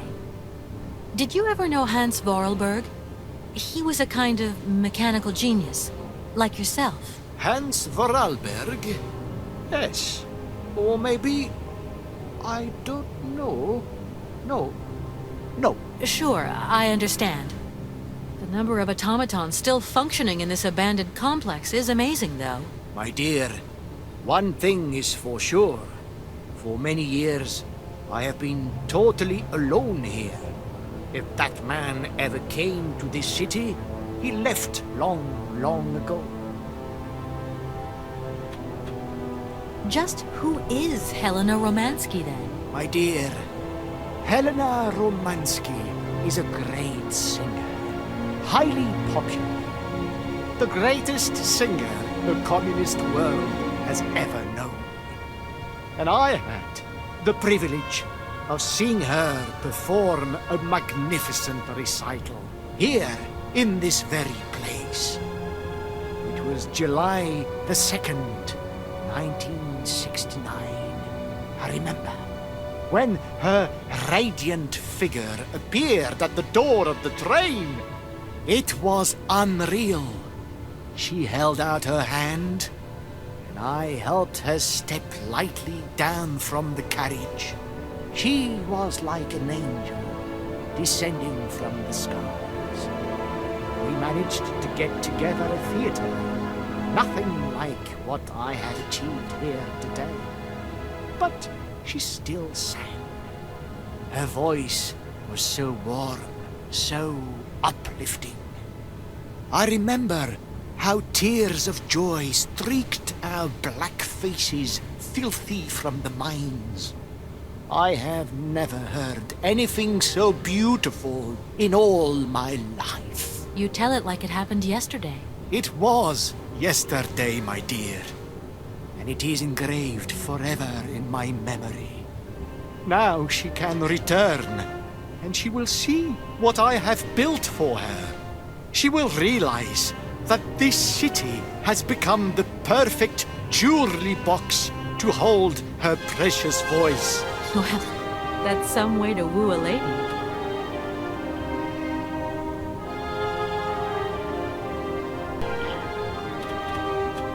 I'm sorry, I can't make heads or tails out of your story at all. Without my engineer's hands, I'm stuck here, you see? Everything I have designed, all that I have invented, everything is for her. Do you realize? Her. Oh, to hear her sing one more time, here in my factory! But who is she? Who are you talking about? Helena. The one and only Helena Romansky. Her voice is so pure, like an angel. One day she came here to Komkolzgrad. She sang here, you know, when our industrial city was in its heyday. Oh, so long ago now.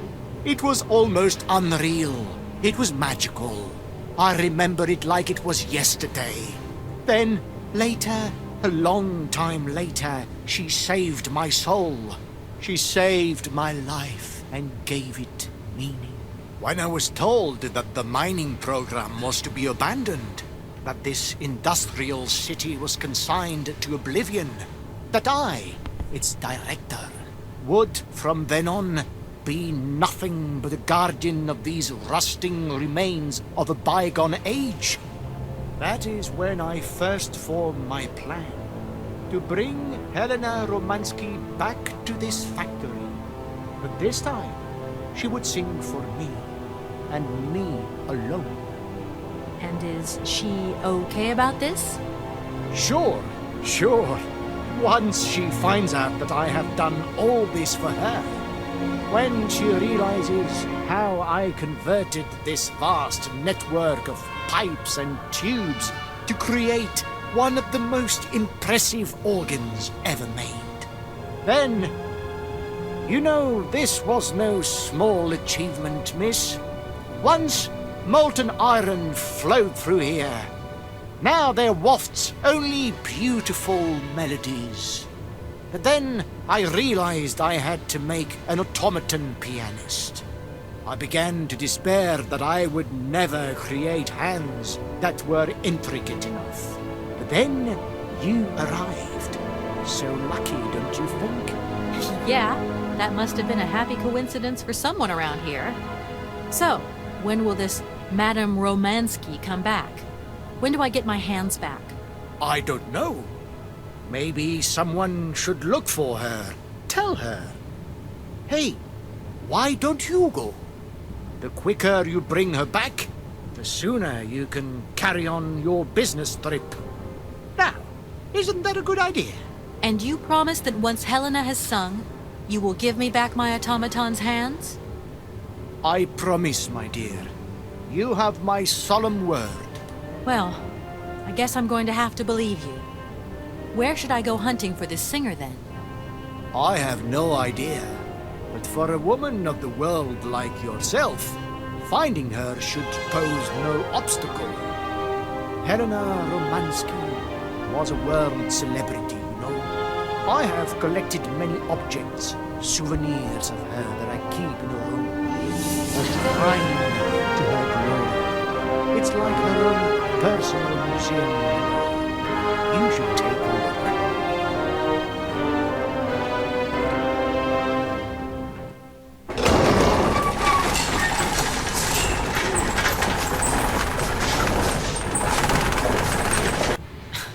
This whole story is completely nuts.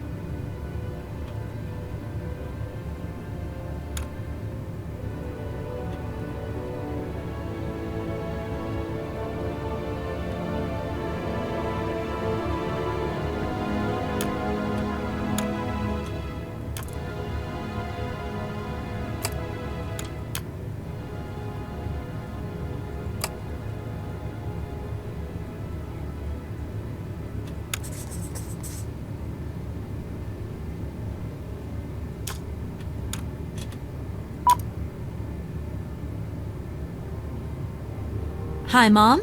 Kate! What? Have you seen the time? Why are you phoning me in the middle of the night? Sorry, Mom. I forgot about the time zones. Did I wake you?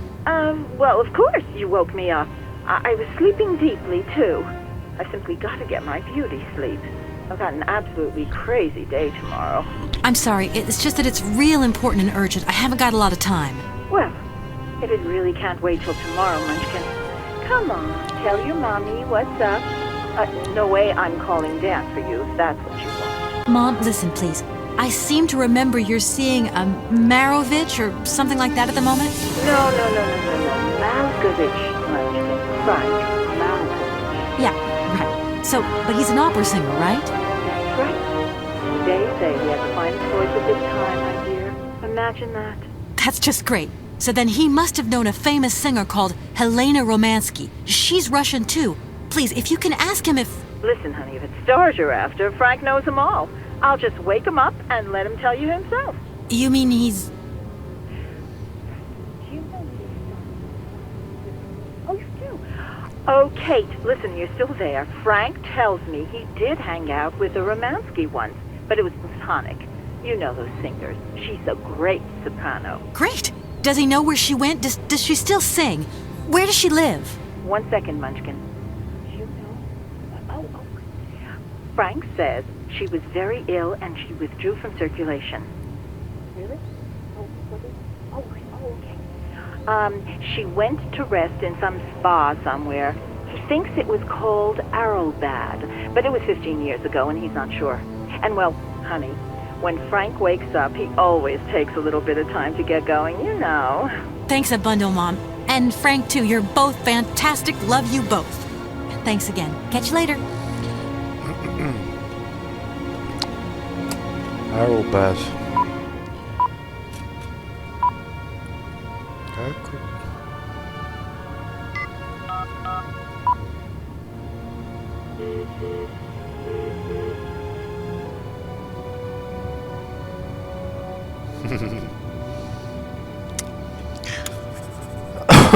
Thank you, Frank. I think I have Elena's romantic legislation. Should let Sergei know.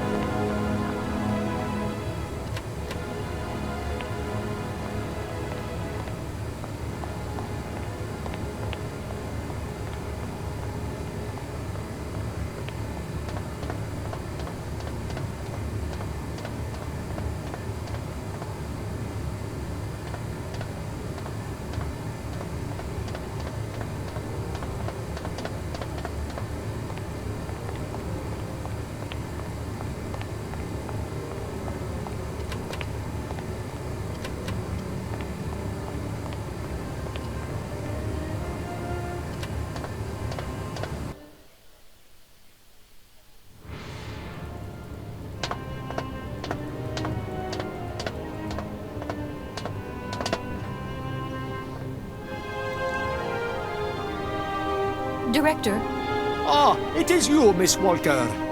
Director, I think I know where Helena Romansky is. My God, you have found Helena. That is fantastic. Arrowbat. From my research, Helena Romansky is living in Arrowbat. Arrowbat? Helena Romansky is in Arrowbat. You know the town then? You know where it is? Of course. It was a famous spa resort. In its heyday, Arrowbat welcomed all the big wigs of the regime. To be granted a stay there was a real honor. Today, the honor has gone, along with all the generals and colonels, all washed away with the sea. It sounds like a good place if you need to take it easy or convalesce. I think Madame Romansky would be happier here.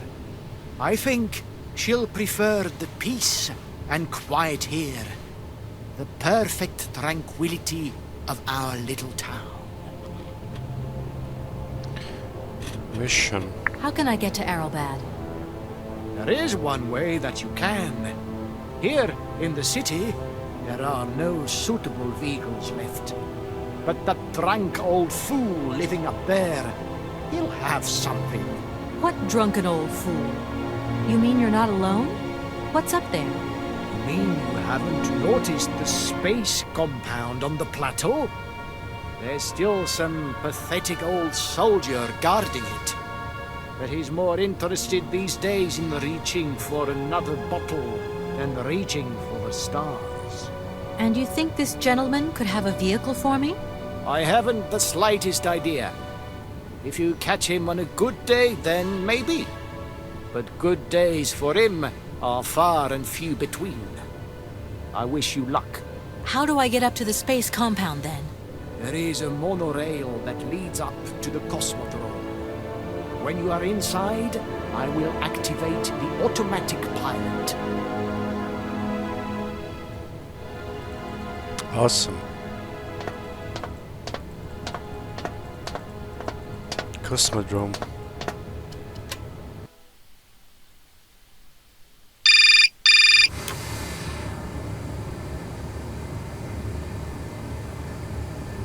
Yes? Kate, can you hear me this time? Yes, I can hear you just perfectly, Dan, but I can't talk to you now. I'm in a real hurry. I wanted to say sorry. I know I wasn't very understanding last time. I've been feeling a bit bad about it. Okay, you're a real sweetheart, but I've got to leave you now. I'm not angry with you, so don't worry. I've just got to catch up to someone, and quick. But Kate, this is really important. I'll call you back, Dan. I'm sorry. Boy, she acting so, like, doesn't care about his boyfriend.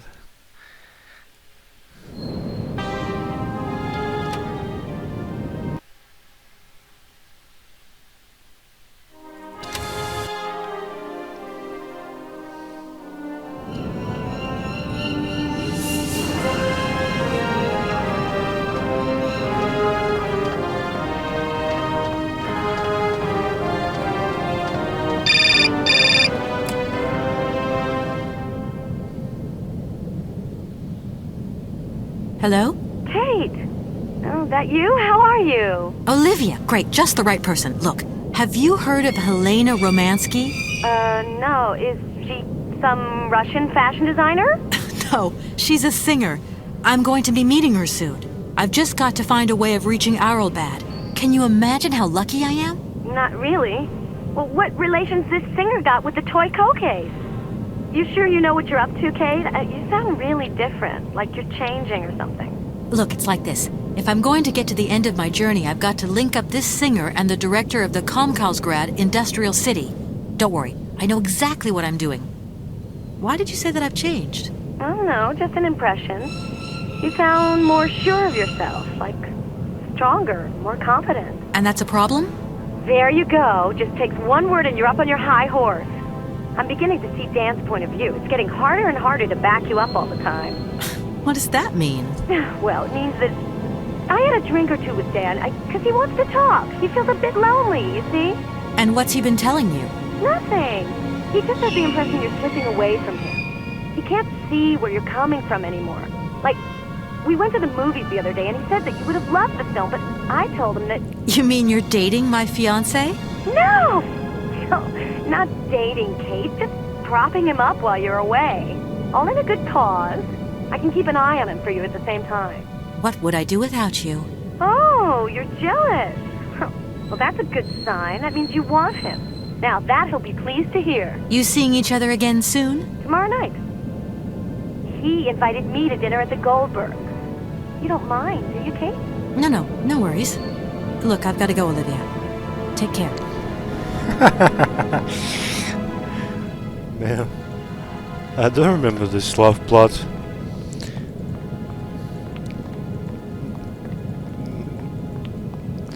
When I played it first time back then. Well, anyway.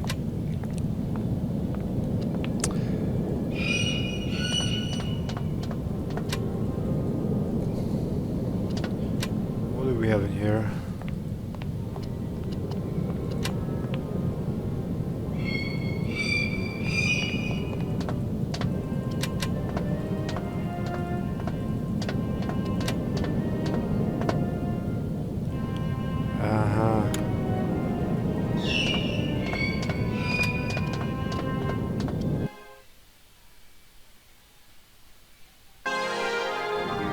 Excuse me. Sir, sorry to disturb you, but can you hear me? 3, 2, 1, contact! And we have liftoff! Holy moly. A pretty dame, watch. Please, no need to worry, sir. Just do stay calm. I just want some information. Watch what you're doing, sweetheart. We ain't got no information, no strategies, no plans to tell anyone, anywhere, anytime. Military regulations, you dig it, man? My name's Kate Walker. I'm a lawyer from... I'm a bit lost. And I guess you know this place. Boris Charov, at your service, madam. Can I offer you something from the bar? No, thank you. Tell me, how long have you been here? For as long as it took for you to come along, sweet pea. Don't think I've been lonely. I got a bottle or two here. Keep me company? You're a soldier, aren't you? Ex-cosmonaut? Hey, honey, that's all in the past. Hell, let's talk about today. Let's have a drink. That's an order, soldier.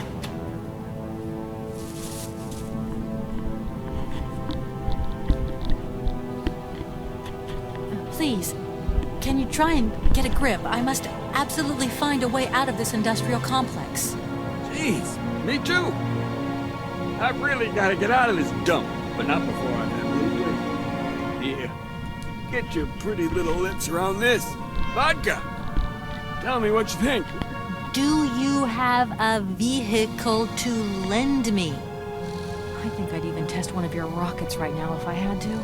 Toast my rockets. Hey, pretty dame, I'll drink to that. Now, just a minute. We gotta need a special bottle for this special occasion. Something to blow you away. 3, 2, 1, contact, and we have liftoff. Okay, that's enough. What was that? Did you say something? Are our female comrades revolting or what? Oh, trouble on its way. Bottoms up. Power to the babushkas. I heard that maybe you could lend me a vehicle or something? A vehicle?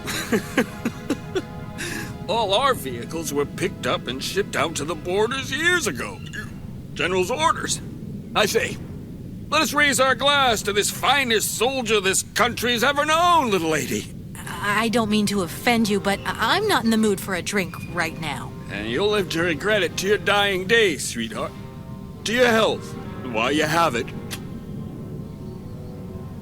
Does the name Hans Voralberg mean anything to you? Karlsberg. Of course I know that name. But sorry, it's been a long time since I've seen something like that around here. Voralberg. He's a person. I'm looking for him, and I think he might have come by here a few years ago. Well, in that case, let us raise our glasses to this brave man and his very good health.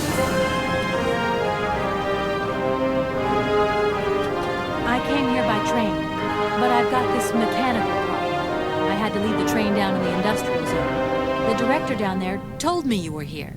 Ah, Borodine, that dumb traitor. I tell you, he's gone over to the enemy, over to the dark side. It's terrifying, the darkness. Eating out his brain. The jerk. That's maybe going a bit far. He is a little eccentric, I'll grant you that. But when you live on your own, cut off from the world for so long... His brain's gone AWOL, I tell you. There's no darkness in my brain. I've got a cure. See? My secret antidote. Go on, have some. It'll stop you getting a cold. I don't think I'm in a high-risk category, but thanks anyway. So many birds nesting around here. What attracts them all here like that? Dumb birds. But at least a bird don't get bored, does it? See? They can fly. Them birds. Jeez, they can fly. Sounds like you're jealous of them. Well, maybe you're just right. Sometimes I like to let Soyuz loose and watch them circle for hours on end. Birds, they crap themselves when they see him coming. Don't stop him coming back, though. Soyuz? Soyuz, man. A silver angel. A savior who cleans our cosmodrome of them dirty rats with dirty wings. I need to get to Arrowbad, and quick. You go ahead, soldier. I'll stay here and keep you covered. I got the supplies here. Got to keep an eye on them. Tricky job, too, you know. All these bottles. I was going to... Oh, forget it. It doesn't matter. He's too drunk to help anyone anyway. I am not drunk. I have drunk. A little.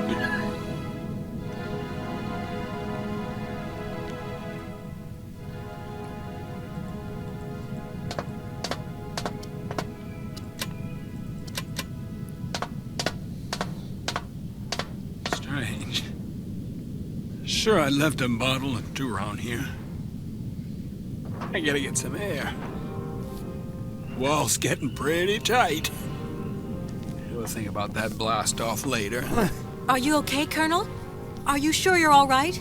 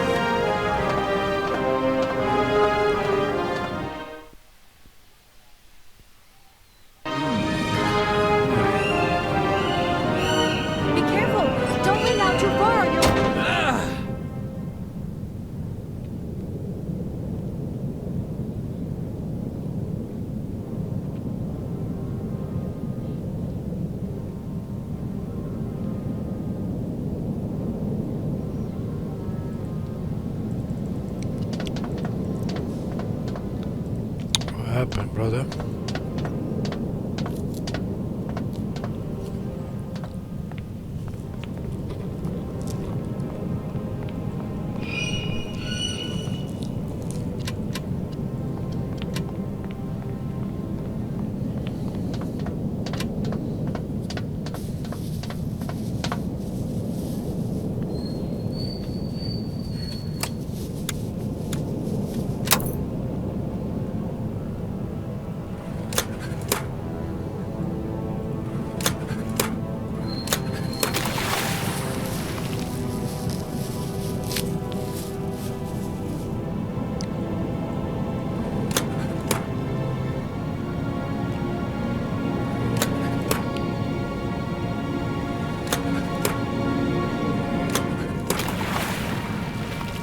How to move that stuff?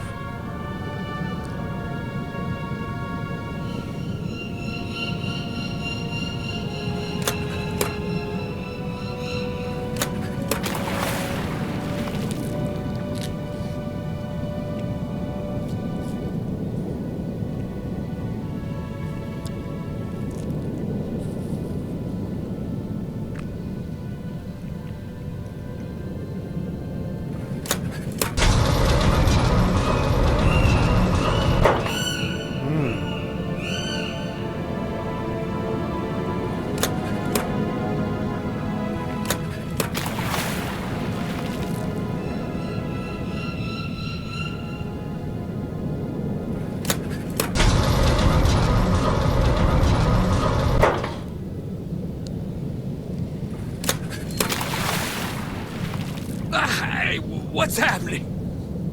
That's water you got there. Stop it! Now! You want me to drown?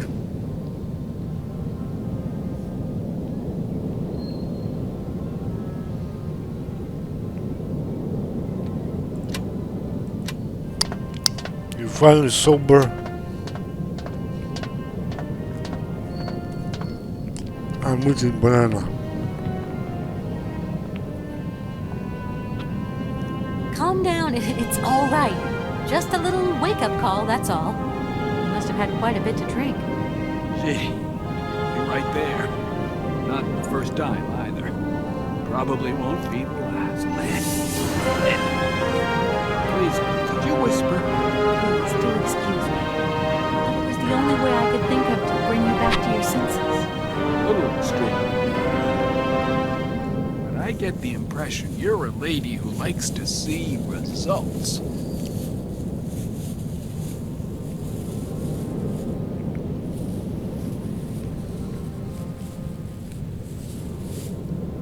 Sir? Sir? My head. Oh, my poor head. I need some quiet. Please, can I have some quiet? Does Arrowbad mean anything to you? Arrowbad. It's been a long time since I heard that name. It's a spa resort, ma'am. Top brass of the regime would go there. As well as convalescing soldiers, tired politicians, profiteers and racketers, the whole caboodle. They'd go live it up, all expenses paid. One privilege I never got. Just 2 steps away from becoming the nation's hero and no free holiday for me. And where exactly is this place? Further east. We never had to know where exactly. Airship was programmed to take vacationers there. From here. Thank you so much for helping me. I'm sorry to have woken you up like that. It's been great talking to you, ma'am. I think I'll take 40 wings right now.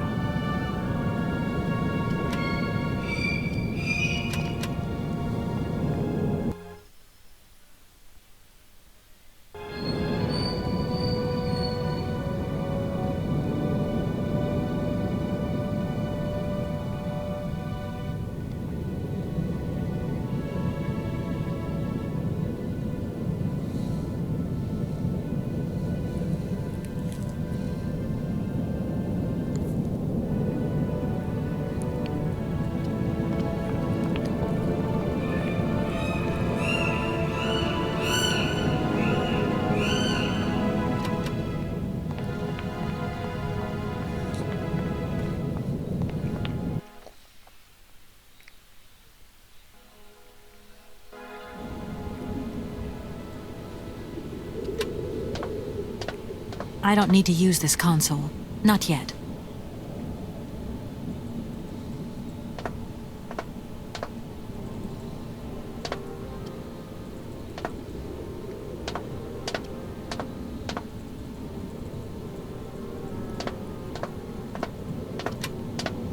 I don't need to use this console. Not yet.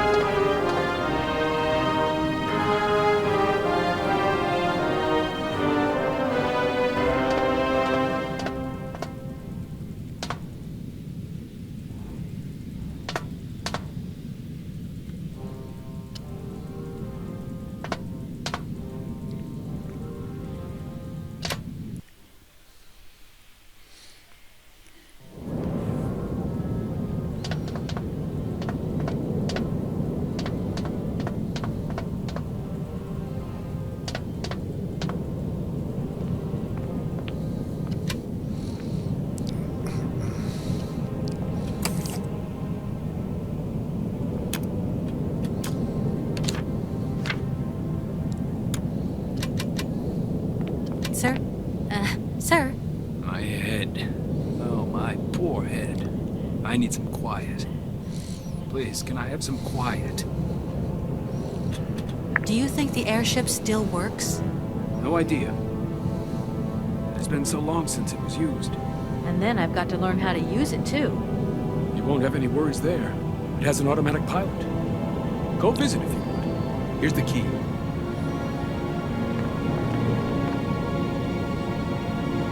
Thanks.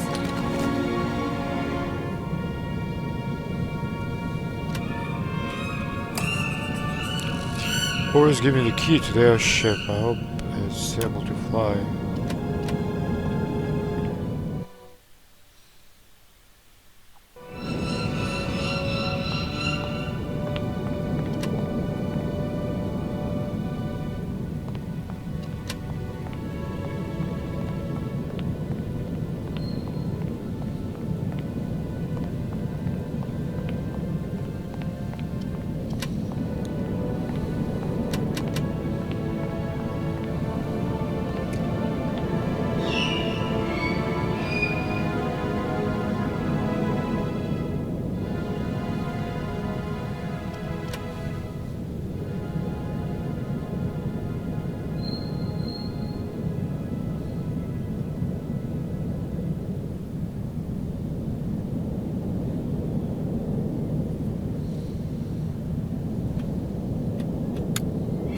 Doesn't look like that works.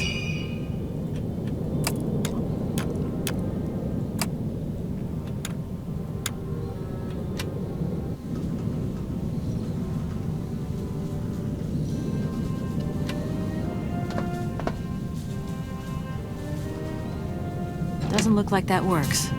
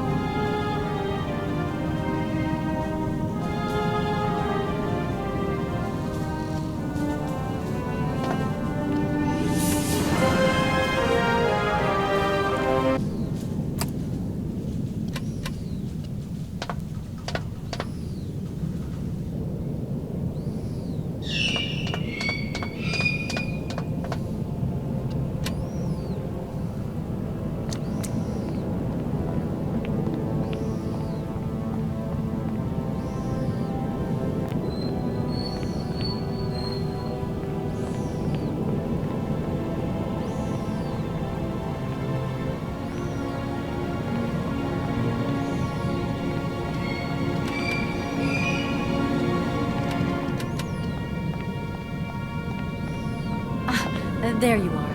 I was looking for you.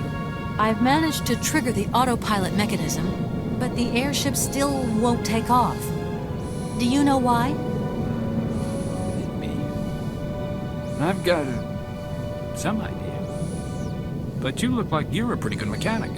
Let's just say that since the start of the journey, I've managed to get by and get to know Hans Voralberg's strange contraptions. Okay. I have a deal to make with you. I've been living in this dumb launcher site for years. And I've always said that one of these days I'm going to the stars on that flying wing. And I better make that trip before vodka stews my brain. But I gotta know how it works. And you look like you might have some clue at least. If you could help me get to the stars, I'll tell you how the airship works. What do you say? We got a deal? Why not? I'll see what I can do for you.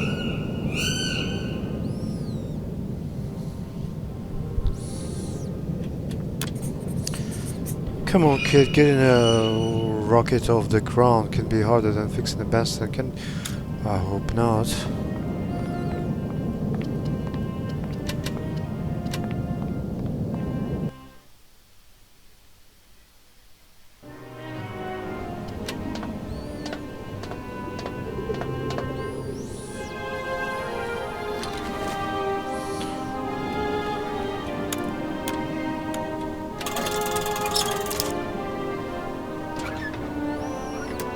What is it?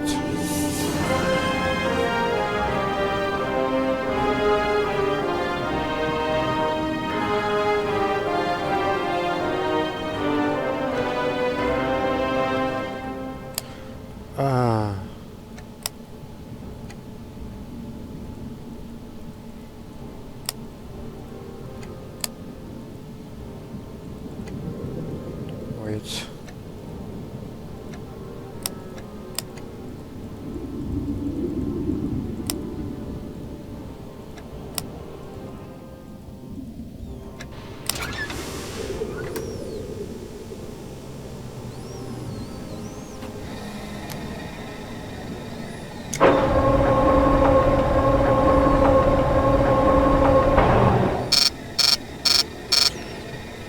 sample required.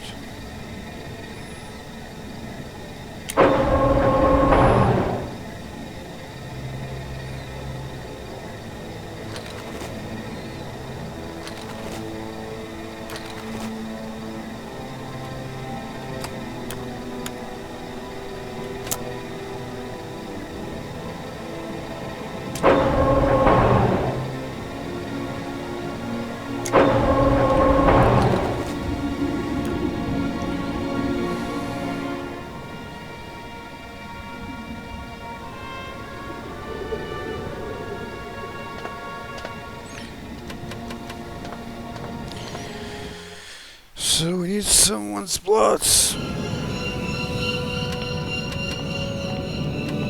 Comrade Boris, I need a few drops of your blood. Excuse me? To get the centrifuge going, we'll need to analyze the pilot's blood. If you're going to the stars, you've got to be in good health, you see? That's why I need a blood sample. It won't hurt. There's two things a good soldier is always ready to do. Drop his pants and spill his blood. Go ahead. I'll only be needing your blood. My pleasure, ma'am. Ow!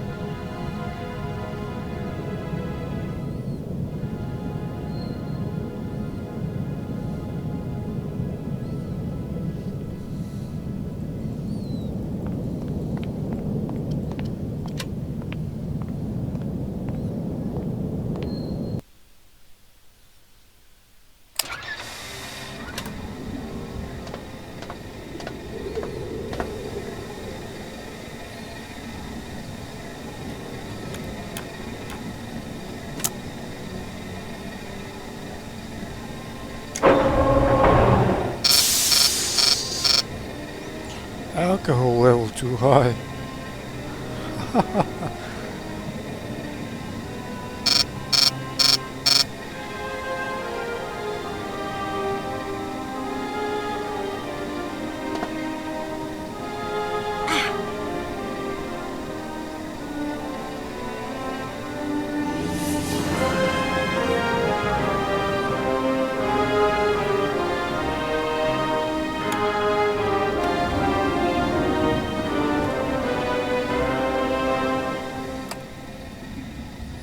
Interesting.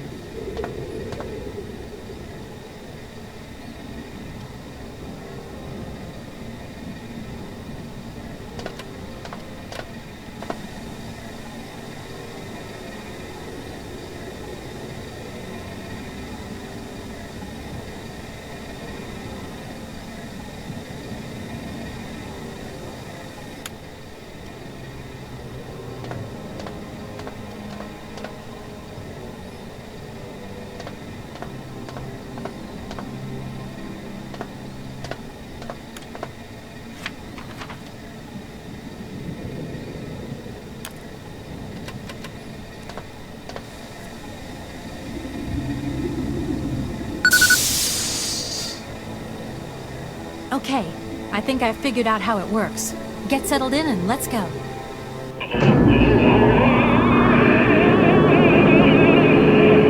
Colonel, are you all right? Never been better. It's spinning a bit, but I am used to that. I'm a professional pilot.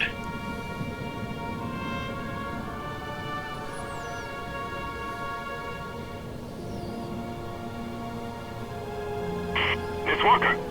Come in, Miss Walker. Are you receiving me? Clear as smog. Can you speak up? I'm ready.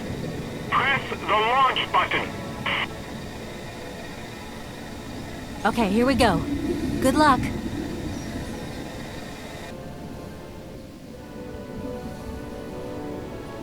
Takeoff procedure engaged. Countdown commencing. Colonel, you've forgotten to tell me the secret of the airship. What do I have to do? The airship will need to be right up.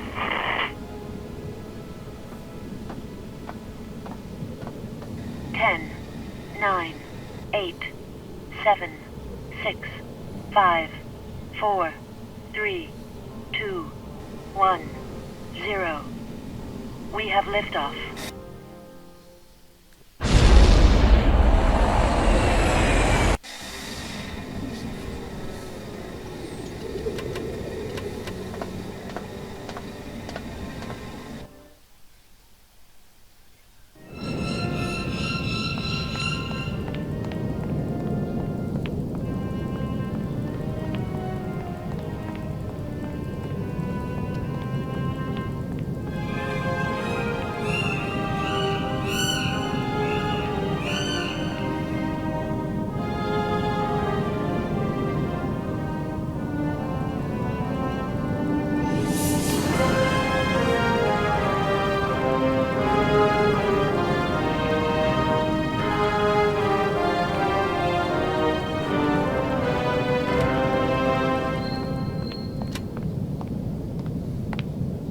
this crane candle.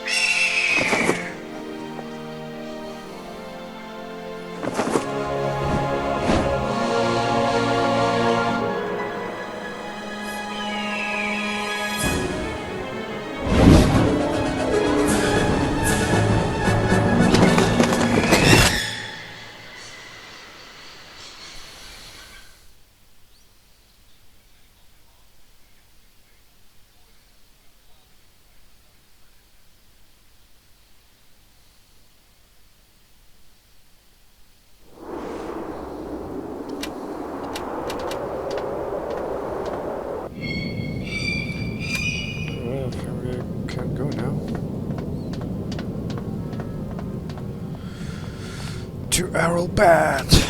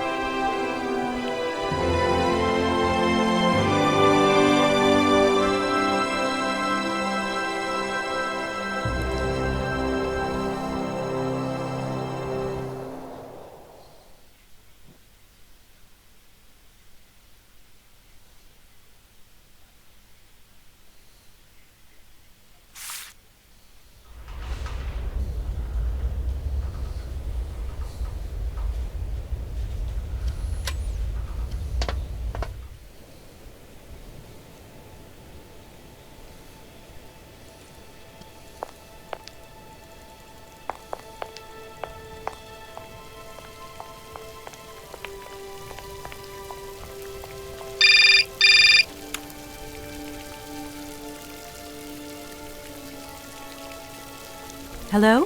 What do you think you're doing, Kate? I wanted updates. I wanted results.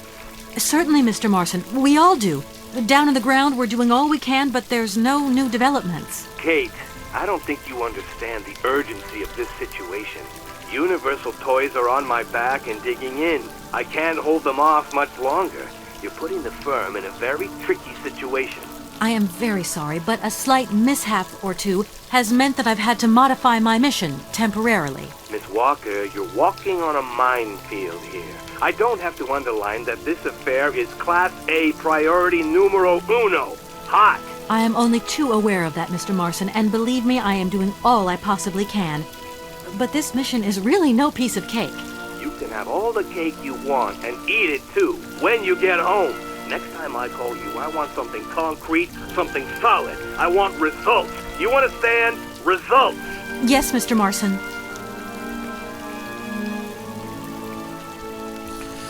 Results.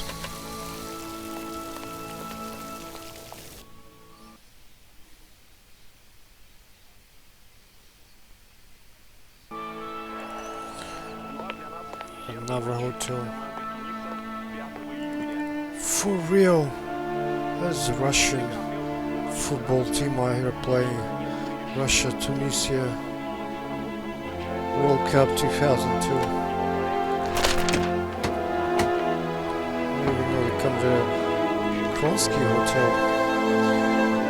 The Edenor Hotel Group is a hotel chain with a long tradition. The first Edenor was opened in Paris in 1928. Now we have prestigious hotel located in the historic centers of each European capital. Each establishment is unique and housing former palaces, mansions and stately homes restored to their former glory and converted into luxury hotel apartments. Edenor hotels are ideally located for capital city exploration. You may discover the beauty of a nation's architectural heritage while enjoying our high quality accommodation and first class service. All comfort is guaranteed. Your stay in the Edenor Hotel will be much more than a stopover. The charm of each location with its period atmosphere will leave you with lasting and moving memories. Furthermore, our gourmet chefs are on hand to offer guests the finest of traditional cuisine from a host capital. We have 15 3 to 5-star establishments and are spread throughout Europe. There's some phone number. Let's try to call.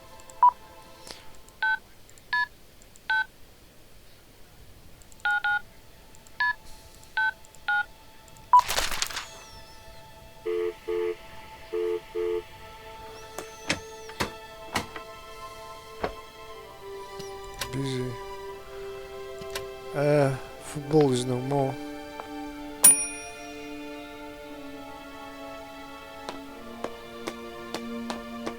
Good morning, sir.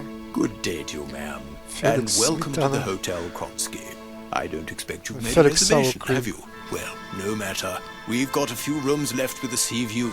By far the best on offer.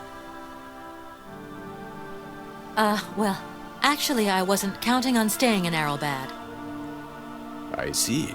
It's like that then. So, what can I do for you? From what I've been told, the famous singer Helena Romansky is living in this hotel. And? If you could possibly tell her I'm here, I must speak with her. It's urgent. Are you a member of the family? What is your relationship to that lady? None. I don't even know her. But please, can you inform her that I must see her? Did you not hear me right? Madame Romansky is a privileged member of our clientele, and I very much doubt if she wants to talk to a total stranger who's just washed up off the beach. I just need to speak with her for just a moment. Then I'll leave. I promise. I'm sorry. I can't let anybody just come and go here. Guests only.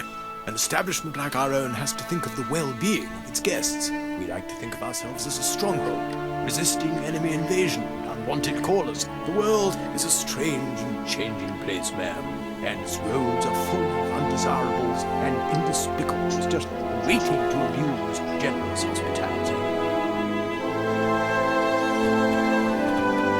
Sir, I really could use your help. I'm sorry, ma'am, but my helping hand only serves my hotel guests. Well, let me just say that by helping me out, you'd also be helping out one of your very own guests. Ma'am, I'm not to be wound around anyone's little finger. You hear? Could you tell me if a certain Hans Voralberg has ever been here?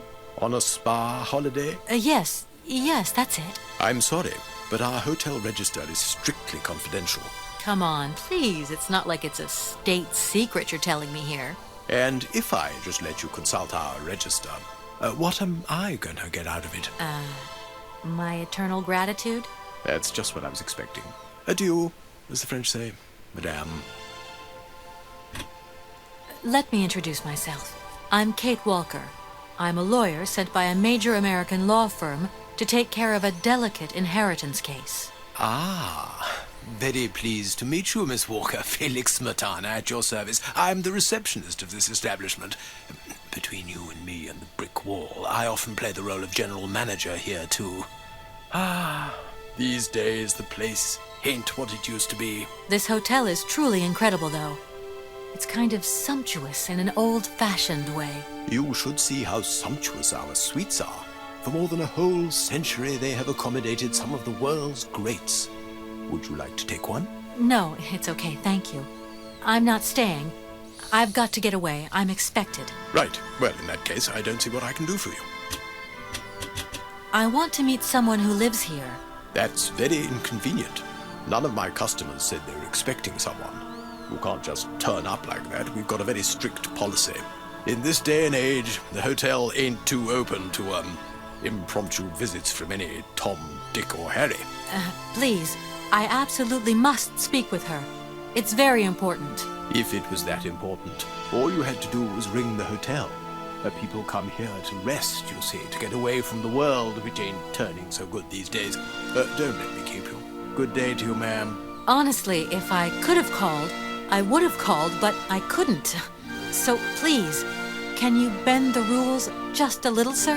Ma'am, in this hotel, we don't bend nothing for no one. With respect. Well, thanks anyway. At your service, ma'am.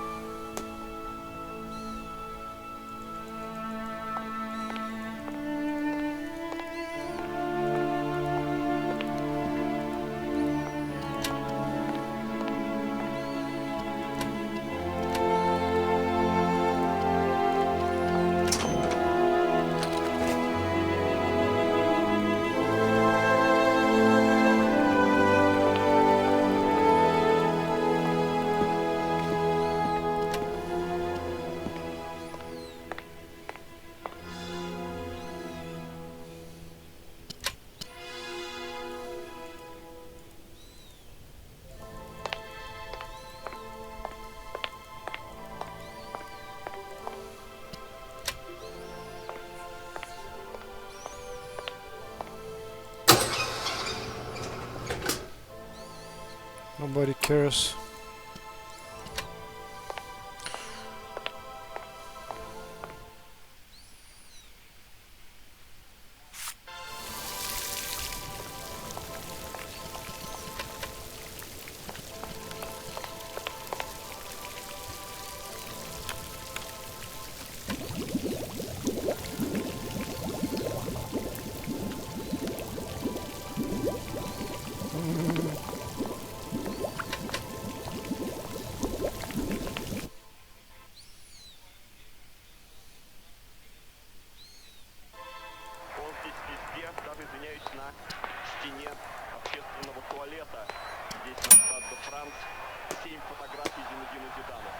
Sir? You again? You're beginning to really overstep the mark. I warn you, one more and I'm going to... But what the hell's going on over there? Why is it me gets hell to pay when there's already too much work to do?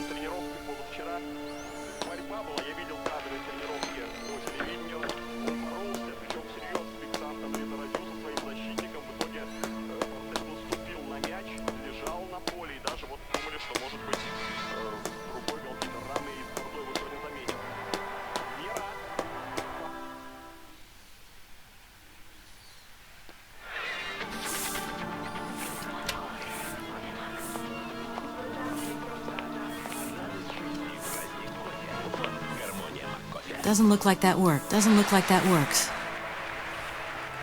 Мяч вышел из игры. Так, Зидан, вот видите, сейчас повтор, пытался нанести удар по воротам, ему мешал Анопка, и удар у Зидана не получился. Но Зидану 29 лет, 30 ему исполнится в дни чемпионата мира Японии и Южной Кореи. Кстати, вы, наверное, знаете, что именно Франция, как чемпион мира, открывает 12-17 Romanski. игрой с командой Сенегала. Russia. This one. Resident. Doesn't look like that works. Doesn't look like that works.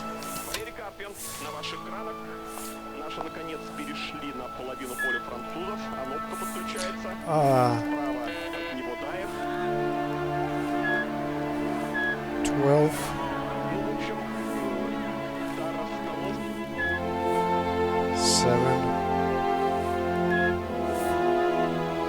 No.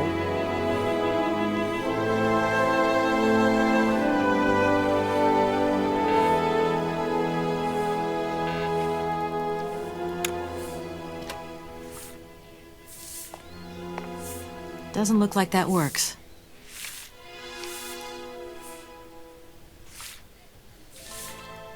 Doesn't look like that works. Doesn't look like that works.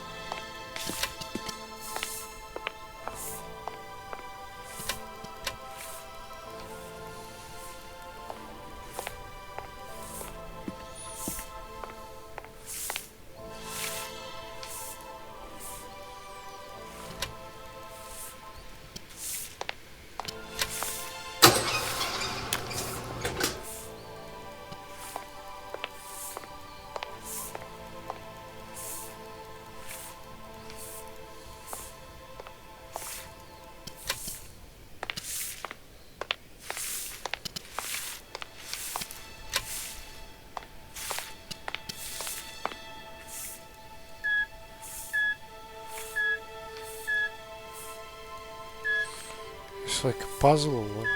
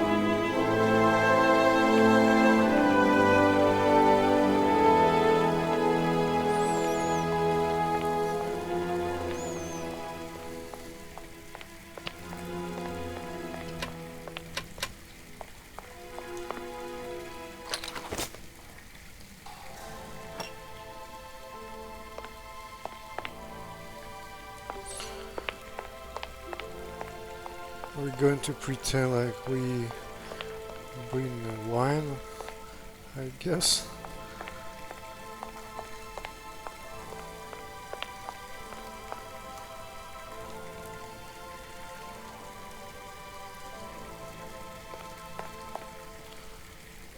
There's a swimming pool.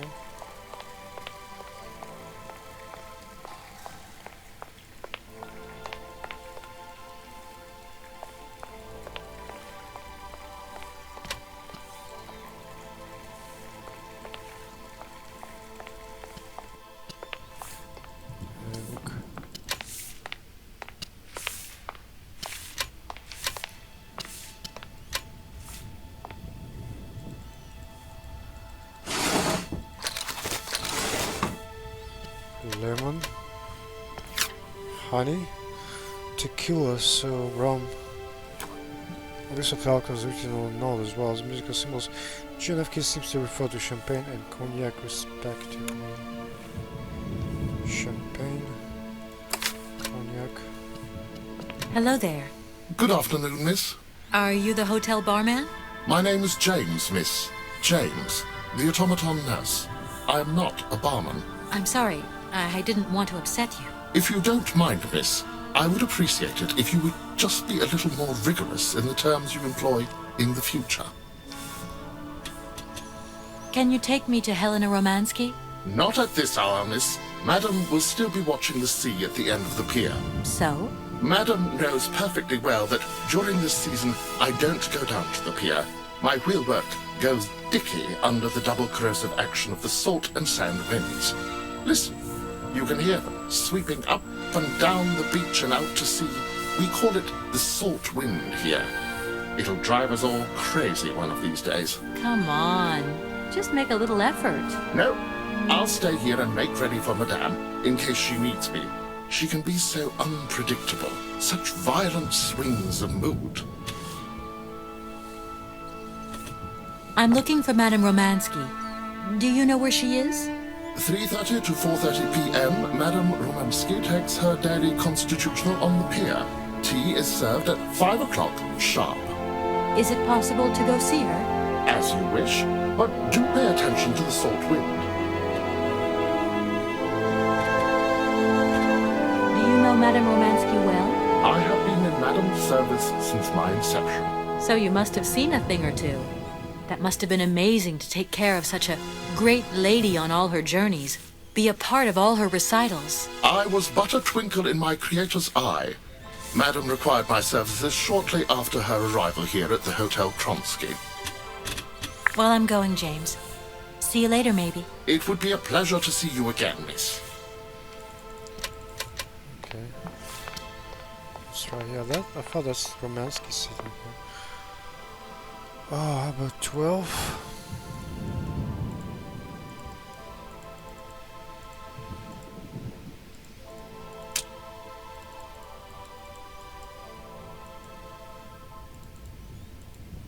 We need a 0. Doesn't look like that works. Doesn't look like that works. How it not work?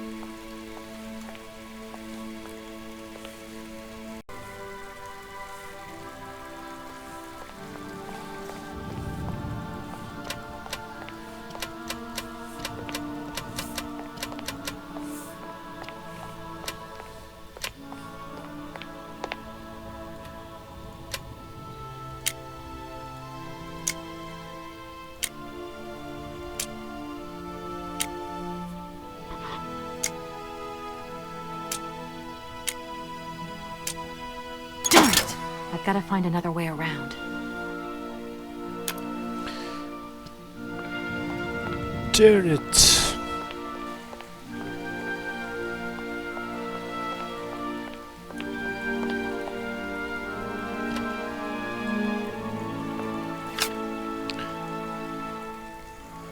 A 0968 access card temporary code. There's a locker room.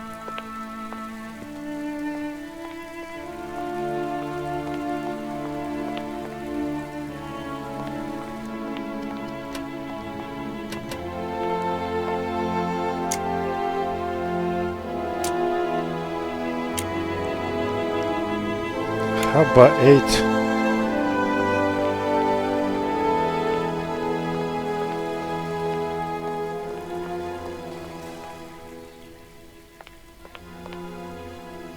Ah, look, somebody playing chess here.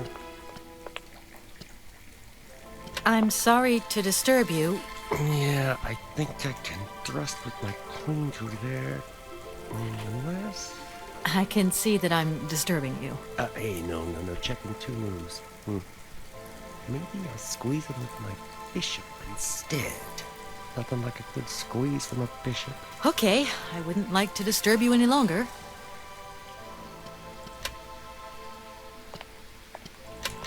There's number 8.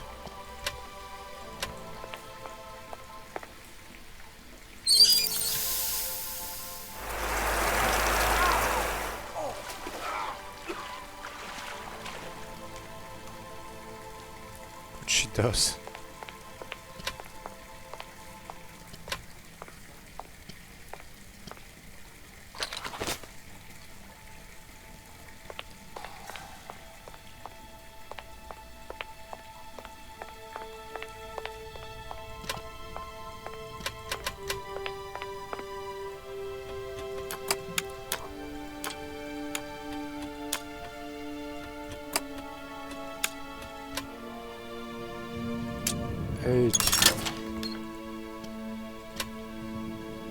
Door is opened.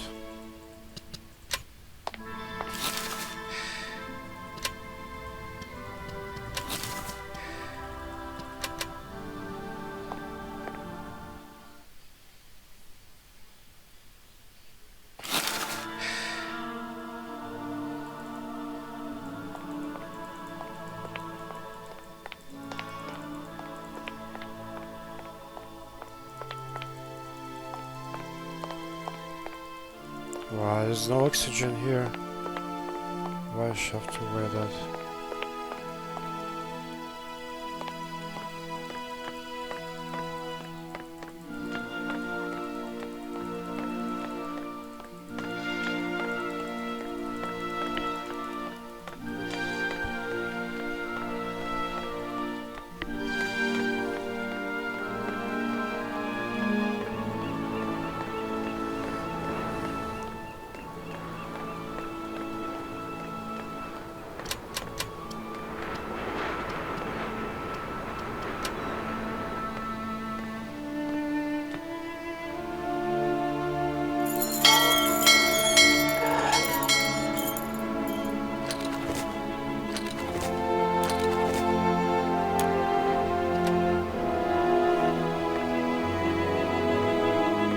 Madame Romansky?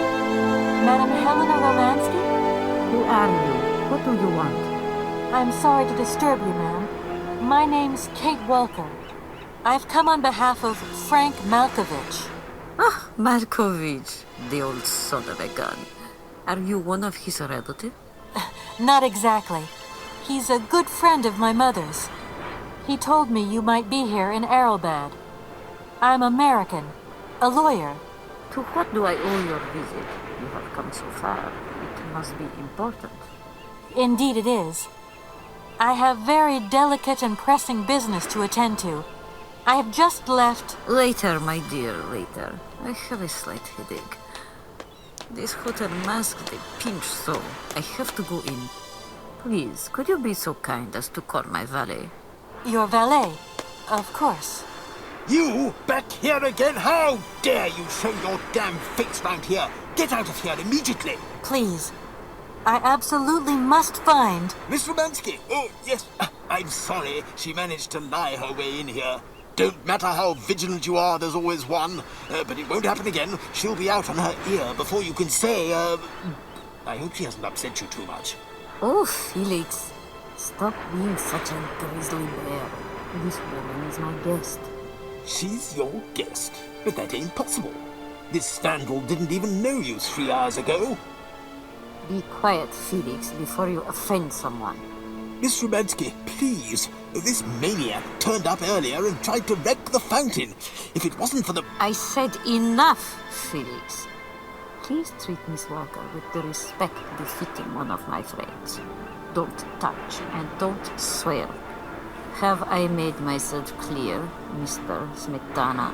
Yes, yes, crystal clear, Madam Romansky. Please do accept my humble apologies.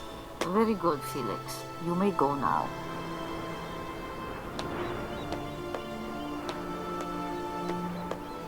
Madam Romansky, thank you for stepping in there.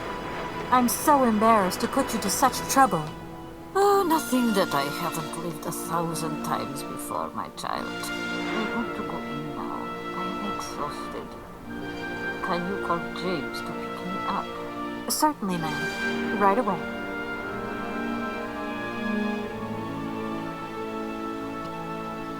Madam Romansky? So, is James coming or isn't he? Don't tell me you haven't called him yet. Oh, my poor head. Please, ring for my valet. We will continue this conversation inside. Hmm?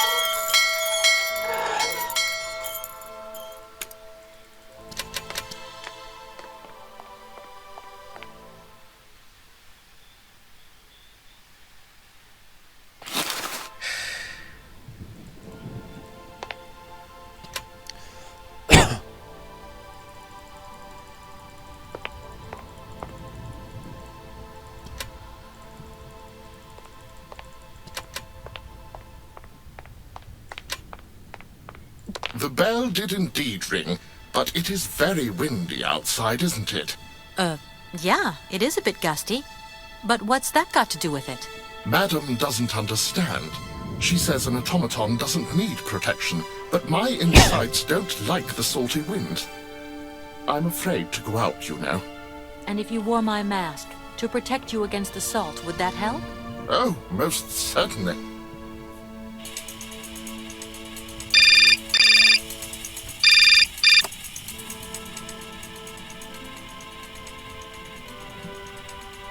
Katie Pooh. So, have you met her yet? This Helena person? What's she like? Does she remember Frank? Hi, Mom. Yeah, sure. I met her, and yeah, she's living in Arlbad. You can thank Frank for me again. I'll remember too, honey. So, what's Arlbad like? Maybe Frank can take me there one day. It's this seaside resort, Ma, but it isn't what it used to be. You'd be real disappointed. Maybe you're right. So, when are you coming home? Is that mission all over then? Not really, Ma. I still haven't found the heir I'm looking for to wrap up the case. Helena Romansky's a kind of detour here. Listen, Munchkin. I get the distinct impression that you're being led up the garden path. Why don't you just come home? Tell your boss this heir just doesn't exist. That you've done all you can, et voila. Do you want me to call him for you? Ma, please, don't get involved. Looking for Hans Voralberg is what I'm being paid for. But I also just want to find him for myself.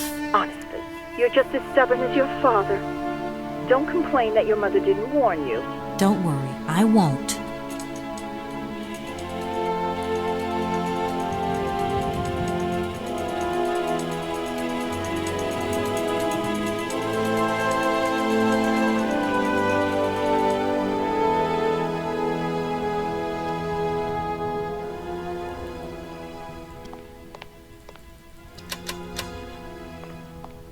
It's a real honor to meet you, Madame Romansky.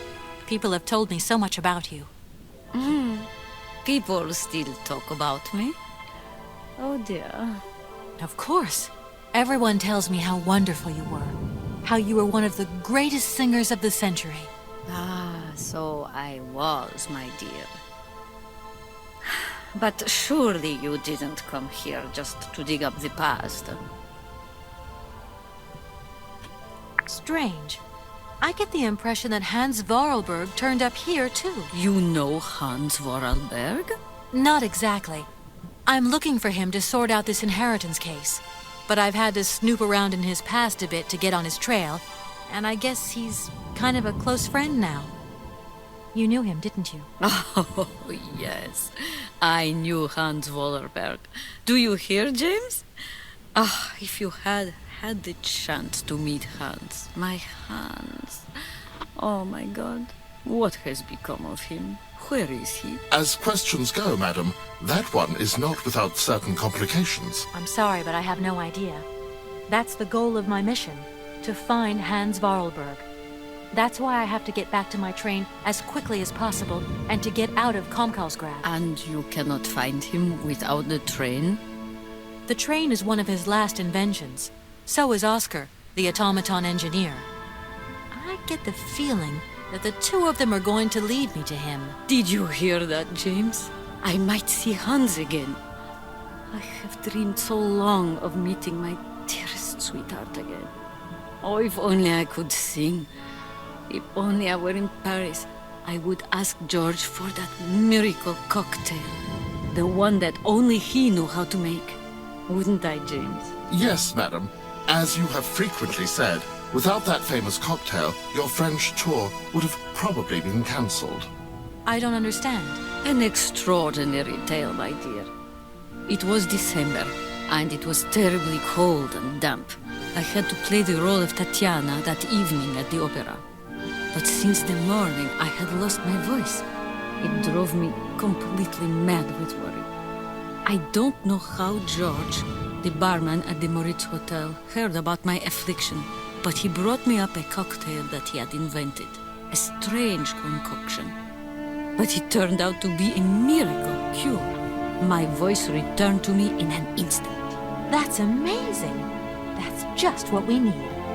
We're going to mix you up a cocktail. Ah, my dear child. It is impossible. George never told me the recipe of the drink.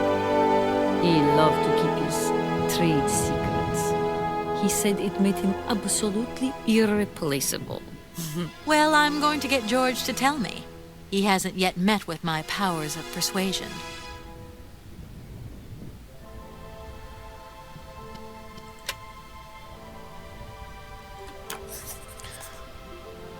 Hotel Mer's phone number.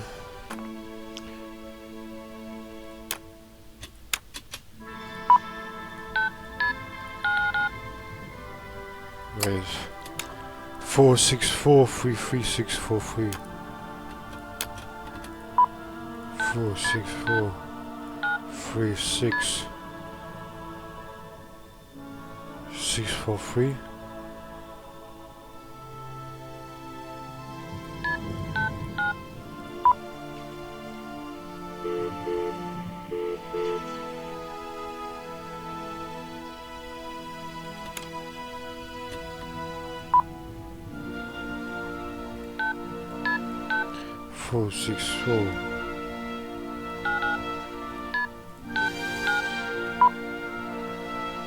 Hello, Hotel Moritz?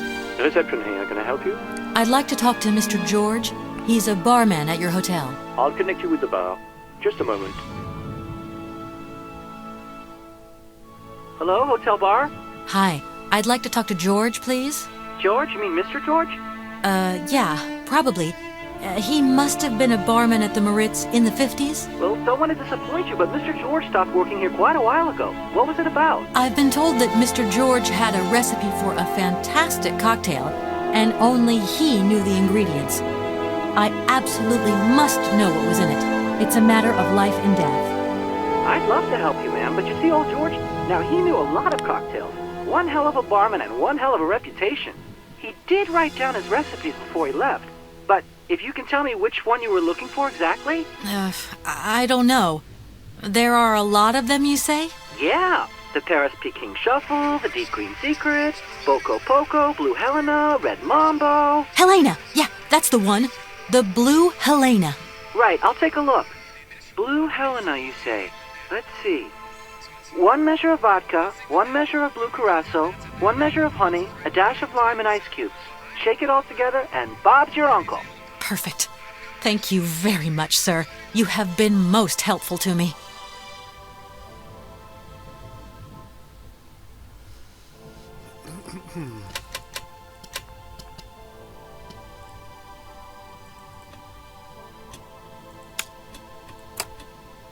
Doesn't look like that works.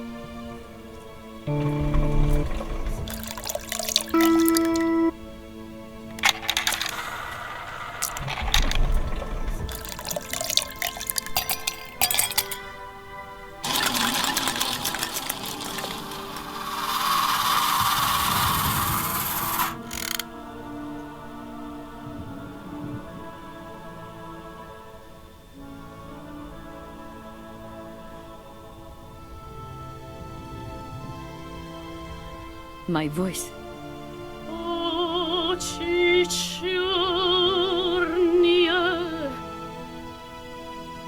My God, that is atrocious, horrific.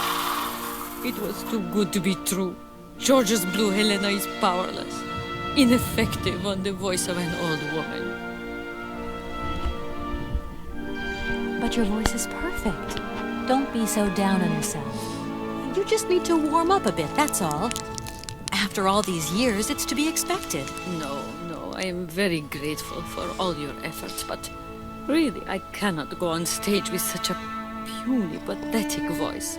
My performance would be so poor. I would get such bad reviews. You've just got to get your confidence back. Hasn't she, James?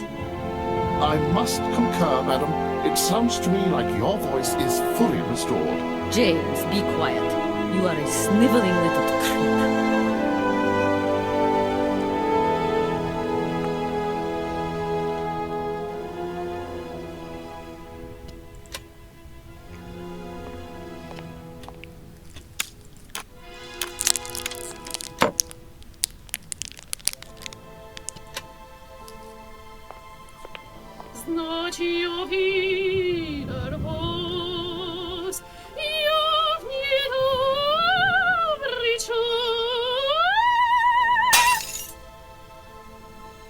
My God, what have I done?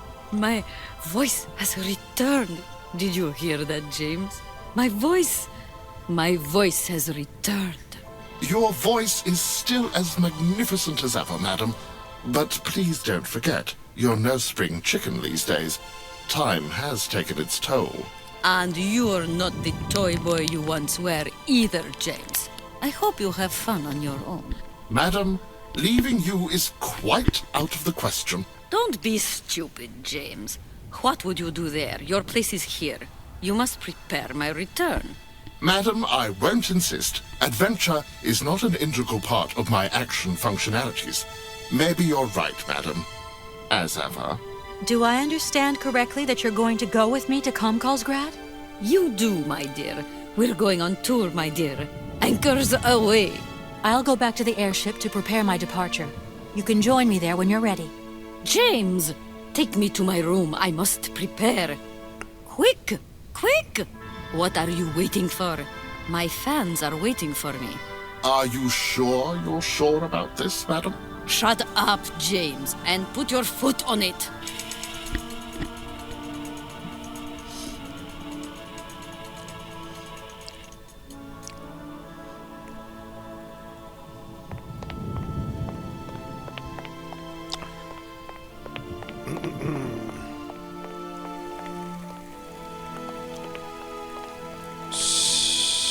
So we out of this.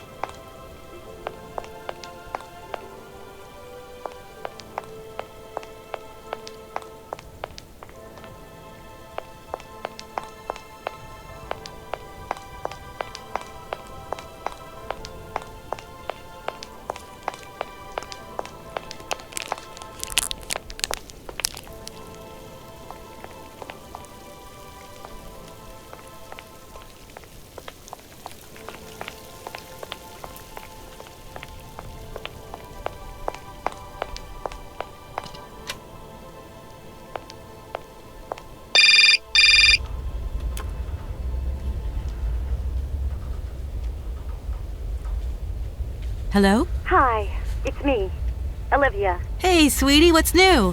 How was it at the Goldbergs then? Like, alcoholic. Is that all? What's up? Cat got your tongue? Well, tell me what you're up to. How's the case going? How's that Romansky chick? You don't think it's dragging out too long? I haven't had the time to get bored, I can tell you that, but... Hey, Olivia, what's the matter? You didn't even answer my question. That's so unlike you. Did I tell you I bought this really cool blue silk top? Olivia, what are you hiding? Come on out with it. You've got me worried. Oh, Kate, I'm sorry. I've done something horrible. I can't sleep anymore. I can't eat. I keep wanting to hurl. Olivia, tell me what's going on. Dan! What about Dan? Has something happened to him? I am weak.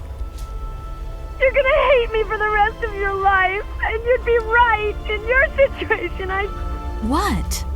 After the Goldbergs, Dan took me home. we're a bit, you know, we shouldn't have drunk so much. He came up to mine to have a nightcap and then, okay, you're gonna hate me. Please hate me. I got it. It's all my fault. I could never tell you that I've had the hots for Dan for ages, because you're my friend and you were engaged and all, but then we got so close lately, and I just lost sight of what's right and what's wrong. Kate, the guilt is killing me. I want to die. Look, don't bust a gut over it. You and Dan, it's like not real right now. I gotta go, Olivia. I need to process this new bit of data. Are you like some automaton or something? Kate, please. I'm hanging up now. I want to be on my own.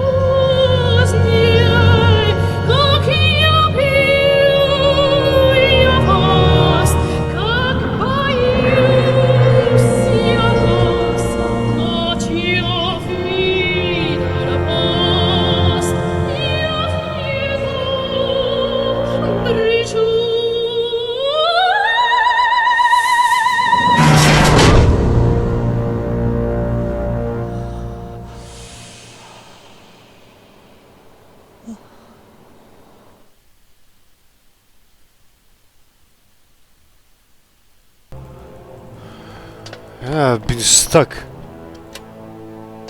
Kate, help me. What is happening? What does this man want of me? He has gone totally mad. Don't worry. There must be some way of getting you out of there, and I'm going to find it. But do hurry up, my child. I am terrified he will return and become dangerous. Be strong, Madame Romansky. You can trust me.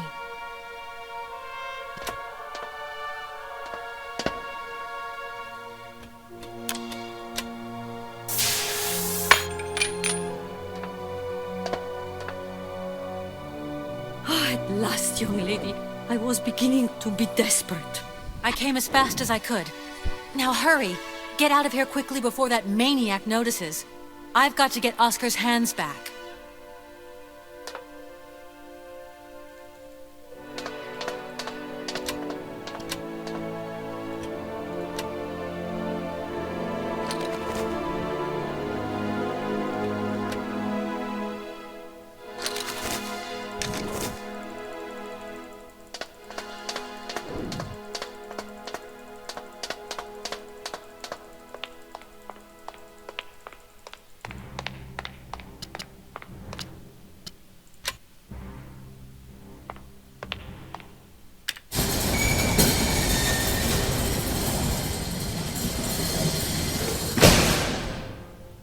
Are you all right, madam?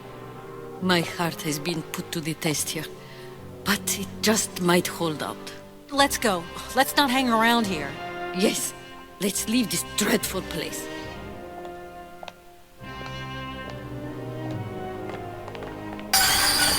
Oh! My God! What has happened now? Ha ha! Nice try, Miss Walker. But you are not strong enough. Not for me. So you can stop playing games now.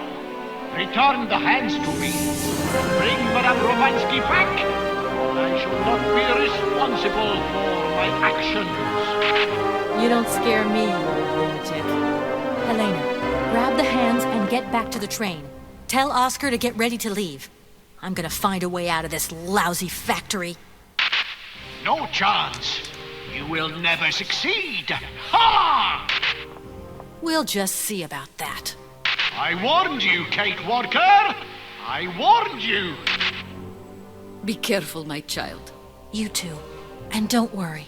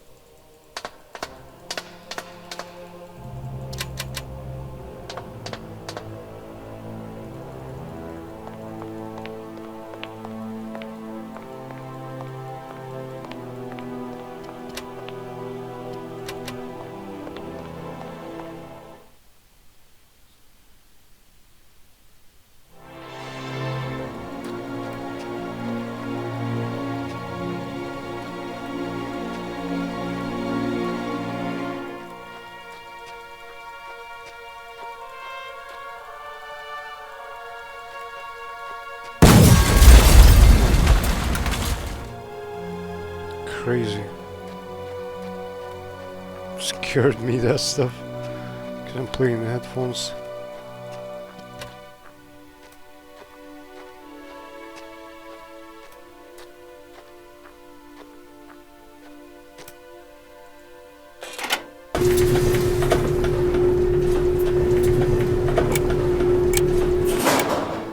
There's dynamite here.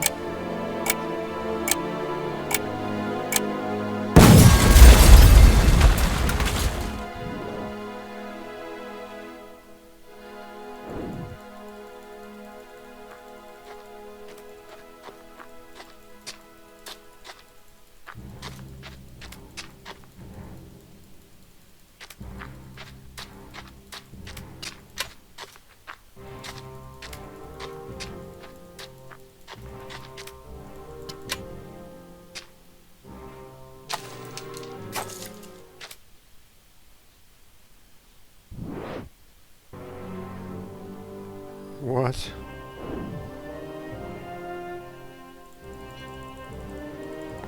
There's my train, finally.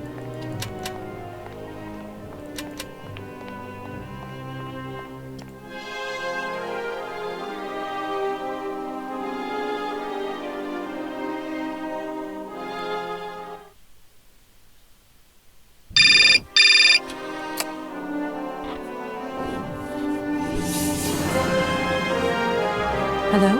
Kate, hi. It's me, Dan. Are you alright? I'm okay now, yeah, thanks. But if I said that not long ago I was grappling with a mad music lover who wanted to kidnap an old forgotten opera star, but I foiled his plan and escaped through an abandoned mine, then I guess it's completely mad. You'd be proud of me, Dan. Real proud. Kate, I don't understand a thing you're saying. I barely recognize you. It doesn't matter. How was your day? Yeah, of course. I went to dinner with the Goldbergs. I finally beat Bob at squash. The cleaning woman broke the vase in the entrance hall. Well, other than that, nothing new. I see. Everything's cool, though? Yeah, everything's, cool. You're not missing me at all? Oh, yeah, sure I am. I had Olivia on the phone. She was a little upset. Nothing to say? I'm so sorry. I don't know what came over me. It happened so quickly. I just totally lost control. I was so weak, so dumb. I just can't imagine how... I just can't... I can't imagine how you could ever forgive me. What a bastard I've been. I don't know, Dan. Maybe I'm to blame somewhere in all this. Maybe I pushed you into Olivia's arms. I'm well aware that this trip has taken me far from New York and far from the Kate you once knew. And you know what surprises me the most? I don't miss it. What's happening to us, Kate? Maybe we've just realized we don't really love each other, Dan. We can talk about it when you get back if you want. I don't know, Dan. We'll see.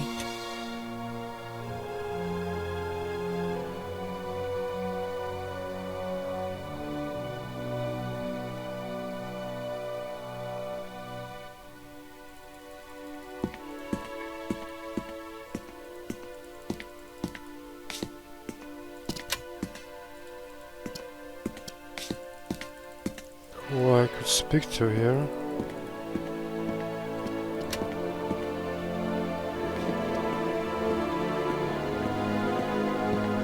Oh, there must be. Madame Romansky, are you okay? It's so good to find you here safe and sound. Ah, me too, my child. Ah, my God, look at you. You're so scruffy. How do you expect to be a respectable young lady if you don't take care of how you dress? It's just that, well, given the circumstances... Why are we not leaving? Please, stop talking and tell the engineer to move. I want to go home. As you wish, Madame Romansky.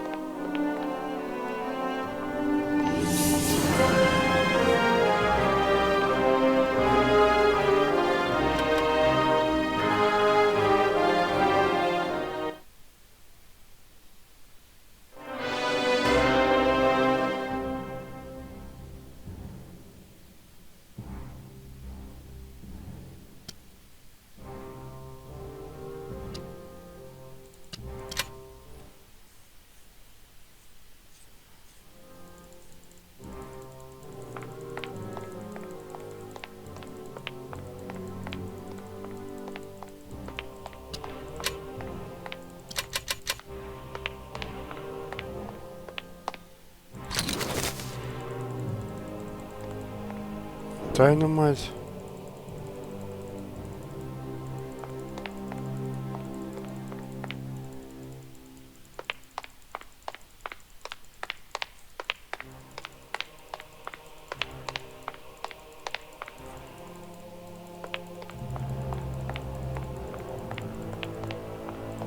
Large iron rods have emerged from between the huge legs of the giant statue.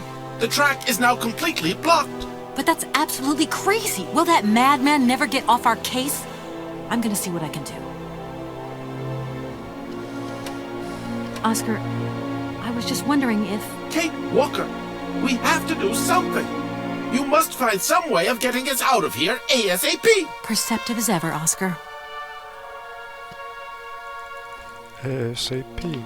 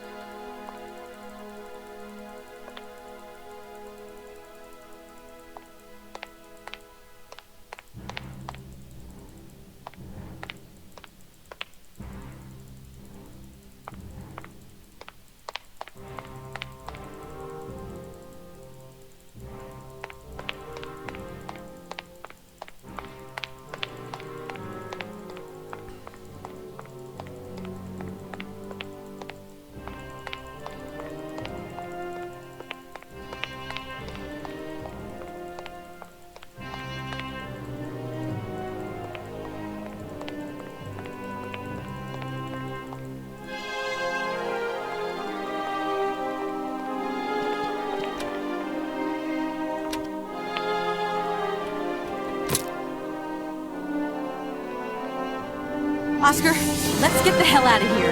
Message received. Full steam ahead!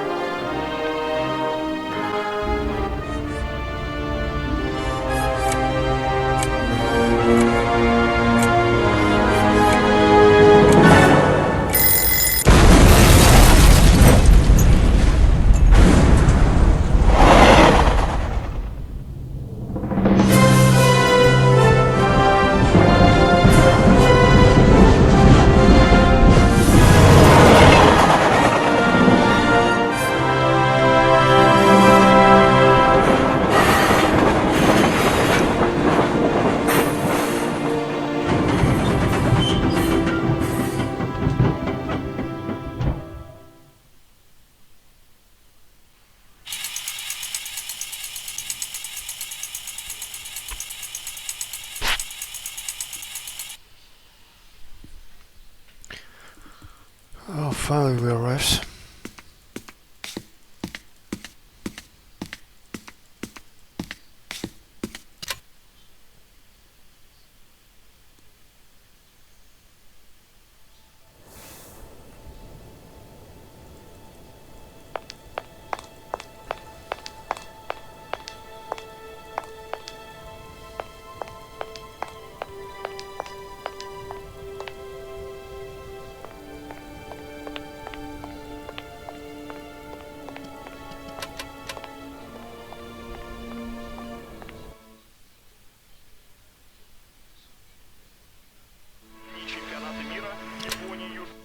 There's the hotel.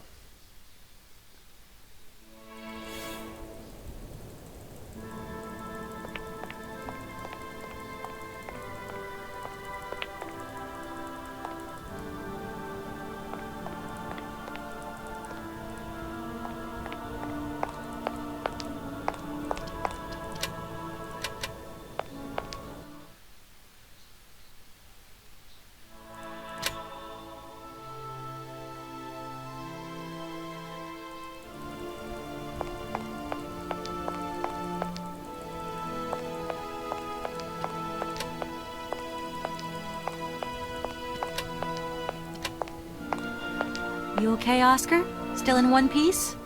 Humor is a concept outside the scope of my functionality, Kate Walker. You should know that by now. Oscar, come on, quit crabbing. We got out of that dingy city safe and sound, didn't we?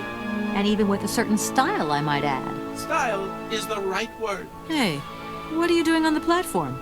That's not like you. I wanted to take a little air and dust away the cobwebs from my joints. This salt wind is terrible, though. I think it would be wiser to return to our nice warm train. Get a life, Oscar.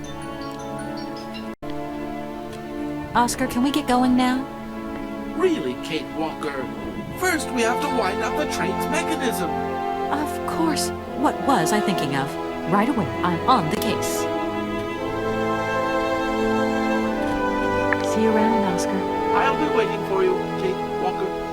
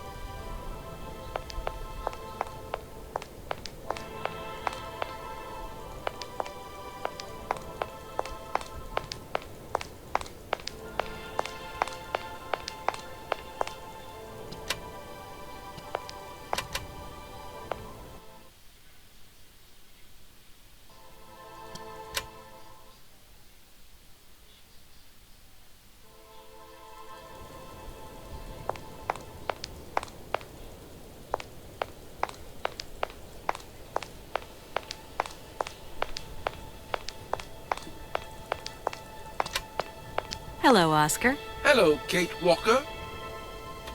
Oscar, I think everything's ready. We can go now. Are you sitting comfortably? Then we can start the engine and get going. I'll be circulating shortly to punch your ticket. Give me a break, Oscar.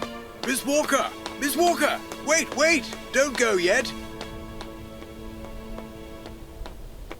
Mr. Felix, what's the matter now? Has something happened to Madame Romansky? No, no, not at all. Our favorite diva's fine and dandy. But there's a package for you at the reception. I said to myself, Felix, maybe she's got to have it before she goes.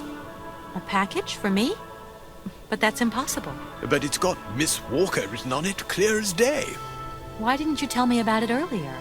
It's only just arrived, like. Oh, and, well, who delivered it? I don't know. I just took my eye off reception for a moment. The game was on, you see, and there it was, on the counter in reception. Come and get it. Okay.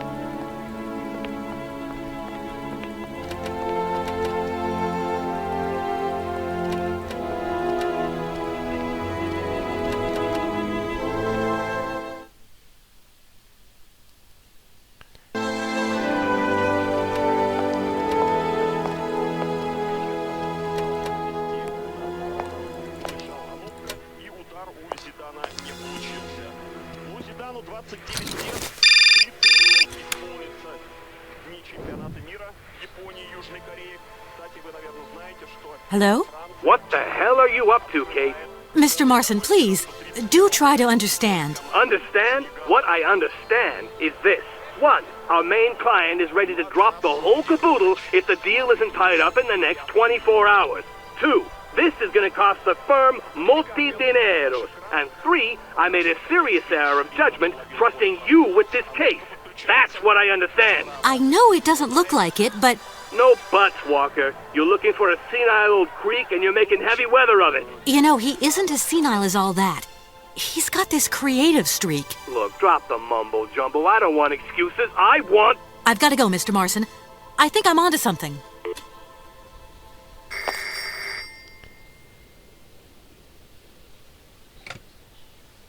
Hello, reception here. Felix Massana at your service.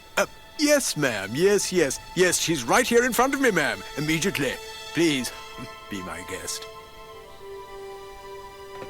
Miss Walker, Madame Romansky would like you to join her at the hotel bar as quickly as possible.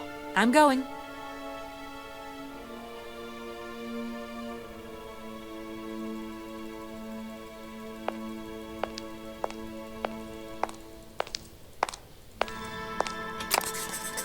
She will invite me to join her at the hotel's restaurant. I'll take the opportunity to say goodbye before continuing my journey.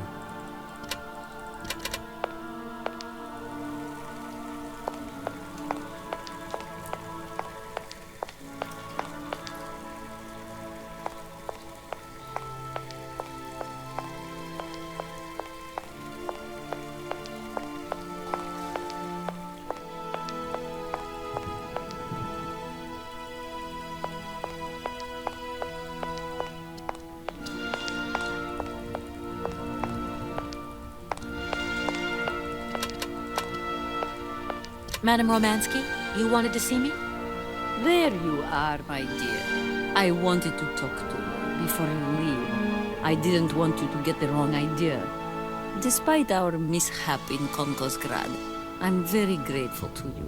You helped me to forget my life here and this dead beach where I stroll up and down all day, getting more and more bored. So much the better. Time passes so quickly. One day you are at the peak of your glory. You think it is going to last forever. And then one day the bubble bursts, and you are washed up and forgotten. Madame Romansky, don't be so gloom and doom. It doesn't suit you. And if there is no one left to help you out, you start to sink into a long, dark winter. Perhaps you should rest now.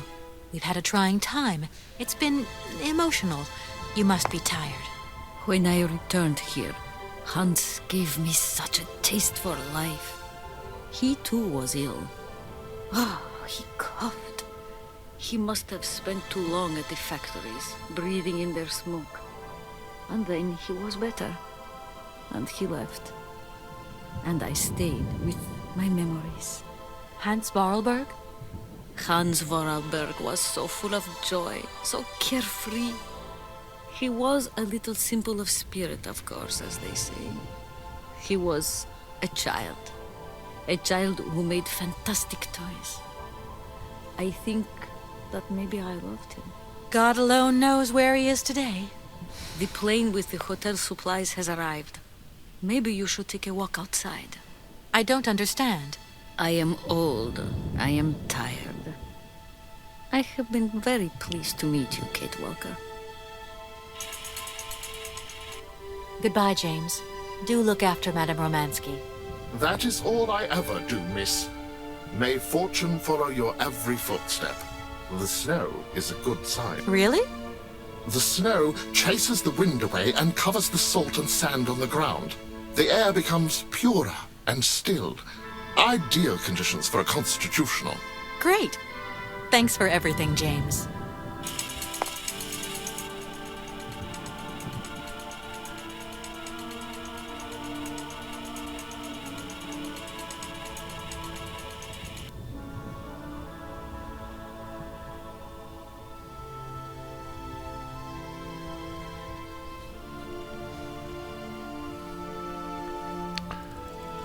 So I guess that's it.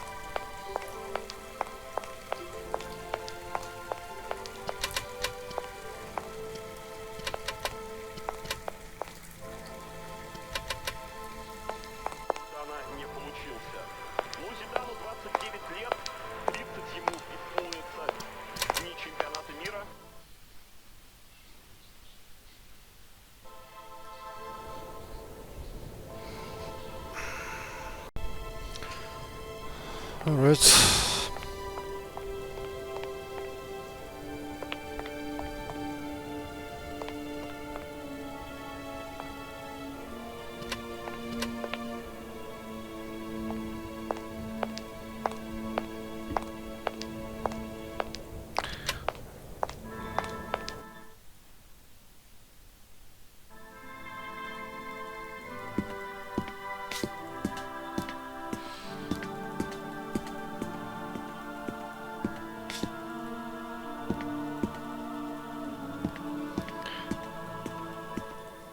Ready to go?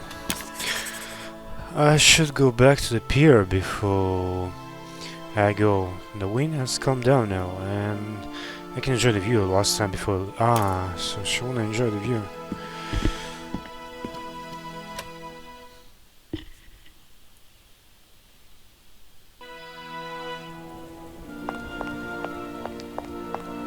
Pier? Is it here? Hello, Oscar. Hello, Kate Walker.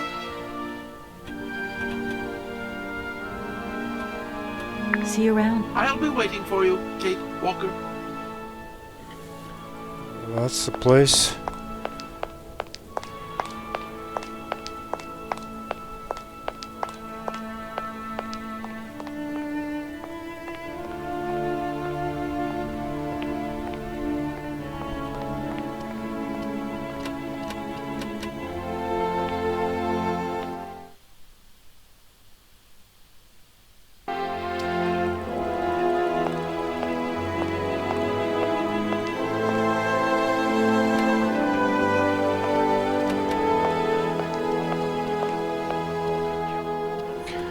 Wait, where is that?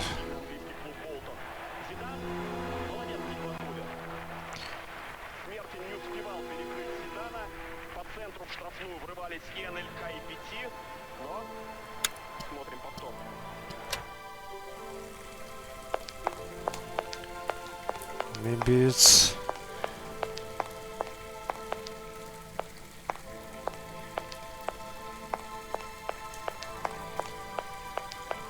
over there.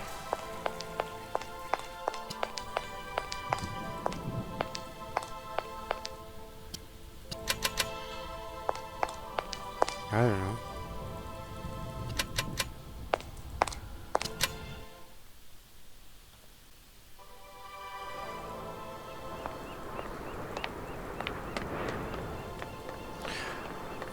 Man, I didn't notice you here. There you are. Good morning, sir. Mr. Voralberg? Hans Voralberg? You've brought the train, then. That's good. Mr. Voralberg, you have no idea how pleased I am to meet you at last. I'm Kate... Where is Anna? Your sister has passed away, Mr. Voralberg. I am sorry. Truly sorry. Ah, okay. Otherwise, it's Anna who would have come, right? Not you. I guess you're right, Mr. Voralberg. My name's Kate Walker. Kate Walker? Okay, I'm going away on the train.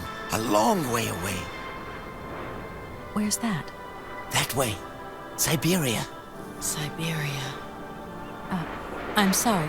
Mr. Voralberg, I've been ordered to tie up the buyout of your factory in Valadilene. It's, my job, you understand. Anna told me. The automatons. That's over now, isn't it? Mr. Voralberg, the factory belongs to you now, and I need your signature to tie up the deal. Okay. Then I'm going away on the train. Here's the sales contract. I'll give you some time to look it over. Your sister already agreed to the terms.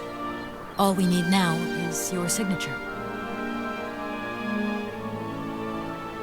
What? You've signed just like that? Without reading it? I can't read. I don't know how to. In that case, I'll read it for you. No, it's okay. Leave it. I've got to go away on the train, Kate Walker. As you wish, Mr. Voralberg. And let me wish you a very pleasant journey.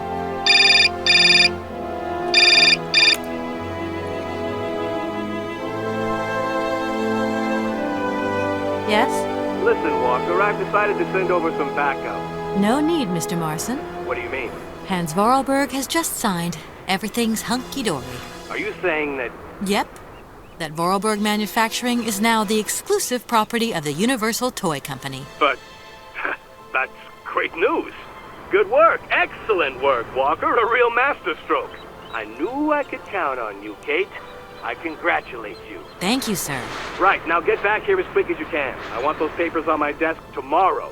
My secretary will organize a meeting with Universal Toys immediately.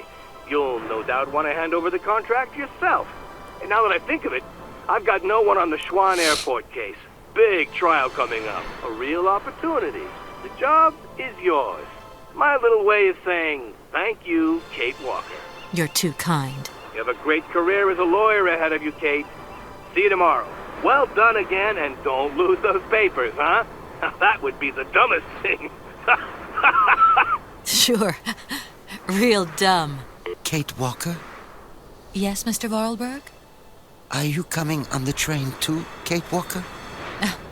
No, that really wasn't in the plan. But thanks for offering. This adventure's all over for me now, Mr. Voralberg. Too bad. Silly, really.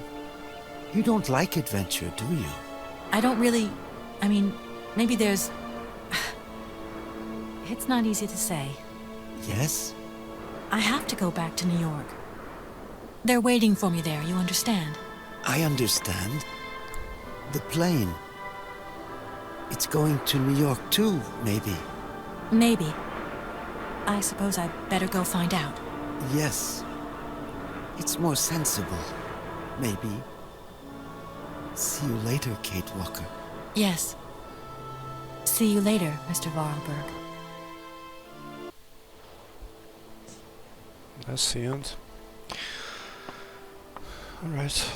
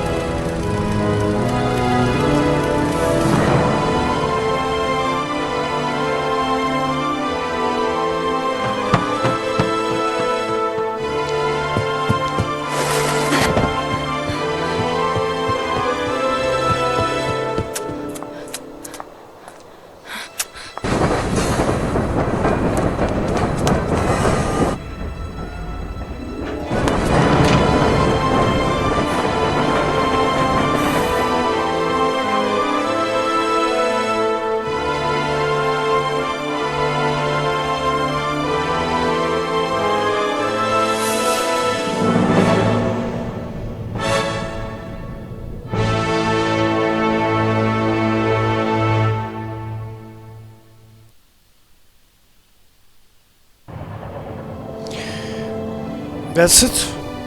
Syberia. Great game. Yeah, and I think the second one I remember much more better than the third one. Good stuff.